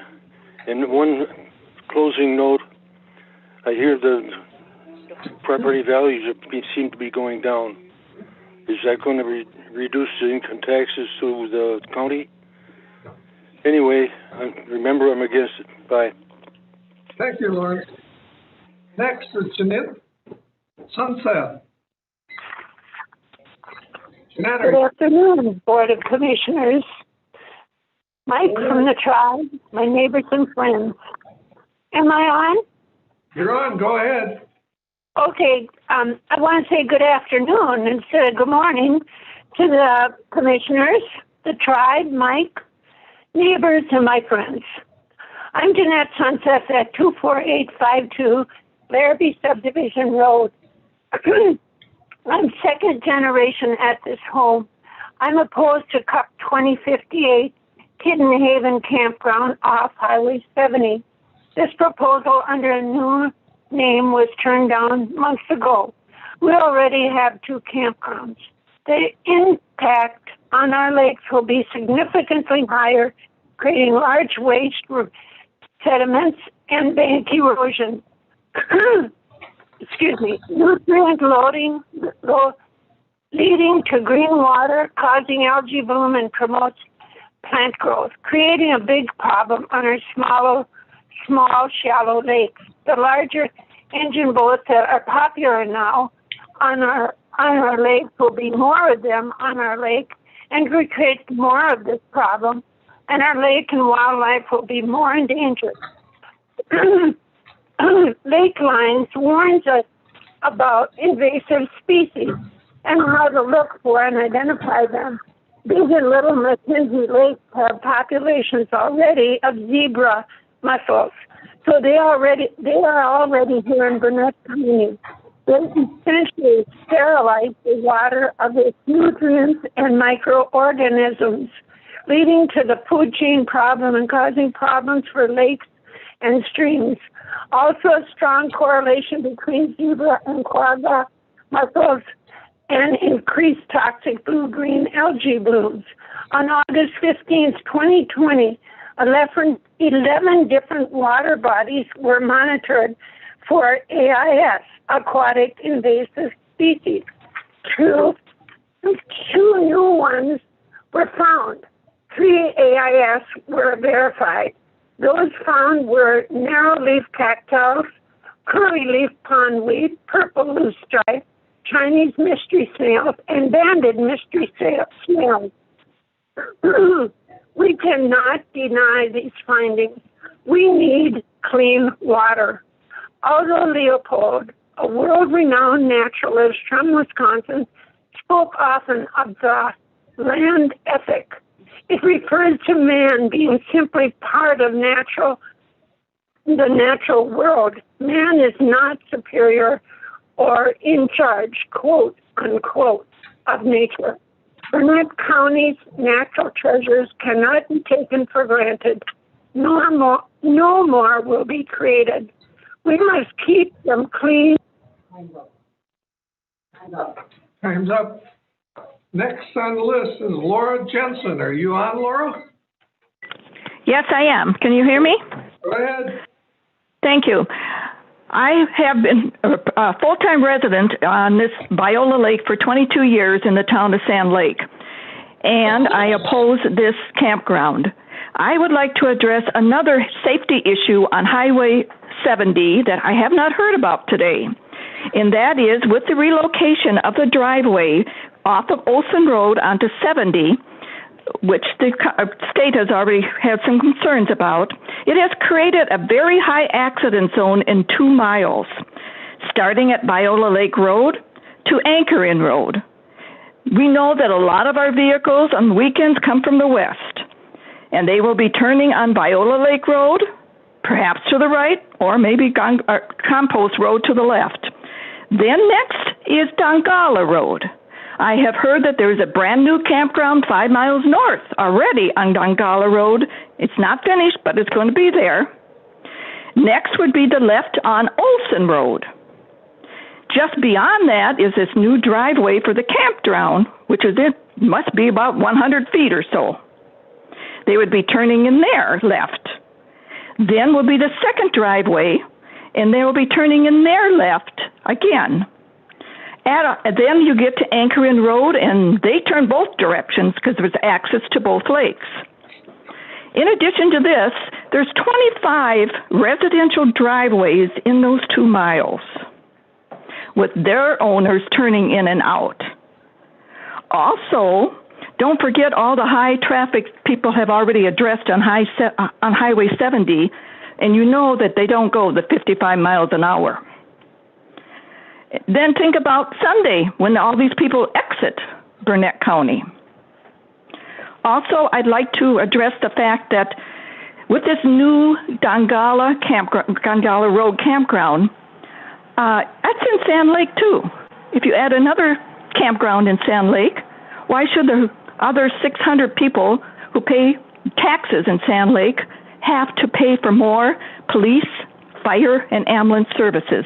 Even though Mr. Bocan said that someone told him from Sand Lake that there would be an agreement of some type, don't believe it unless you have it in writing and both parties sign it, because it only is valued at the person who stated it to him. I ask you respectfully to decline this campground request permanently. Please do not rezone residential land that are anywhere near lakes and rivers of Burnett County, any new campgrounds. Thank you very much. Thank you. Next is Joel Springer. Are you on, Joel? That was my wife that just finished. She said most of what I was going to. Thank you. Thank you, Joel. Next is Sandra Bolduc. Hello? Hello. Hello, can you hear me? Go ahead, Sandra. Okay. Good afternoon. My name is Sandra Bolduc, and I'm speaking today against CUP 2058 Bocan Hidden Haven Campground. My husband Lee and I are residents on Viola Lake. This campground will be directly across from Viola Lake on Highway 70 and back up to residents on Big Sand Lake, which will both be negatively impacted by this permit if it's granted. On our very small clean lake, which is approximately 265 acres with 90 cabins and homes, which we have been on since 1989, has already been greatly impacted by increased boat use. We have several feet of shoreline. We've lost several feet of shoreline with additional boat traffic by campers at this campground. This will surely be exacerbated. The increased boat traffic also raises an increased risk in boat safety and a diminished enjoyment of the lake. Our lake already exceeds usage as per Wisconsin Lake Ridley Watercraft Census and Recreational Carrying Capacity Analysis.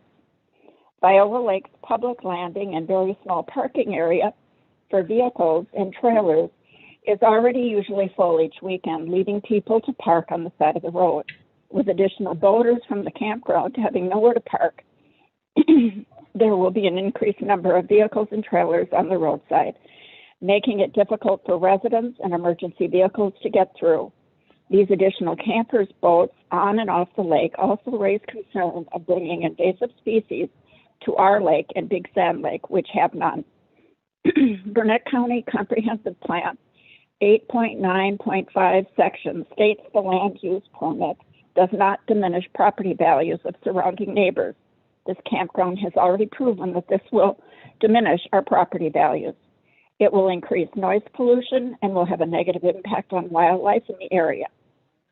The campground also increases the possibility of groundwater pollution to both Big Sand Lake and Viola Lake. As Brian Boken himself already stated December 3rd, 2019, at your meeting, as a reason for his objecting to Wayne Hare's land use permit for boat storage was increased traffic it would create on Highway 70. This property is adjacent to CUP 2058 Boken. This campground, which is located on Highway 70, will create a much greater increase in traffic and safety on an already very busy highway. These are some of the concerns and reasons for objecting to Boken. This is our home and we love this lake. We hope our children, 13 grandchildren and 2 great-grandchildren, will be able to enjoy for years to come. We're asking you to decline CUP 2058 as the same reasons you stated for denial of this previous CUP. Yes? Time is up. Next is Dylan Brothel. Dylan, are you on? No. None of the Brothels are online, Okay. so we'll be down to Kathy. Kathy Bryant. Well, hello. How are you? Tired. Yeah, I've been on here for 4.5 hours. Thank Go you for ahead. taking my call. Go ahead. My family has lived on Viola Lake for over 30 years. I am a retired water quality scientist formerly employed by the U.S. Geological Survey Water Resources Division for over 36 years, and I have concerns regarding the negative impact of the proposed development on the water quality of the area. The sewage generated by such a development has the potential to affect a serious negative impact on the numerous local drinking water wells and on the water quality of the adjacent lakes. Siting a large sewage generator close to the numerous drinking water wells will increase the nutrient, specifically nitrate, input of the drinking water, increasing the possibility of something called blue baby syndrome. This is a condition where a baby's skin turns blue. This happens when there's insufficient oxygen in the blood. Think about that. High nitrate levels contribute to birth defects, thyroid disease, and certain types of cancers, as referenced on the Wisconsin Department of Health Services Division of Public Health webpage. High nutrient sewage contributes to algal blooms, the result of an excess of nutrients. These blooms can appear quickly and form ugly, floating mats of various colors, or they can discolor the water. Blooms can have a pungent, foul odor. While it's estimated that most blooms are toxic, it is difficult to predict exactly when or even if a bloom is producing toxins. It takes a few days to sample blooms and test them for toxicity, and by that time the toxicity may have changed. Furthermore, the harmful effects of blooms may even occur when a surface scum is not visible. These algal blooms have the potential to cause large-scale fish kills due to decreased oxygen levels. Are you willing to risk the health of young children and the general population and encourage the destruction of the natural beauty of the area as development? I respectfully ask you to once again decline the campground proposal. Thank you in advance for your consideration. Thank you. Next, we have Ken Sanders. Ken, are you on? Ken Sanders, are you on? Can you hear me? Go ahead. You can hear me? Yes, I can hear you. Okay. From our perspective, it was always Brian's goal to endear himself to our community. with the intention of winning us over with his diabolical scheming plan to destroy the serenity of Lake Viola. He controlled his Facebook page by appearing hospitable and friendly before he dropped the hammer. We purchased our lakeside home because it appeared the perfect location, quiet, peaceful, and safe, with friendly residents for our children and their young families to spend time at. This selfish and greed-ridden plan puts that idea in jeopardy for our whole community. We dread the thought of total strangers showing up, hopping on our lake, spending a weekend partying, trashing, and probably destroying the environmental safety of the lake. They then will simply pack up the RV and leave, unaware or caring about the consequences of their actions. This has already upset the serenity of the Lake Viola community, and now he needs to sell. Now he needs to sell and move on. Thank you. Thank you. Next, Nicole Peterson. Can you hear me? Go ahead. Great. Thank you for your time today. I am a recent, having just recently purchased Big Sand Lake property at 25040 Olson Road. Just across the street from where this campground is proposed, I am vehemently opposed. As a registered nurse, I purchased this property in order to have a relaxing place to enjoy nature's beauty and get away from the stress of my profession, which has been magnified this year. Enjoying this property is my dream, but there would be nothing relaxing about looking across the front yard to see metal campers and trailers, through scarce trees, hear large outdoor gatherings, animals and vehicles, and litter from people who have no vested interest in the neighborhood beyond their short stay. My husband and I were unaware of Mr. Boken's plan when we placed our offer on our property just this last September. You bet it would have deterred us, and likely any other purchasers had they been aware of this plan. My husband and I intend to invest more money on improving our property, be good neighbors, and patronize the same businesses in Burnett County that Mr. Boken and his attorney just spoke of earlier today, however many hours ago that was. Except my family and our guests will do this year-round. I'm concerned about the increased traffic on Olson Road, increased use of the small public boat launch, its limited parking, which may cause people to park on Olson Road, whether they're supposed to or not. The impact that increased water traffic and pollution will have on the lake's water quality, wildlife, and my shoreline, which is already eroding. I do not think that it is just speculation that this campground will result in more boat use on the lake, contributing to a negative accumulative effect. After listening to Mr. Boken, I have to say I'm a little nervous to pull over on the side of the road that I reside on, drive with my window down on a 30-degree day, or glance at his direction without feeling like I would be recorded or have the authorities called. Lastly, I want to plead with you to allow me my happy place that I've worked so hard to obtain, improve upon, create memories at, and eventually, hopefully, retire. I respectfully ask you to decline the Hidden Haven Campground CUP proposal. Thank you in advance and for your consideration. Thank you. Next, we have Roger Strom. Are you on, Roger? Nope, he is not on. Well, Mary. Nope, neither. Next, we have Julie Schaefer. Hi, good afternoon. Can you hear me? We can hear you. Go ahead. All right. My husband and I own a home on Viola Lake, and I spoke in opposition back in September as well.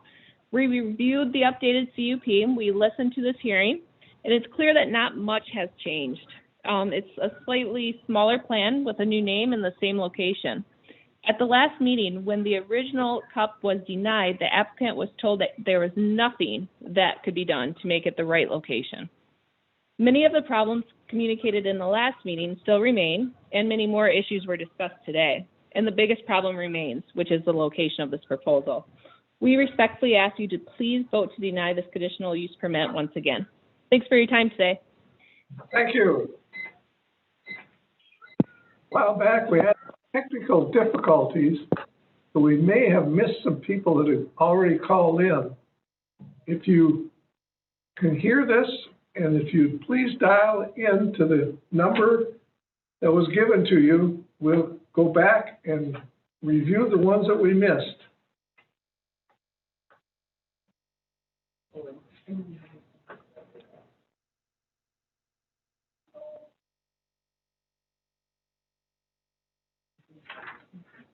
Okay.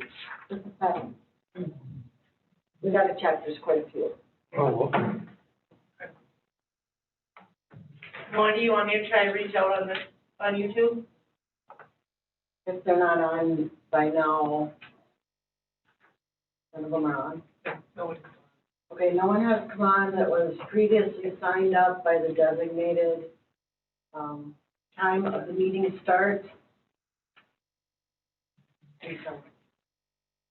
We don't have any. So there's nothing further that we can see. No one new has called in, so at this time, I'll close the public hearing and open it to comments and questions by the committee members.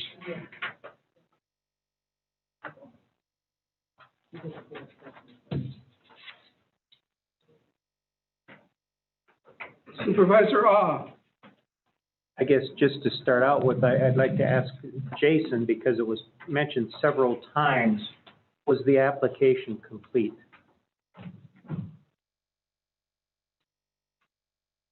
The application's in the same format of all the other applications we get for campgrounds.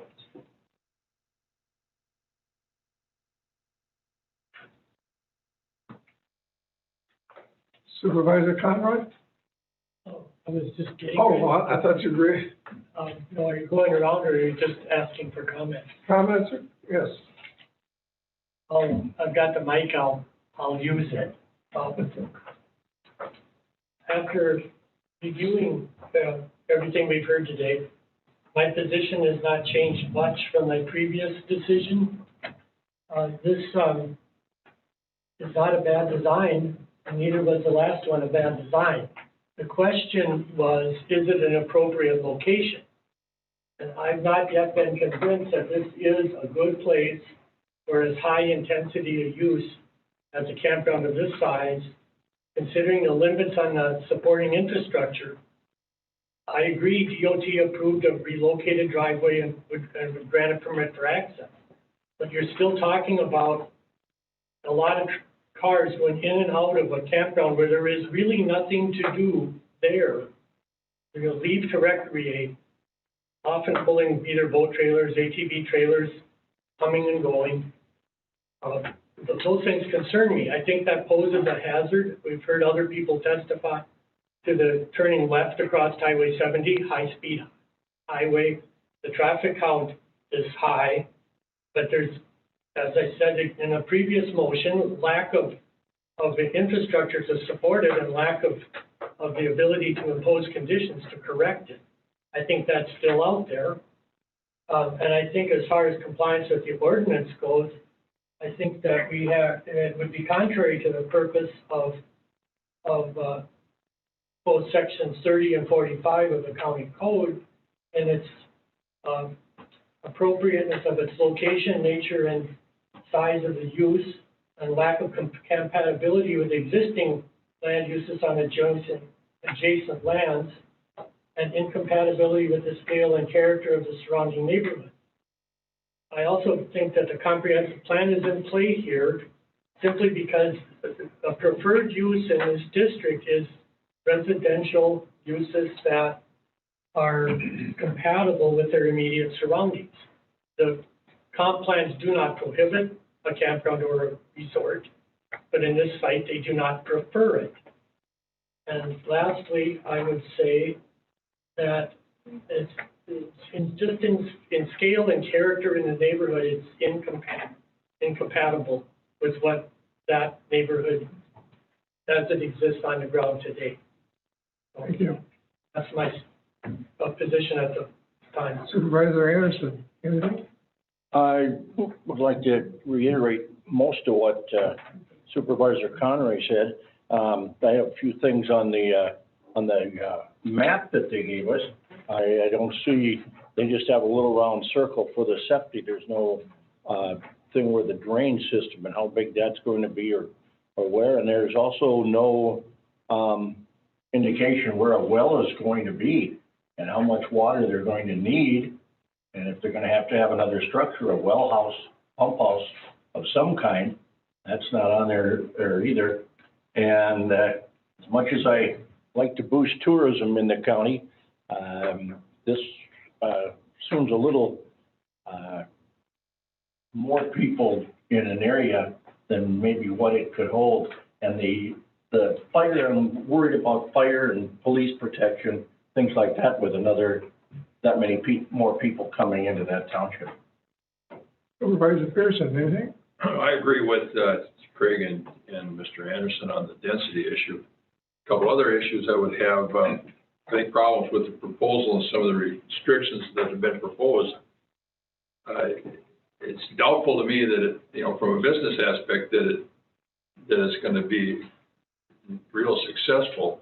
I mean, we could ask for and hopefully get a business plan to see where this was going. The fear I'd have is once we gave in to some of their conditions and that it didn't work, they'd have to come back for some relaxing of those conditions.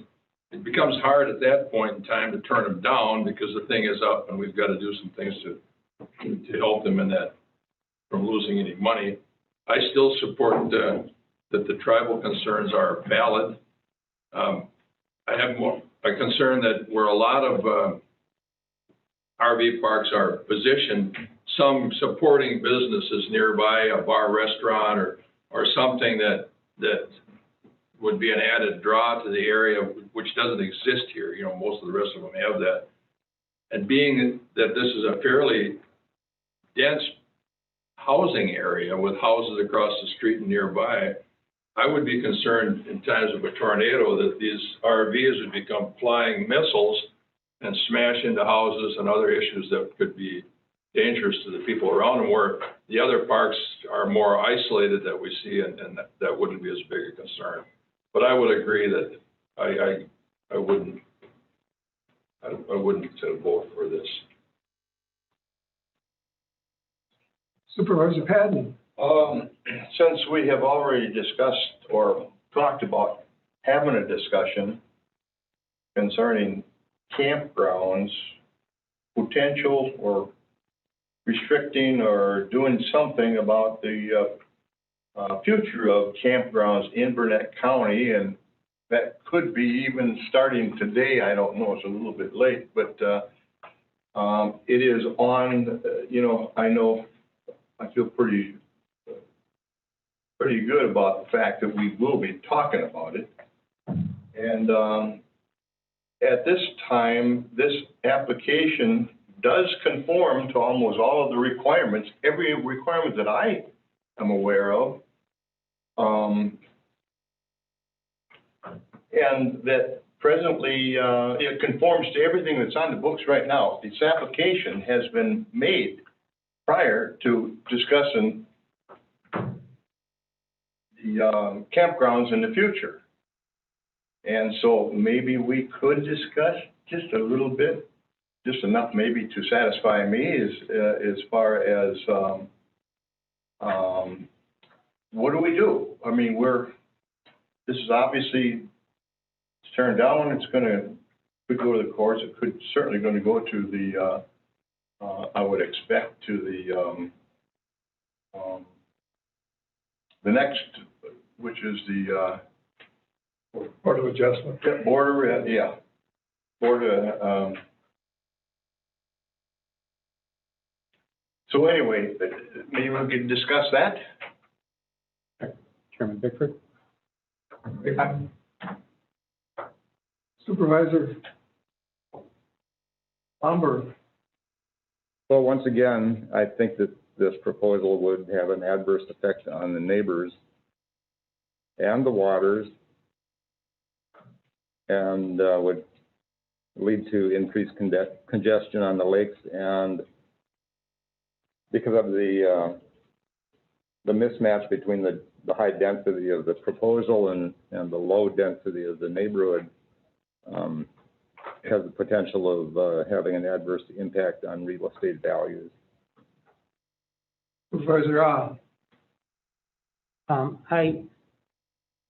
And you can correct me if I'm wrong, Supervisor Payton, but I think what you're coming to is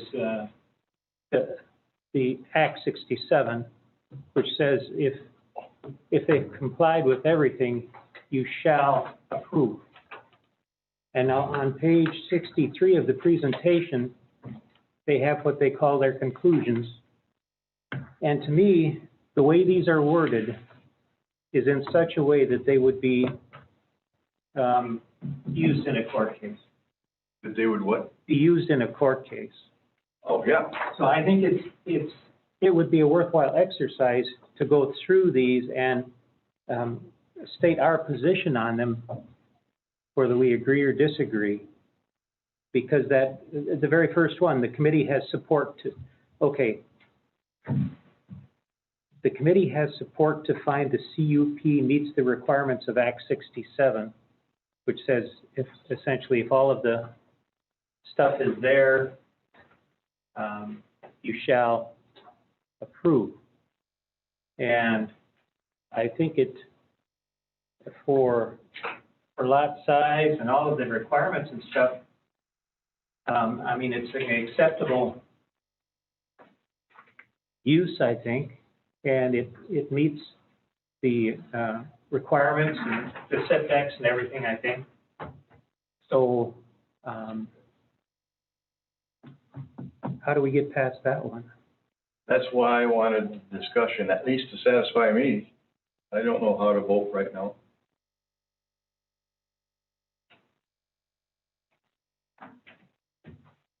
This time I'd like to ask Mr. Bokan if he's got any comments or that about any of the public hearing or the comments that we've had after the public hearing.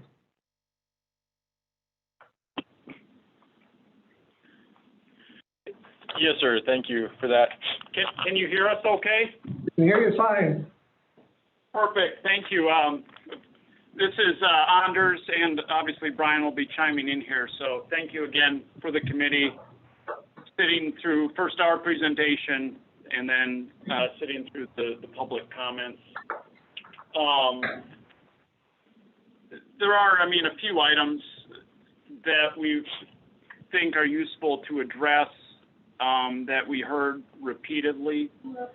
If that's okay for us to briefly address those with the committee. Okay. So first, there were a lot of notations about the shoreland zoning requirements. And, you know, I guess I would just note that under section 45-386, those standards for campgrounds in the shoreland are also the same requirements that are under section 30-543 sub B sub 1. So again, the county has already found that campgrounds are a compatible use within the zoning district, even when it's a shoreland zoning district. We did provide evidence regarding compatibility of surrounding uses in terms of other rentals being in the area, another commercial property being nearby, a commercial property where they clear-cut trees to have large-scale storage.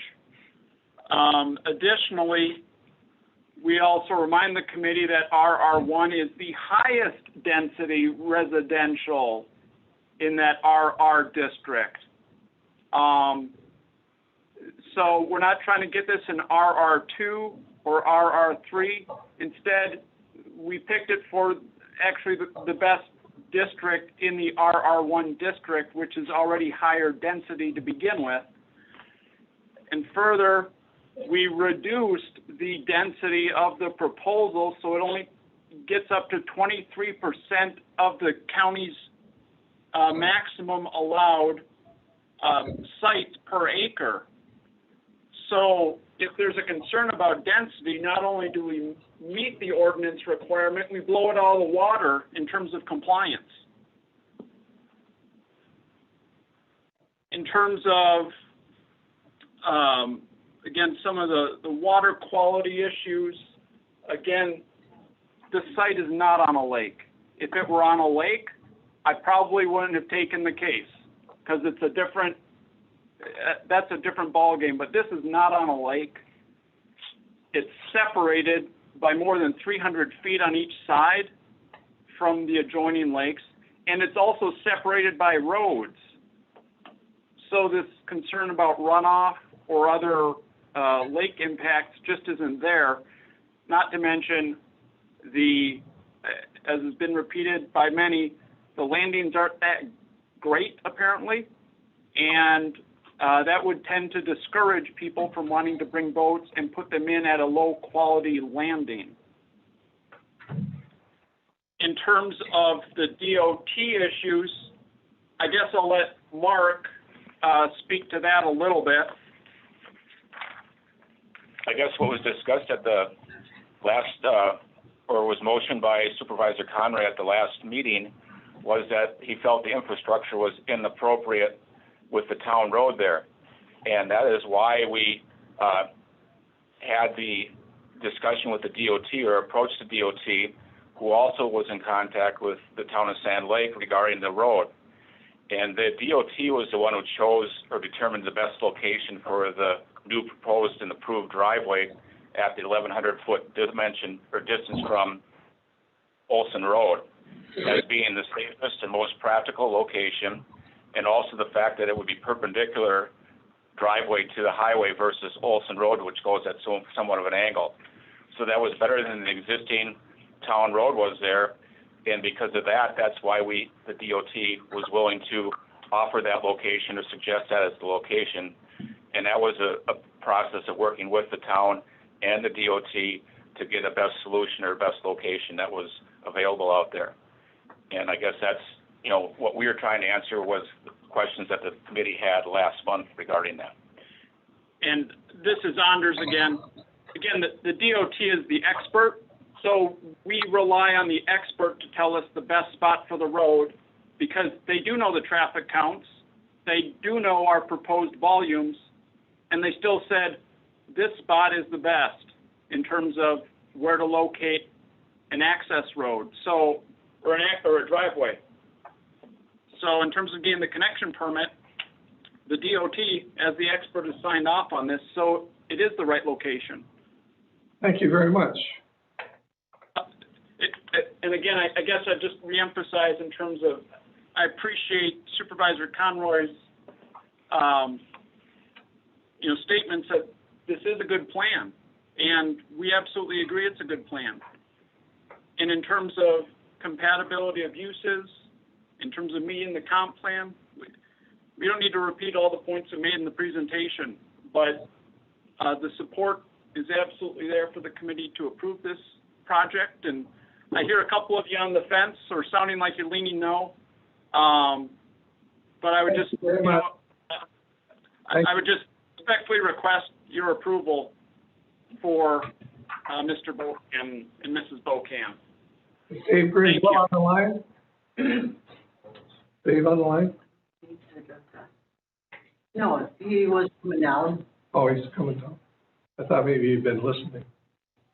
He might have been, but he is coming down. But do you want to address the fact of who the commissions for speaking and stuff?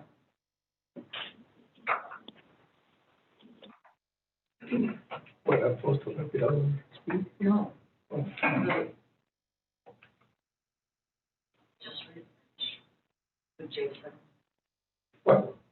How the whole thing works. Oh, this is Jason speaking. I guess there's some confusion on what some of the listeners might be thinking is process that's happening in the meeting. So the typical process is the public hearing starts, the applicant makes their case, committee asks questions of the applicant, then they go into public hearing comments where then everybody gets to say their comments, and then the applicant gets to have some time then to address those comments. That's how these public hearings have always been held in person. If anybody in the audience has attended these meetings, that's how they've always done in been done in the past. So we're not doing anything different here than normal procedure. Dave, have you been listening to the comments or not? No, I have not. Oh. Mr. Conroy. Jason, did you get a chance to look into the issue of the camper cabins that we previously discussed? Yeah, so camper cabins, they're under 100, or under 400 square feet.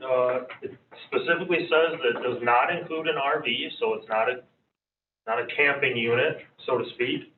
And then it says it must meet SPS 327 requirements, and that basically means that it has to be built to UDC code. But there's nothing in there that says about a time limit different than a campground. Well, we would, from the purposes of our ordinance, then have to consider them an equivalent to or the same as camping units? Yep, that's how the state looks at them. It's just that they're built slightly different. Yep. Or would it be that because we don't provide for them in our ordinance, we can't approve them? Hard question, right? Yeah.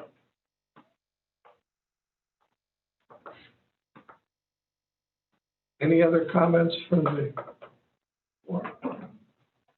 Mr. Pearson? And this is another problem I've had with maybe a little lack of understanding or a reason to go back and research our ordinance somewhat. But, you know, we've gone a long ways from campgrounds, and I've been told how to describe things by the state. We can't call them mobile homes. We got to do a whole bunch of walking around, I don't know what you would call it.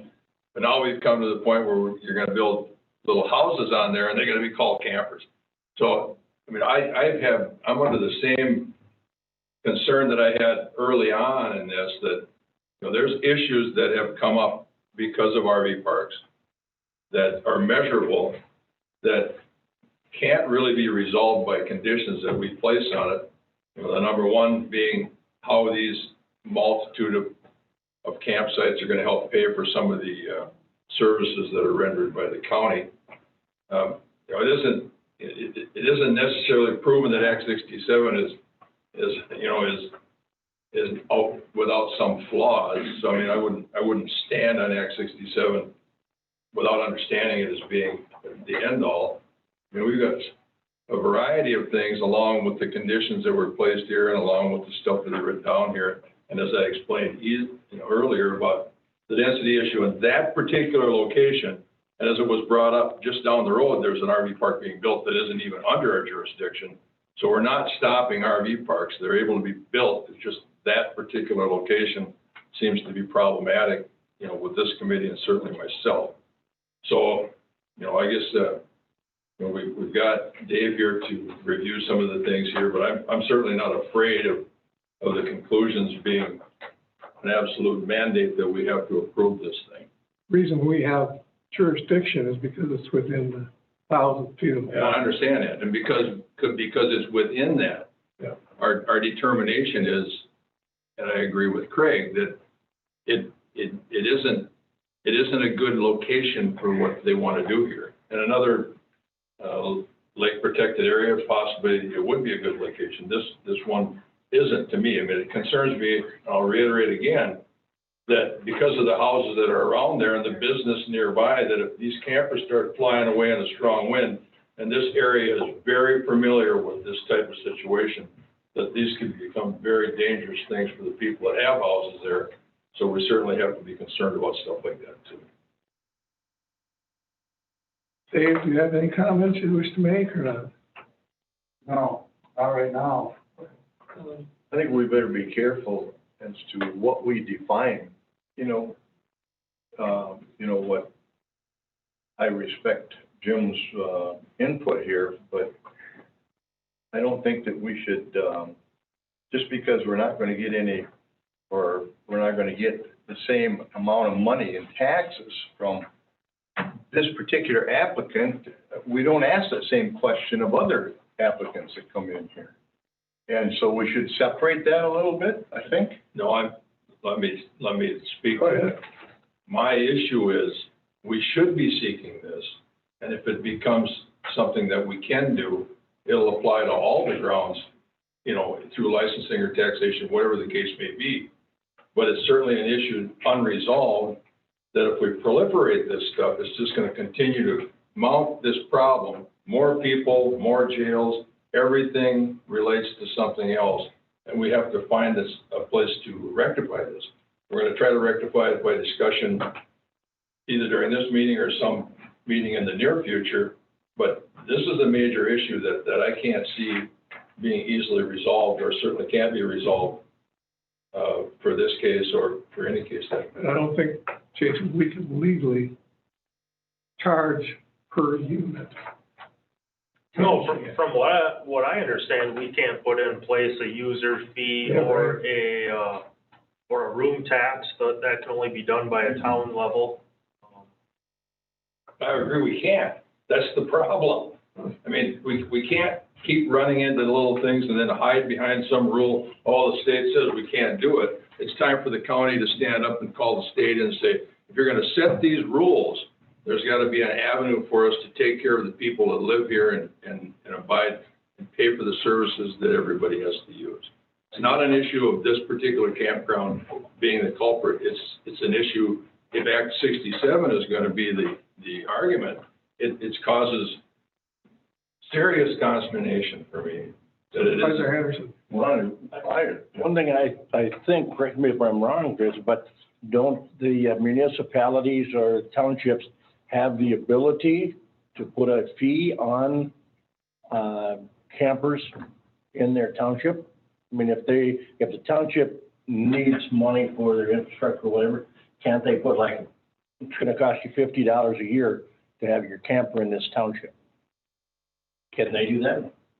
I'm not 100% sure if they can or not. I haven't researched that issue. I know it's been talked about by a few municipalities. In Oakland Township, they're considering that possibility and trying to figure out the legal wording on it. Yeah, I know Oakland's considering it. I just don't know, since I'm not involved in town. Supervisor Conrad, just to answer Super Anderson's question, I worked with Oakland a little bit on their plan development and attended some of their meetings. They were talking about it, hoping they could find a way to make it legal. I don't know that they ever did. And while I have the floor, I'd like to readdress the infrastructure concern, because in the previous application, we had no DOT approval for a connection. We had a proposal with a DOT approved connection off 70 and then connecting back to Olson Road. And at the time, I discussed the infrastructure. Olson Road was the only connection we had.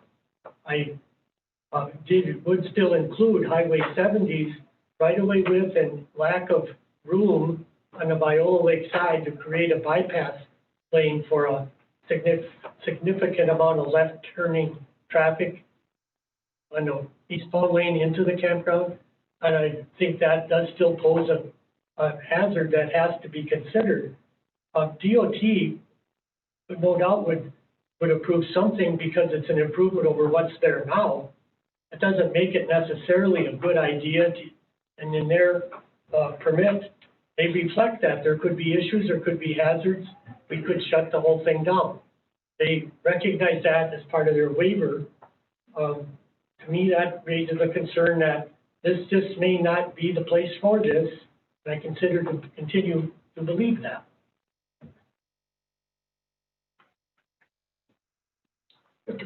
Back into decision-making, I think I still go back to the same thing. This is the wrong venue for reinventing the wheel. We're here to make a decision on CUP 2058, and that's just one application. And so to throw in all of this, the taxes and all of these other things right now is it's the wrong place to be doing it. We have meetings coming up, or at least proposed to be doing this. If we want to reinvent or change the rules, right now we have to look at Chapter 30 and Chapter 45, Burnett County. And, that's all we can't, I don't think that any decision should be made based on some of our discussion in the last, 15, 20 minutes. Supervisor, I just want to kind of throw Act 67 out there. I'm not sure if the people on the other end of the line here understand what that is or whatever. So I just would like to read two parts of it that I think that we need to weigh heavily here.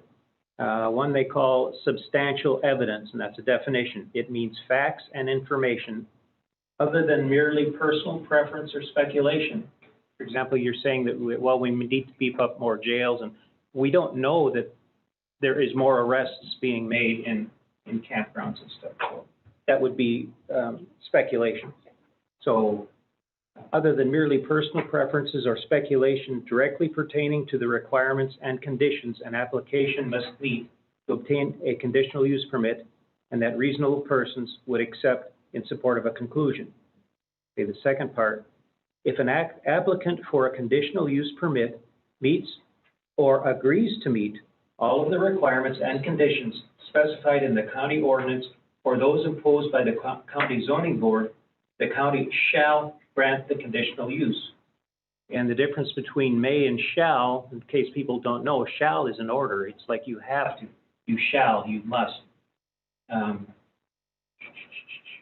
Any condition imposed must be related to the purpose of the ordinance and be based on substantial evidence. Throwing that out there again, in how their conclusion was stated, it sounds like they're really trying to build a case saying we have satisfied all of the conditions for the ordinance and our comprehensive plan, and as a result, because of Act 67, they're building a case if we don't approve it. Supervisor Conrad, yeah, that is absolutely correct. I don't believe they've satisfied, I believe they've satisfied all the conditions. There's substantial evidence that the public health, safety, and welfare is threatened by the high-intensity use on a state highway at this location with minimal or lacking infrastructure. That's measurable by traffic count, that's measurable by a lot of testimony we heard today from a lot of people, how many driveways exist already on 70 connecting to Viola Lake, all the existing traffic pattern that's there, that's measurable. So it's a place that is not necessarily a good place to do that. I think that alone is substantial evidence. I think there's substantial evidence about some of the other aspects of our ordinance that we require. Substantial evidence that appropriate location, nature, and size of the proposed use required by Section 30 and 45. Lack of compatibility with existing land uses on adjacent lands is a condition in our ordinance. Substantial evidence has been testified to that won't happen.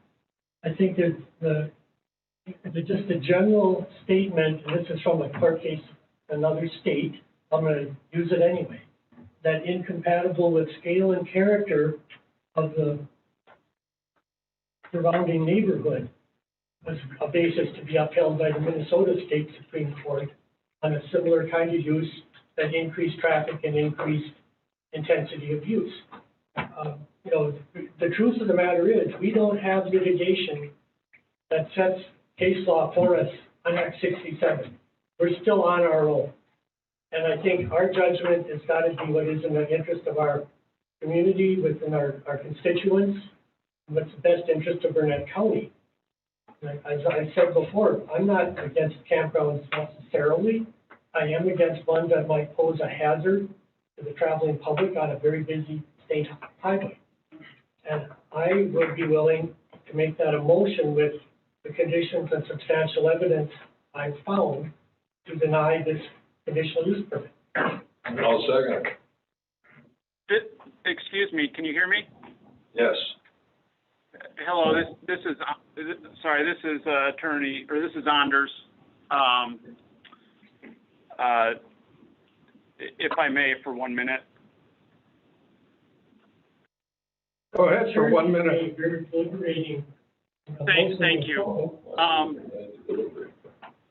I'll say in terms of building a case, we're building a case for you to have substantial evidence to approve this, because we know you're coming under a lot of heat from the public.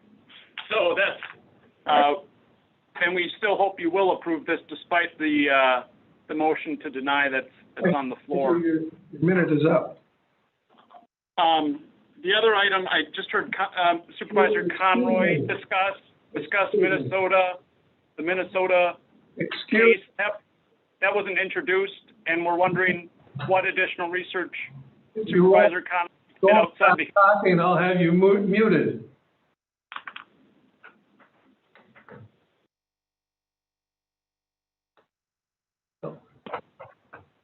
Now,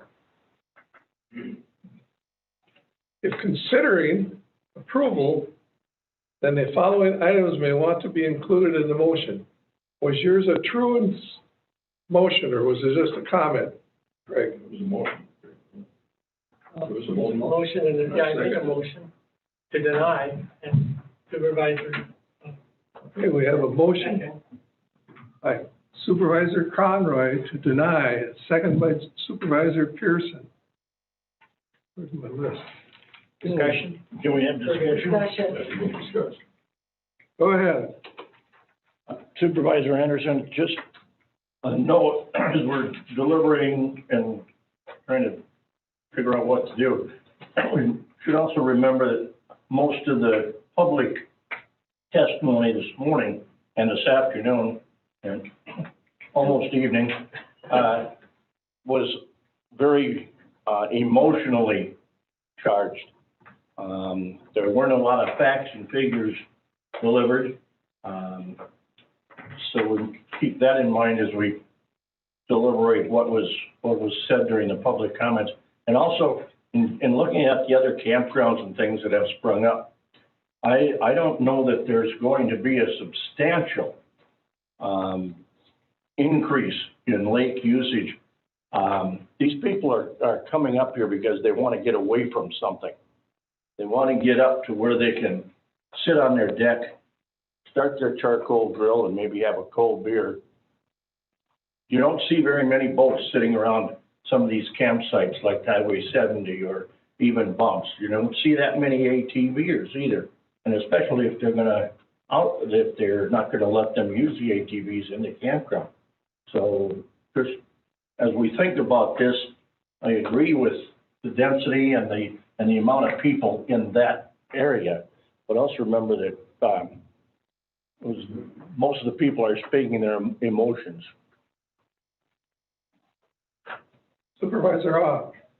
Supervisor Ah, I guess in regards to the motion, I think you had the two, one was safety and the other was incompatibility. I can understand the safety, and even though there's no clear evidence for it, I think that a reasonable person could deduce that there's possibly a safety hazard there. As far as compatibility, I'm struggling with that one as a valid reason to deny, because, well, first, do we have any other precedents? Have we approved any other campsites that are in this kind of zoning? I do, Supervisor Conrad. My response to that would be that there has to be considered to be a difference between expansion of existing facilities, campgrounds, and new ones where there have never have been there before. No existing pattern of development. That's the same thing when you compare value, which is subjective and is speculative when you're talking about new development. Where you have existing development, you can compare apples and apples a little bit. And I don't disagree, we found locations where existing sales have shown no loss in value near a campground, but that campground's been there for 50 years. When you drop something like that into an area where it has never been before, I think there is a really rational belief that it's going to have an effect and probably not positive. Now, so in the case of other things we've approved, almost invariably, they've been expansions of existing facilities. Except the 70s campground. Right, which was a redevelopment of a commercial site. Yeah. And we did do a new one in town of Dewey, in an isolated area for a transient type. Yeah, that was totally different. Yeah, that was totally different, yeah. And that's about, we also approved Pardon's at the west side of Danbury. Yeah. New, but in the area where the town of Swiss's plan provided for such, and there was an express need for ATV and Wild River, Scenic Riverway users there. And, those are also pretty remote, isolated, not near anyone type of location. Everyone is going to be different, all case by case. And I think you have to look at each one and look at what you can measure in each case. I agree with you, except I think that the 70s and possibly Danbury could be used as cases citing that we approved them and they were similar. So, I'm just saying. Supervisor Anderson. I don't, maybe my memory's failing me, but did we get any kind of response from Sand Lake Township? No correspondence from the town of Sand Lake. And this is Brian. Can I speak to that for a moment? Oh, we're discussing this. Any other supervisors wish to make comments?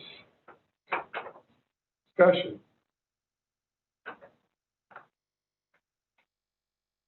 If not, we have a motion to deny made by Supervisor Conroy. But was there a condition on that motion? I think you had a condition on that motion. There's justifications and it was. Yes, just say that. They weren't conditions, they were justifications. Substantial evidence, yes. I enumerated substantial evidence and then made it a motion. I could do it again. No, that's fine. I just wanted to understand what the. We have a motion and a second by Supervisor Pearson. The yes or no or denial. Supervisor Pearson. Yes. Supervisor Patton. Yeah, I just want to make certain that I'm saying yes to what I understand. I'll have the chair restate the motion. Yeah, one more time. Motion is to deny CUP 20-58. There was more to it. That was the motion. Well, for the vote, right, I said, He just stated his reasons for making the denial. right, I gave my rationale first and then said I would make that a motion.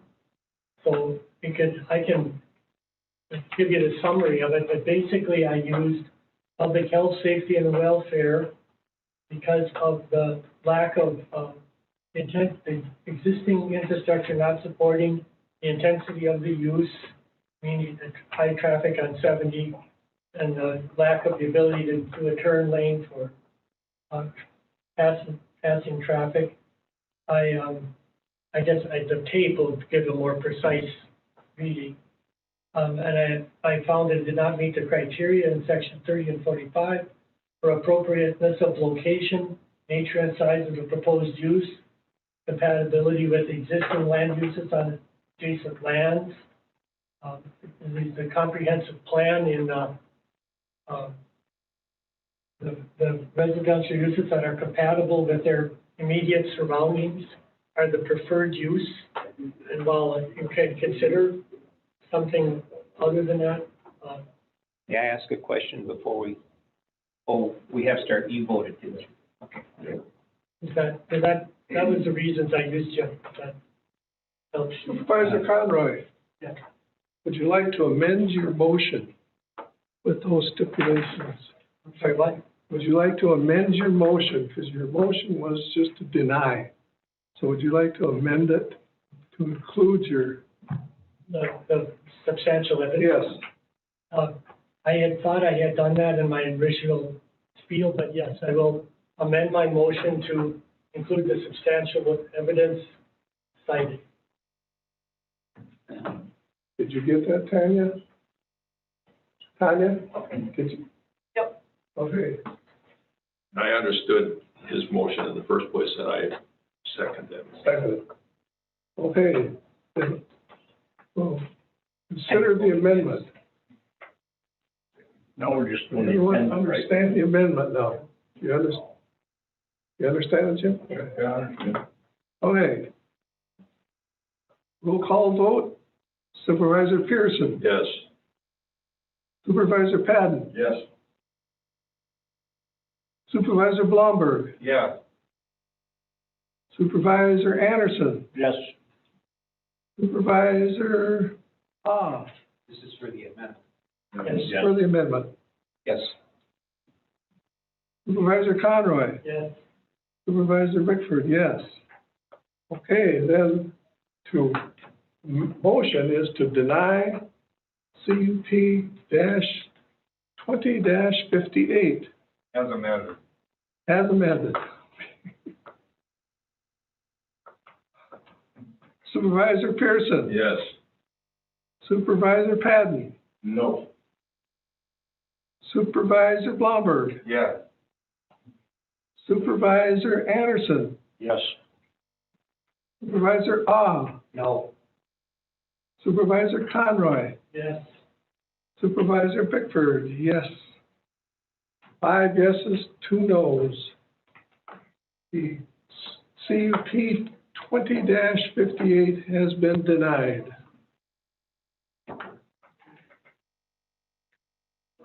Next on the agenda is to discussion on next steps for future ordinance amendments.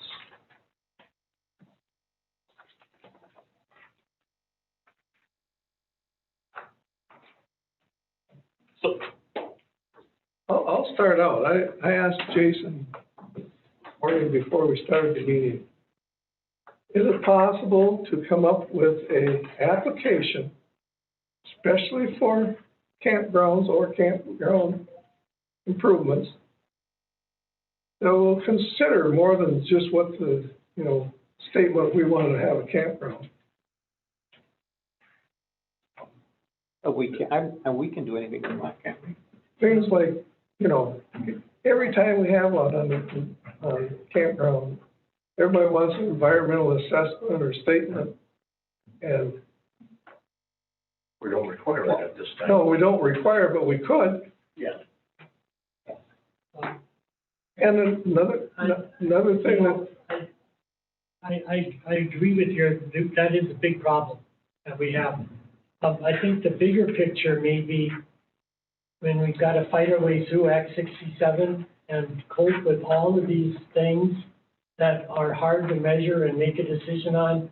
And as a conditional use permit, the town is advisory when it does respond and doesn't really have any authority.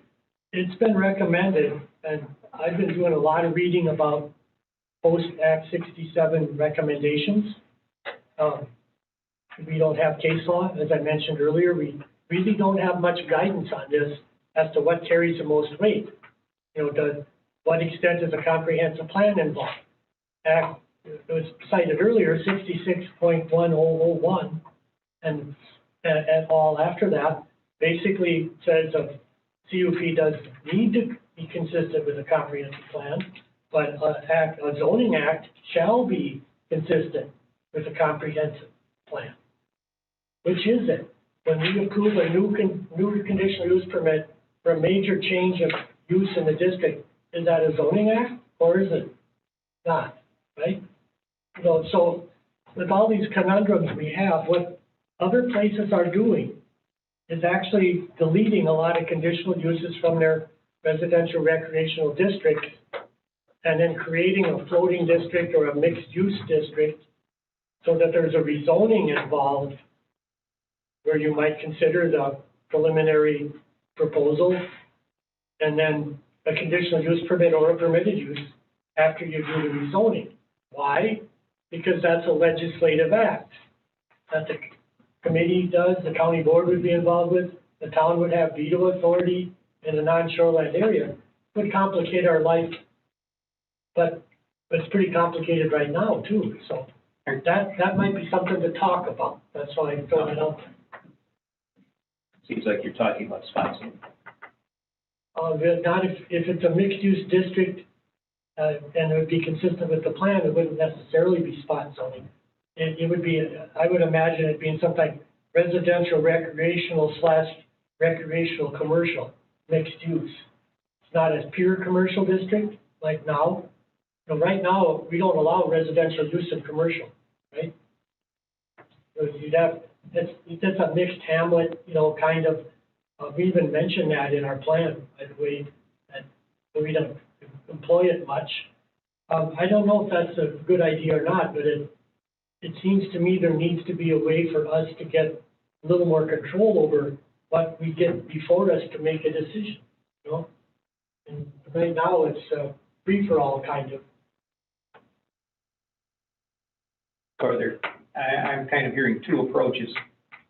One is the forum that Norm is talking about, and maybe that's a first step or a stopgap rather than moratorium to have, to get that clearly defined or something, and then to look at how we proceed not only with campgrounds, but with conditional uses. I think conditional uses in general, we're seeing the main issue with campgrounds right now, but there's probably something else out there that's gonna come up, and we're gonna be right in the same boat we are now. I think the idea of a two-tier review is a good one. I'm not sure how we do that though, because what we're trying to avoid, and I completely agree with Jason about this, is we get as much information as we can to decide if we're gonna go forward. And then if we do go forward, a lot of times we postpone a decision until these things we've asked the applicant to complete come back to us so we can make the final decision. But if we have them do that and then come back and deny it anyway, that's not a good way to run a railroad either, right? So it's a complicated world we live in, kind of due to Act 67. You know, in my 30-some years of experience here, I saw committees just deny things because there was a lot of opposition. We used to. You know, that was not uncommon. We used to before Act 67. Yeah, that's what I mean. And sometimes you maybe shouldn't have denied them because maybe they were approvable, but, you know, you can look, Brian Ohm at UWSP will, it's not a popularity contest anymore, you know. Who gets there firstest with the mostest men doesn't win anymore necessarily, right? Bedford Forest would have been embarrassed to learn that, but that's the way it is now. We have to kind of relook at how we do this. I do think it's being forced upon us to evaluate the whole process, really, and what we do and do not provide as conditional uses. Chuck, you would remember when we had recreational residential rentals. Oh, yeah. Conditional use permit, hardly ever approved one. We never. It ought to not be in the ordinance if you aren't gonna ever do it. Right? Yeah. And if you always do it, it ought not to be a conditional use. Yeah. You know, that's the kind of debate we have to have. So I think we might want to decide how, you know, you want to form a subcommittee of members of this committee to hammer out some recommendations and then take them to a meeting, or, you know, I don't know, there's ways to do it. Part of what the public has been asking for is a moratorium, which would stop applications right now. Approvals at least, yeah. Yeah, but like the CAFO stuff, because that one application is in, and we don't have any ground rules for it, we can't not say that it has been applied. I mean, we can't change the rules on it. The CAFO thing, though, has some unique law that grants, I mean, it's appalling to me that you can apply for a CAFO and 5 years later then say, okay, I want to do it now. You don't have to reapply. That's just crazy, but that's different than this. All I'm thinking is we've seen a rush lately, and maybe especially after people started talking about a moratorium. That Well, we've had this rush, and some of them were just seem to be not well thought out. I think whether we decide to do a moratorium or not, Dave is gonna have to answer this one. This committee cannot impose a moratorium. It would have to be a recommendation and a resolution to county board. To do that, it would have to have an end, a prescribed period, 3 months or something, however long it would take us to sort out what we want to do.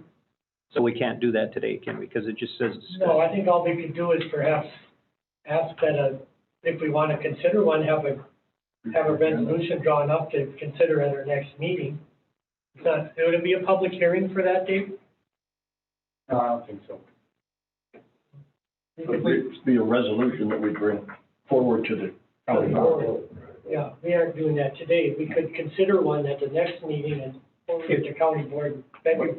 We would have a resolution that would say something to the effect that we'd like to, put a moratorium until we can put a committee together and get some more guidance.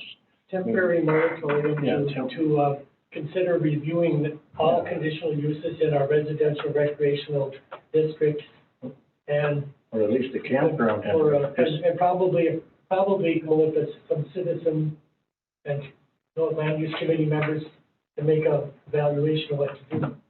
So I think the biggest thing that we're faced with right now is this campground thing has exploded.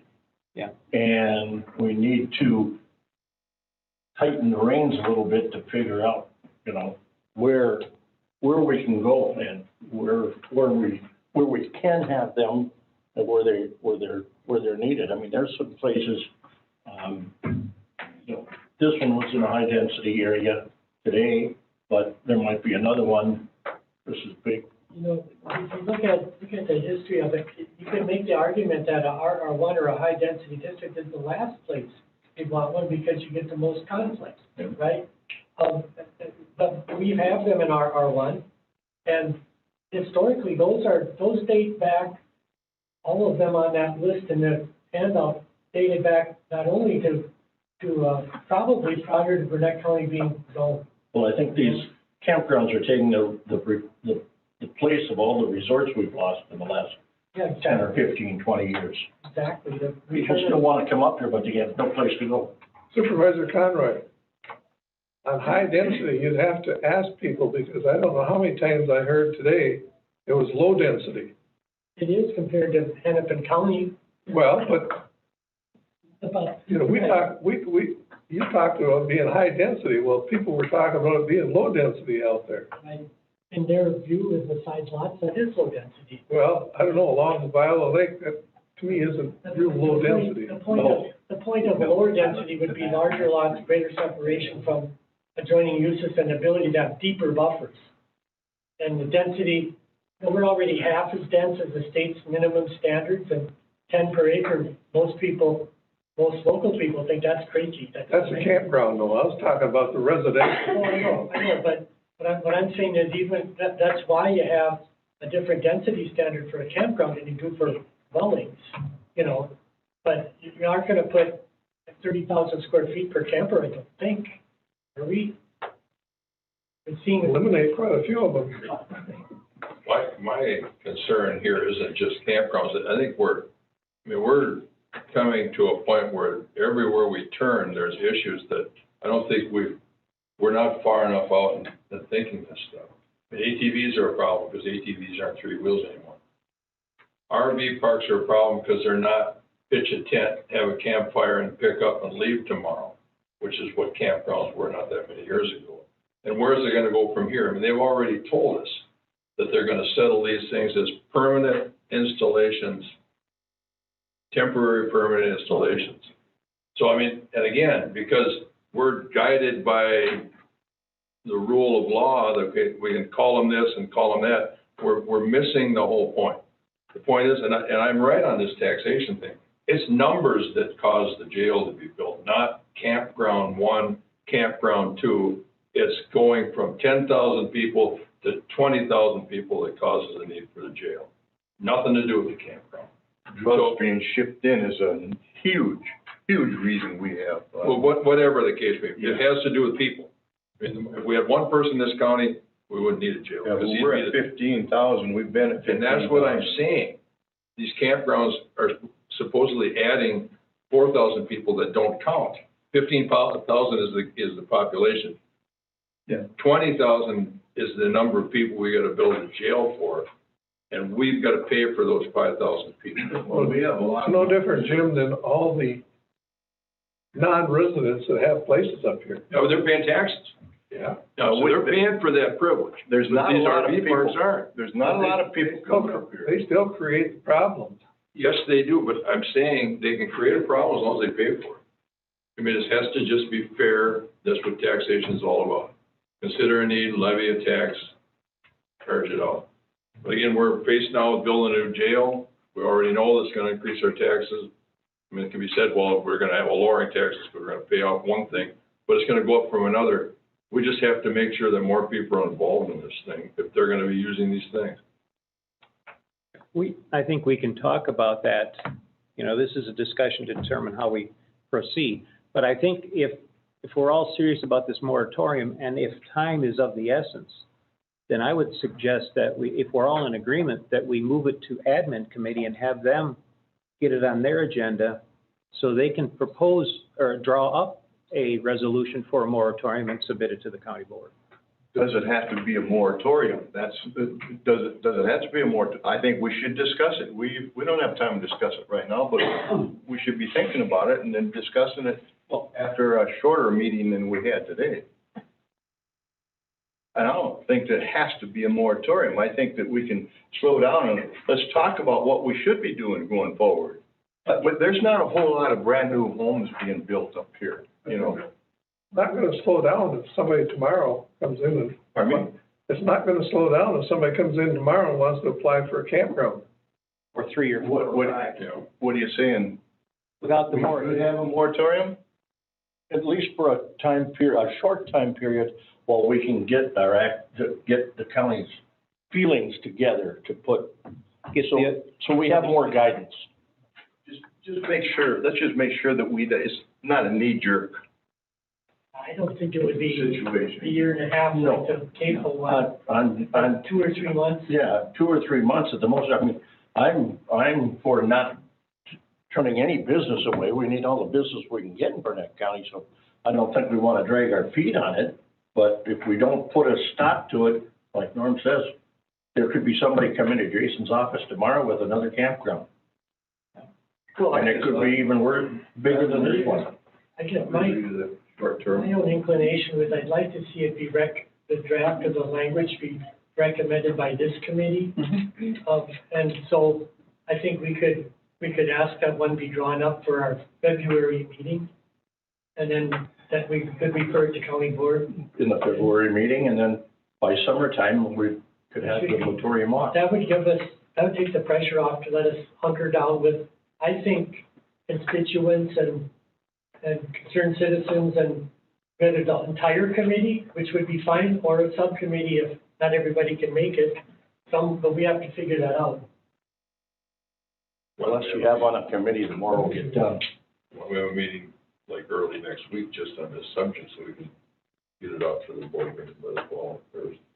I don't think we want to do it so fast that we compromise it though. It took us, you may remember the CAFO application got made right ahead of our meeting to do the moratorium. So That's why I'm they suggesting. preempted us by getting that in. Well, what do you need for a moratorium? All you need is the decision to do a moratorium and then the timeframes is set. Right? I mean. No, I'm just saying, just referring to the CAFO. Yeah. Only, that was sitting out there, and then when word came out, we were working on a moratorium and noticing it, that we were going to do that, then we got an application submitted prior to the moratorium taking effect. That could happen, but that's a chance you take. Well, it would seem like it would be a benefit to the people applying if we have a moratorium, because it looks like we're voting them down now anyway, so have a moratorium and decide how we're gonna proceed, so at least have direction. What's the content of a resolution for a moratorium? Well, been a long time since I wrote one, but it would just be that we would, You're gonna do because it. of concerns raised by the public and by the land use committee, and the need to address circumstances that have changed under the adoption of Act 67, limiting conditional use discretion, et cetera, therefore be it resolved. I was Put a just thinking about moratorium that. until a certain date. Such a thing, yeah, so That'd be it. I don't, Oh, he is. think we need to go to a month from now, a whole nother meeting to, No, I mean, our upcoming meeting in February, What? which is only a couple weeks away, we could approve, have it drafted. it's a month away. No, it's only 2 weeks away. We're already halfway through January. February 2nd would be our, something like that. What's the deadline for application? Oh, yeah, there's a. We don't have making such a decision on the agenda today anyway. The deadline for the February agenda is already passed for conditional use.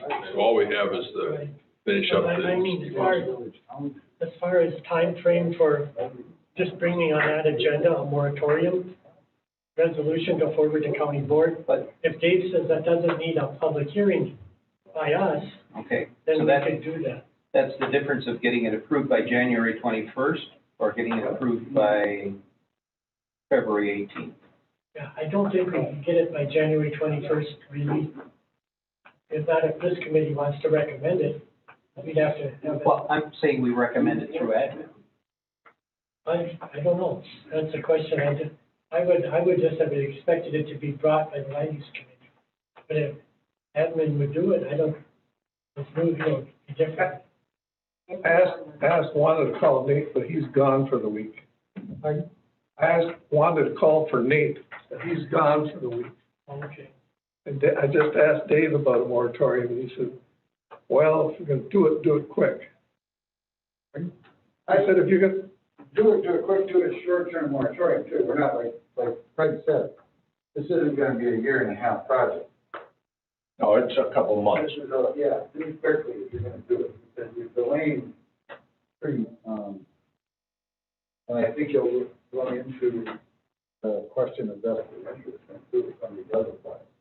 Or has already bought the land to build something, and then you say, no, you can't do it now. Those are all questions that are gonna come along for the moratorium. So if you're gonna do it, I think it's gonna be a very short one. Right. But it shouldn't need to be that long. It isn't that many things to talk about. Supervisor Off, Yes. maybe the suggestion is to have a vote or a motion here to ask the administration committee, turn it over to Nate. He can say whether yes or no. To draw up a resolution for, For a resolution for a moratorium. You could make that a motion. yeah. Yeah, Yeah, that's what he said. I'll make that a motion that we, refer to the admin, but have Nate decide or draft it. But I think we still need to propose the details of it, which I think the only details we need is really the justification and the, length. Okay. Just a note of, consideration. On the agenda, it was discussion on next steps for future ordinance amendments. Now, that's very broad, so it could cover the pieces you're supposed, you need to work on with the CAFO business or what came out of the LSLS. Maybe also there's pieces, all of that.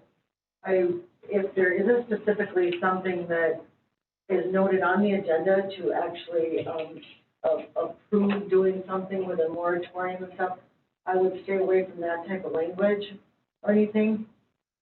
Just because it's not on the agenda and, well, but that does not not allow you to have someone, check with administration or with Chairman Taylor as far as bringing, possibly developing something through the administration committee, if you want to move something forward. I would argue that part of a discussion of future ordinance amendments would be if a moratorium is necessary to while you're doing that. But that was sort of why I was suggesting we bring the moratorium on our agenda in February, and then we'd be safe from that issue that we. Yeah. Yeah, that was why I was thinking of February. Just wanting everyone to keep that in the back of your mind when you're moving forward with things.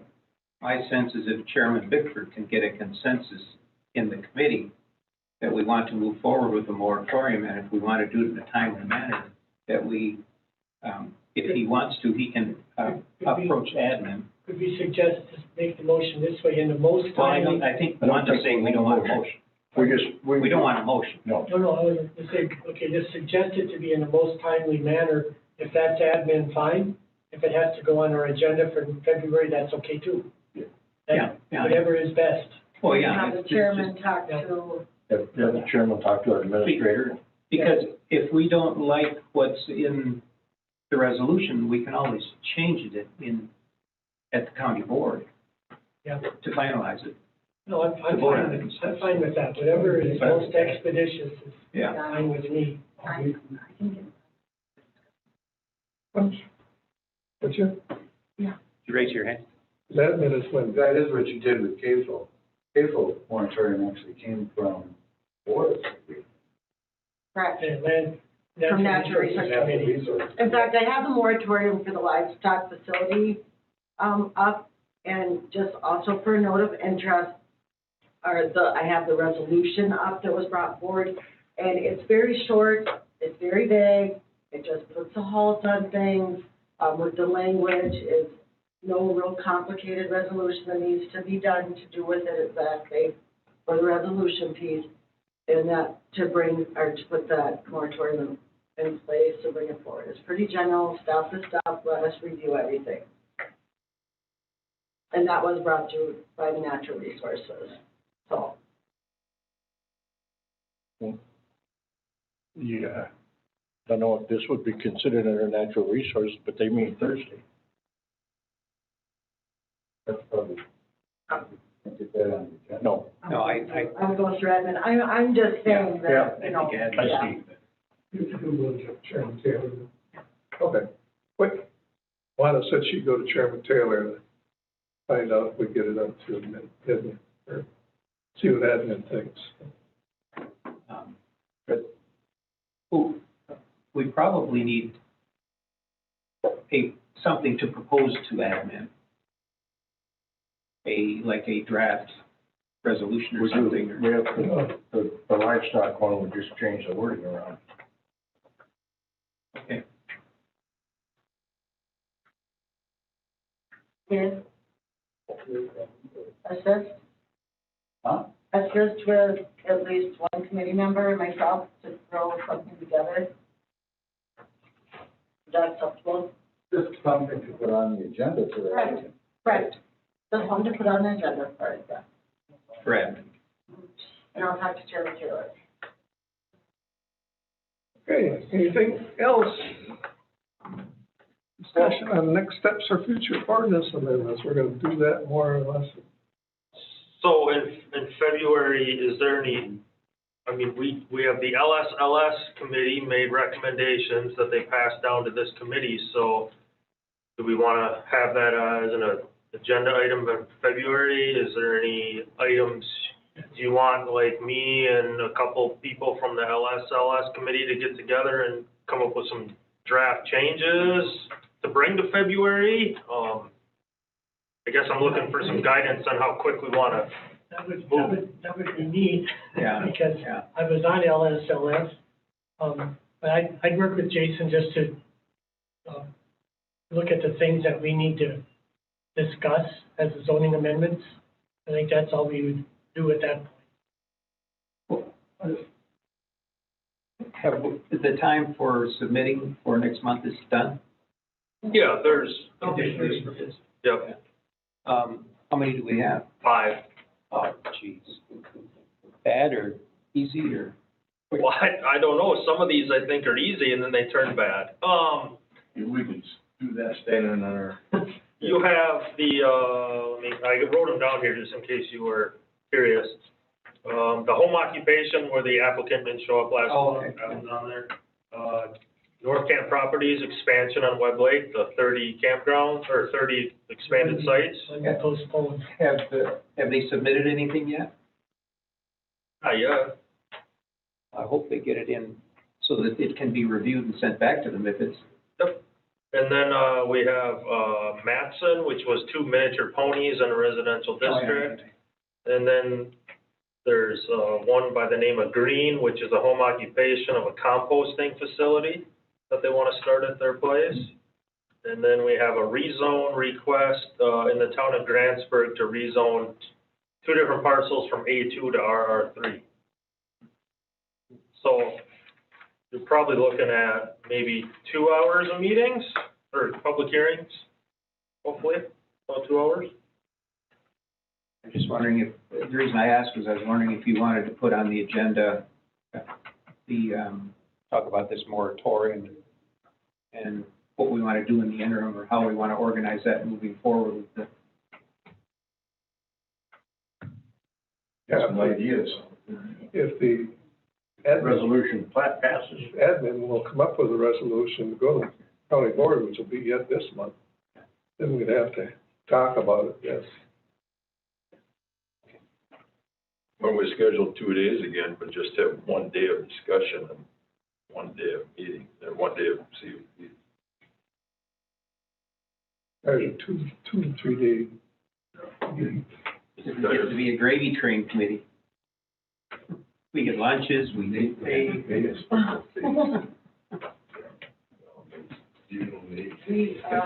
No worse done. For the committee's, information, I did go to Administrator Nate last, after Wednesday's meeting, about mileage for members going out to check on these CUPs. And he said that he would talk to Chairman Taylor, and it would probably have to go to county board to be approved, so. It's going to be on admin and county board this month, it is. just so you know.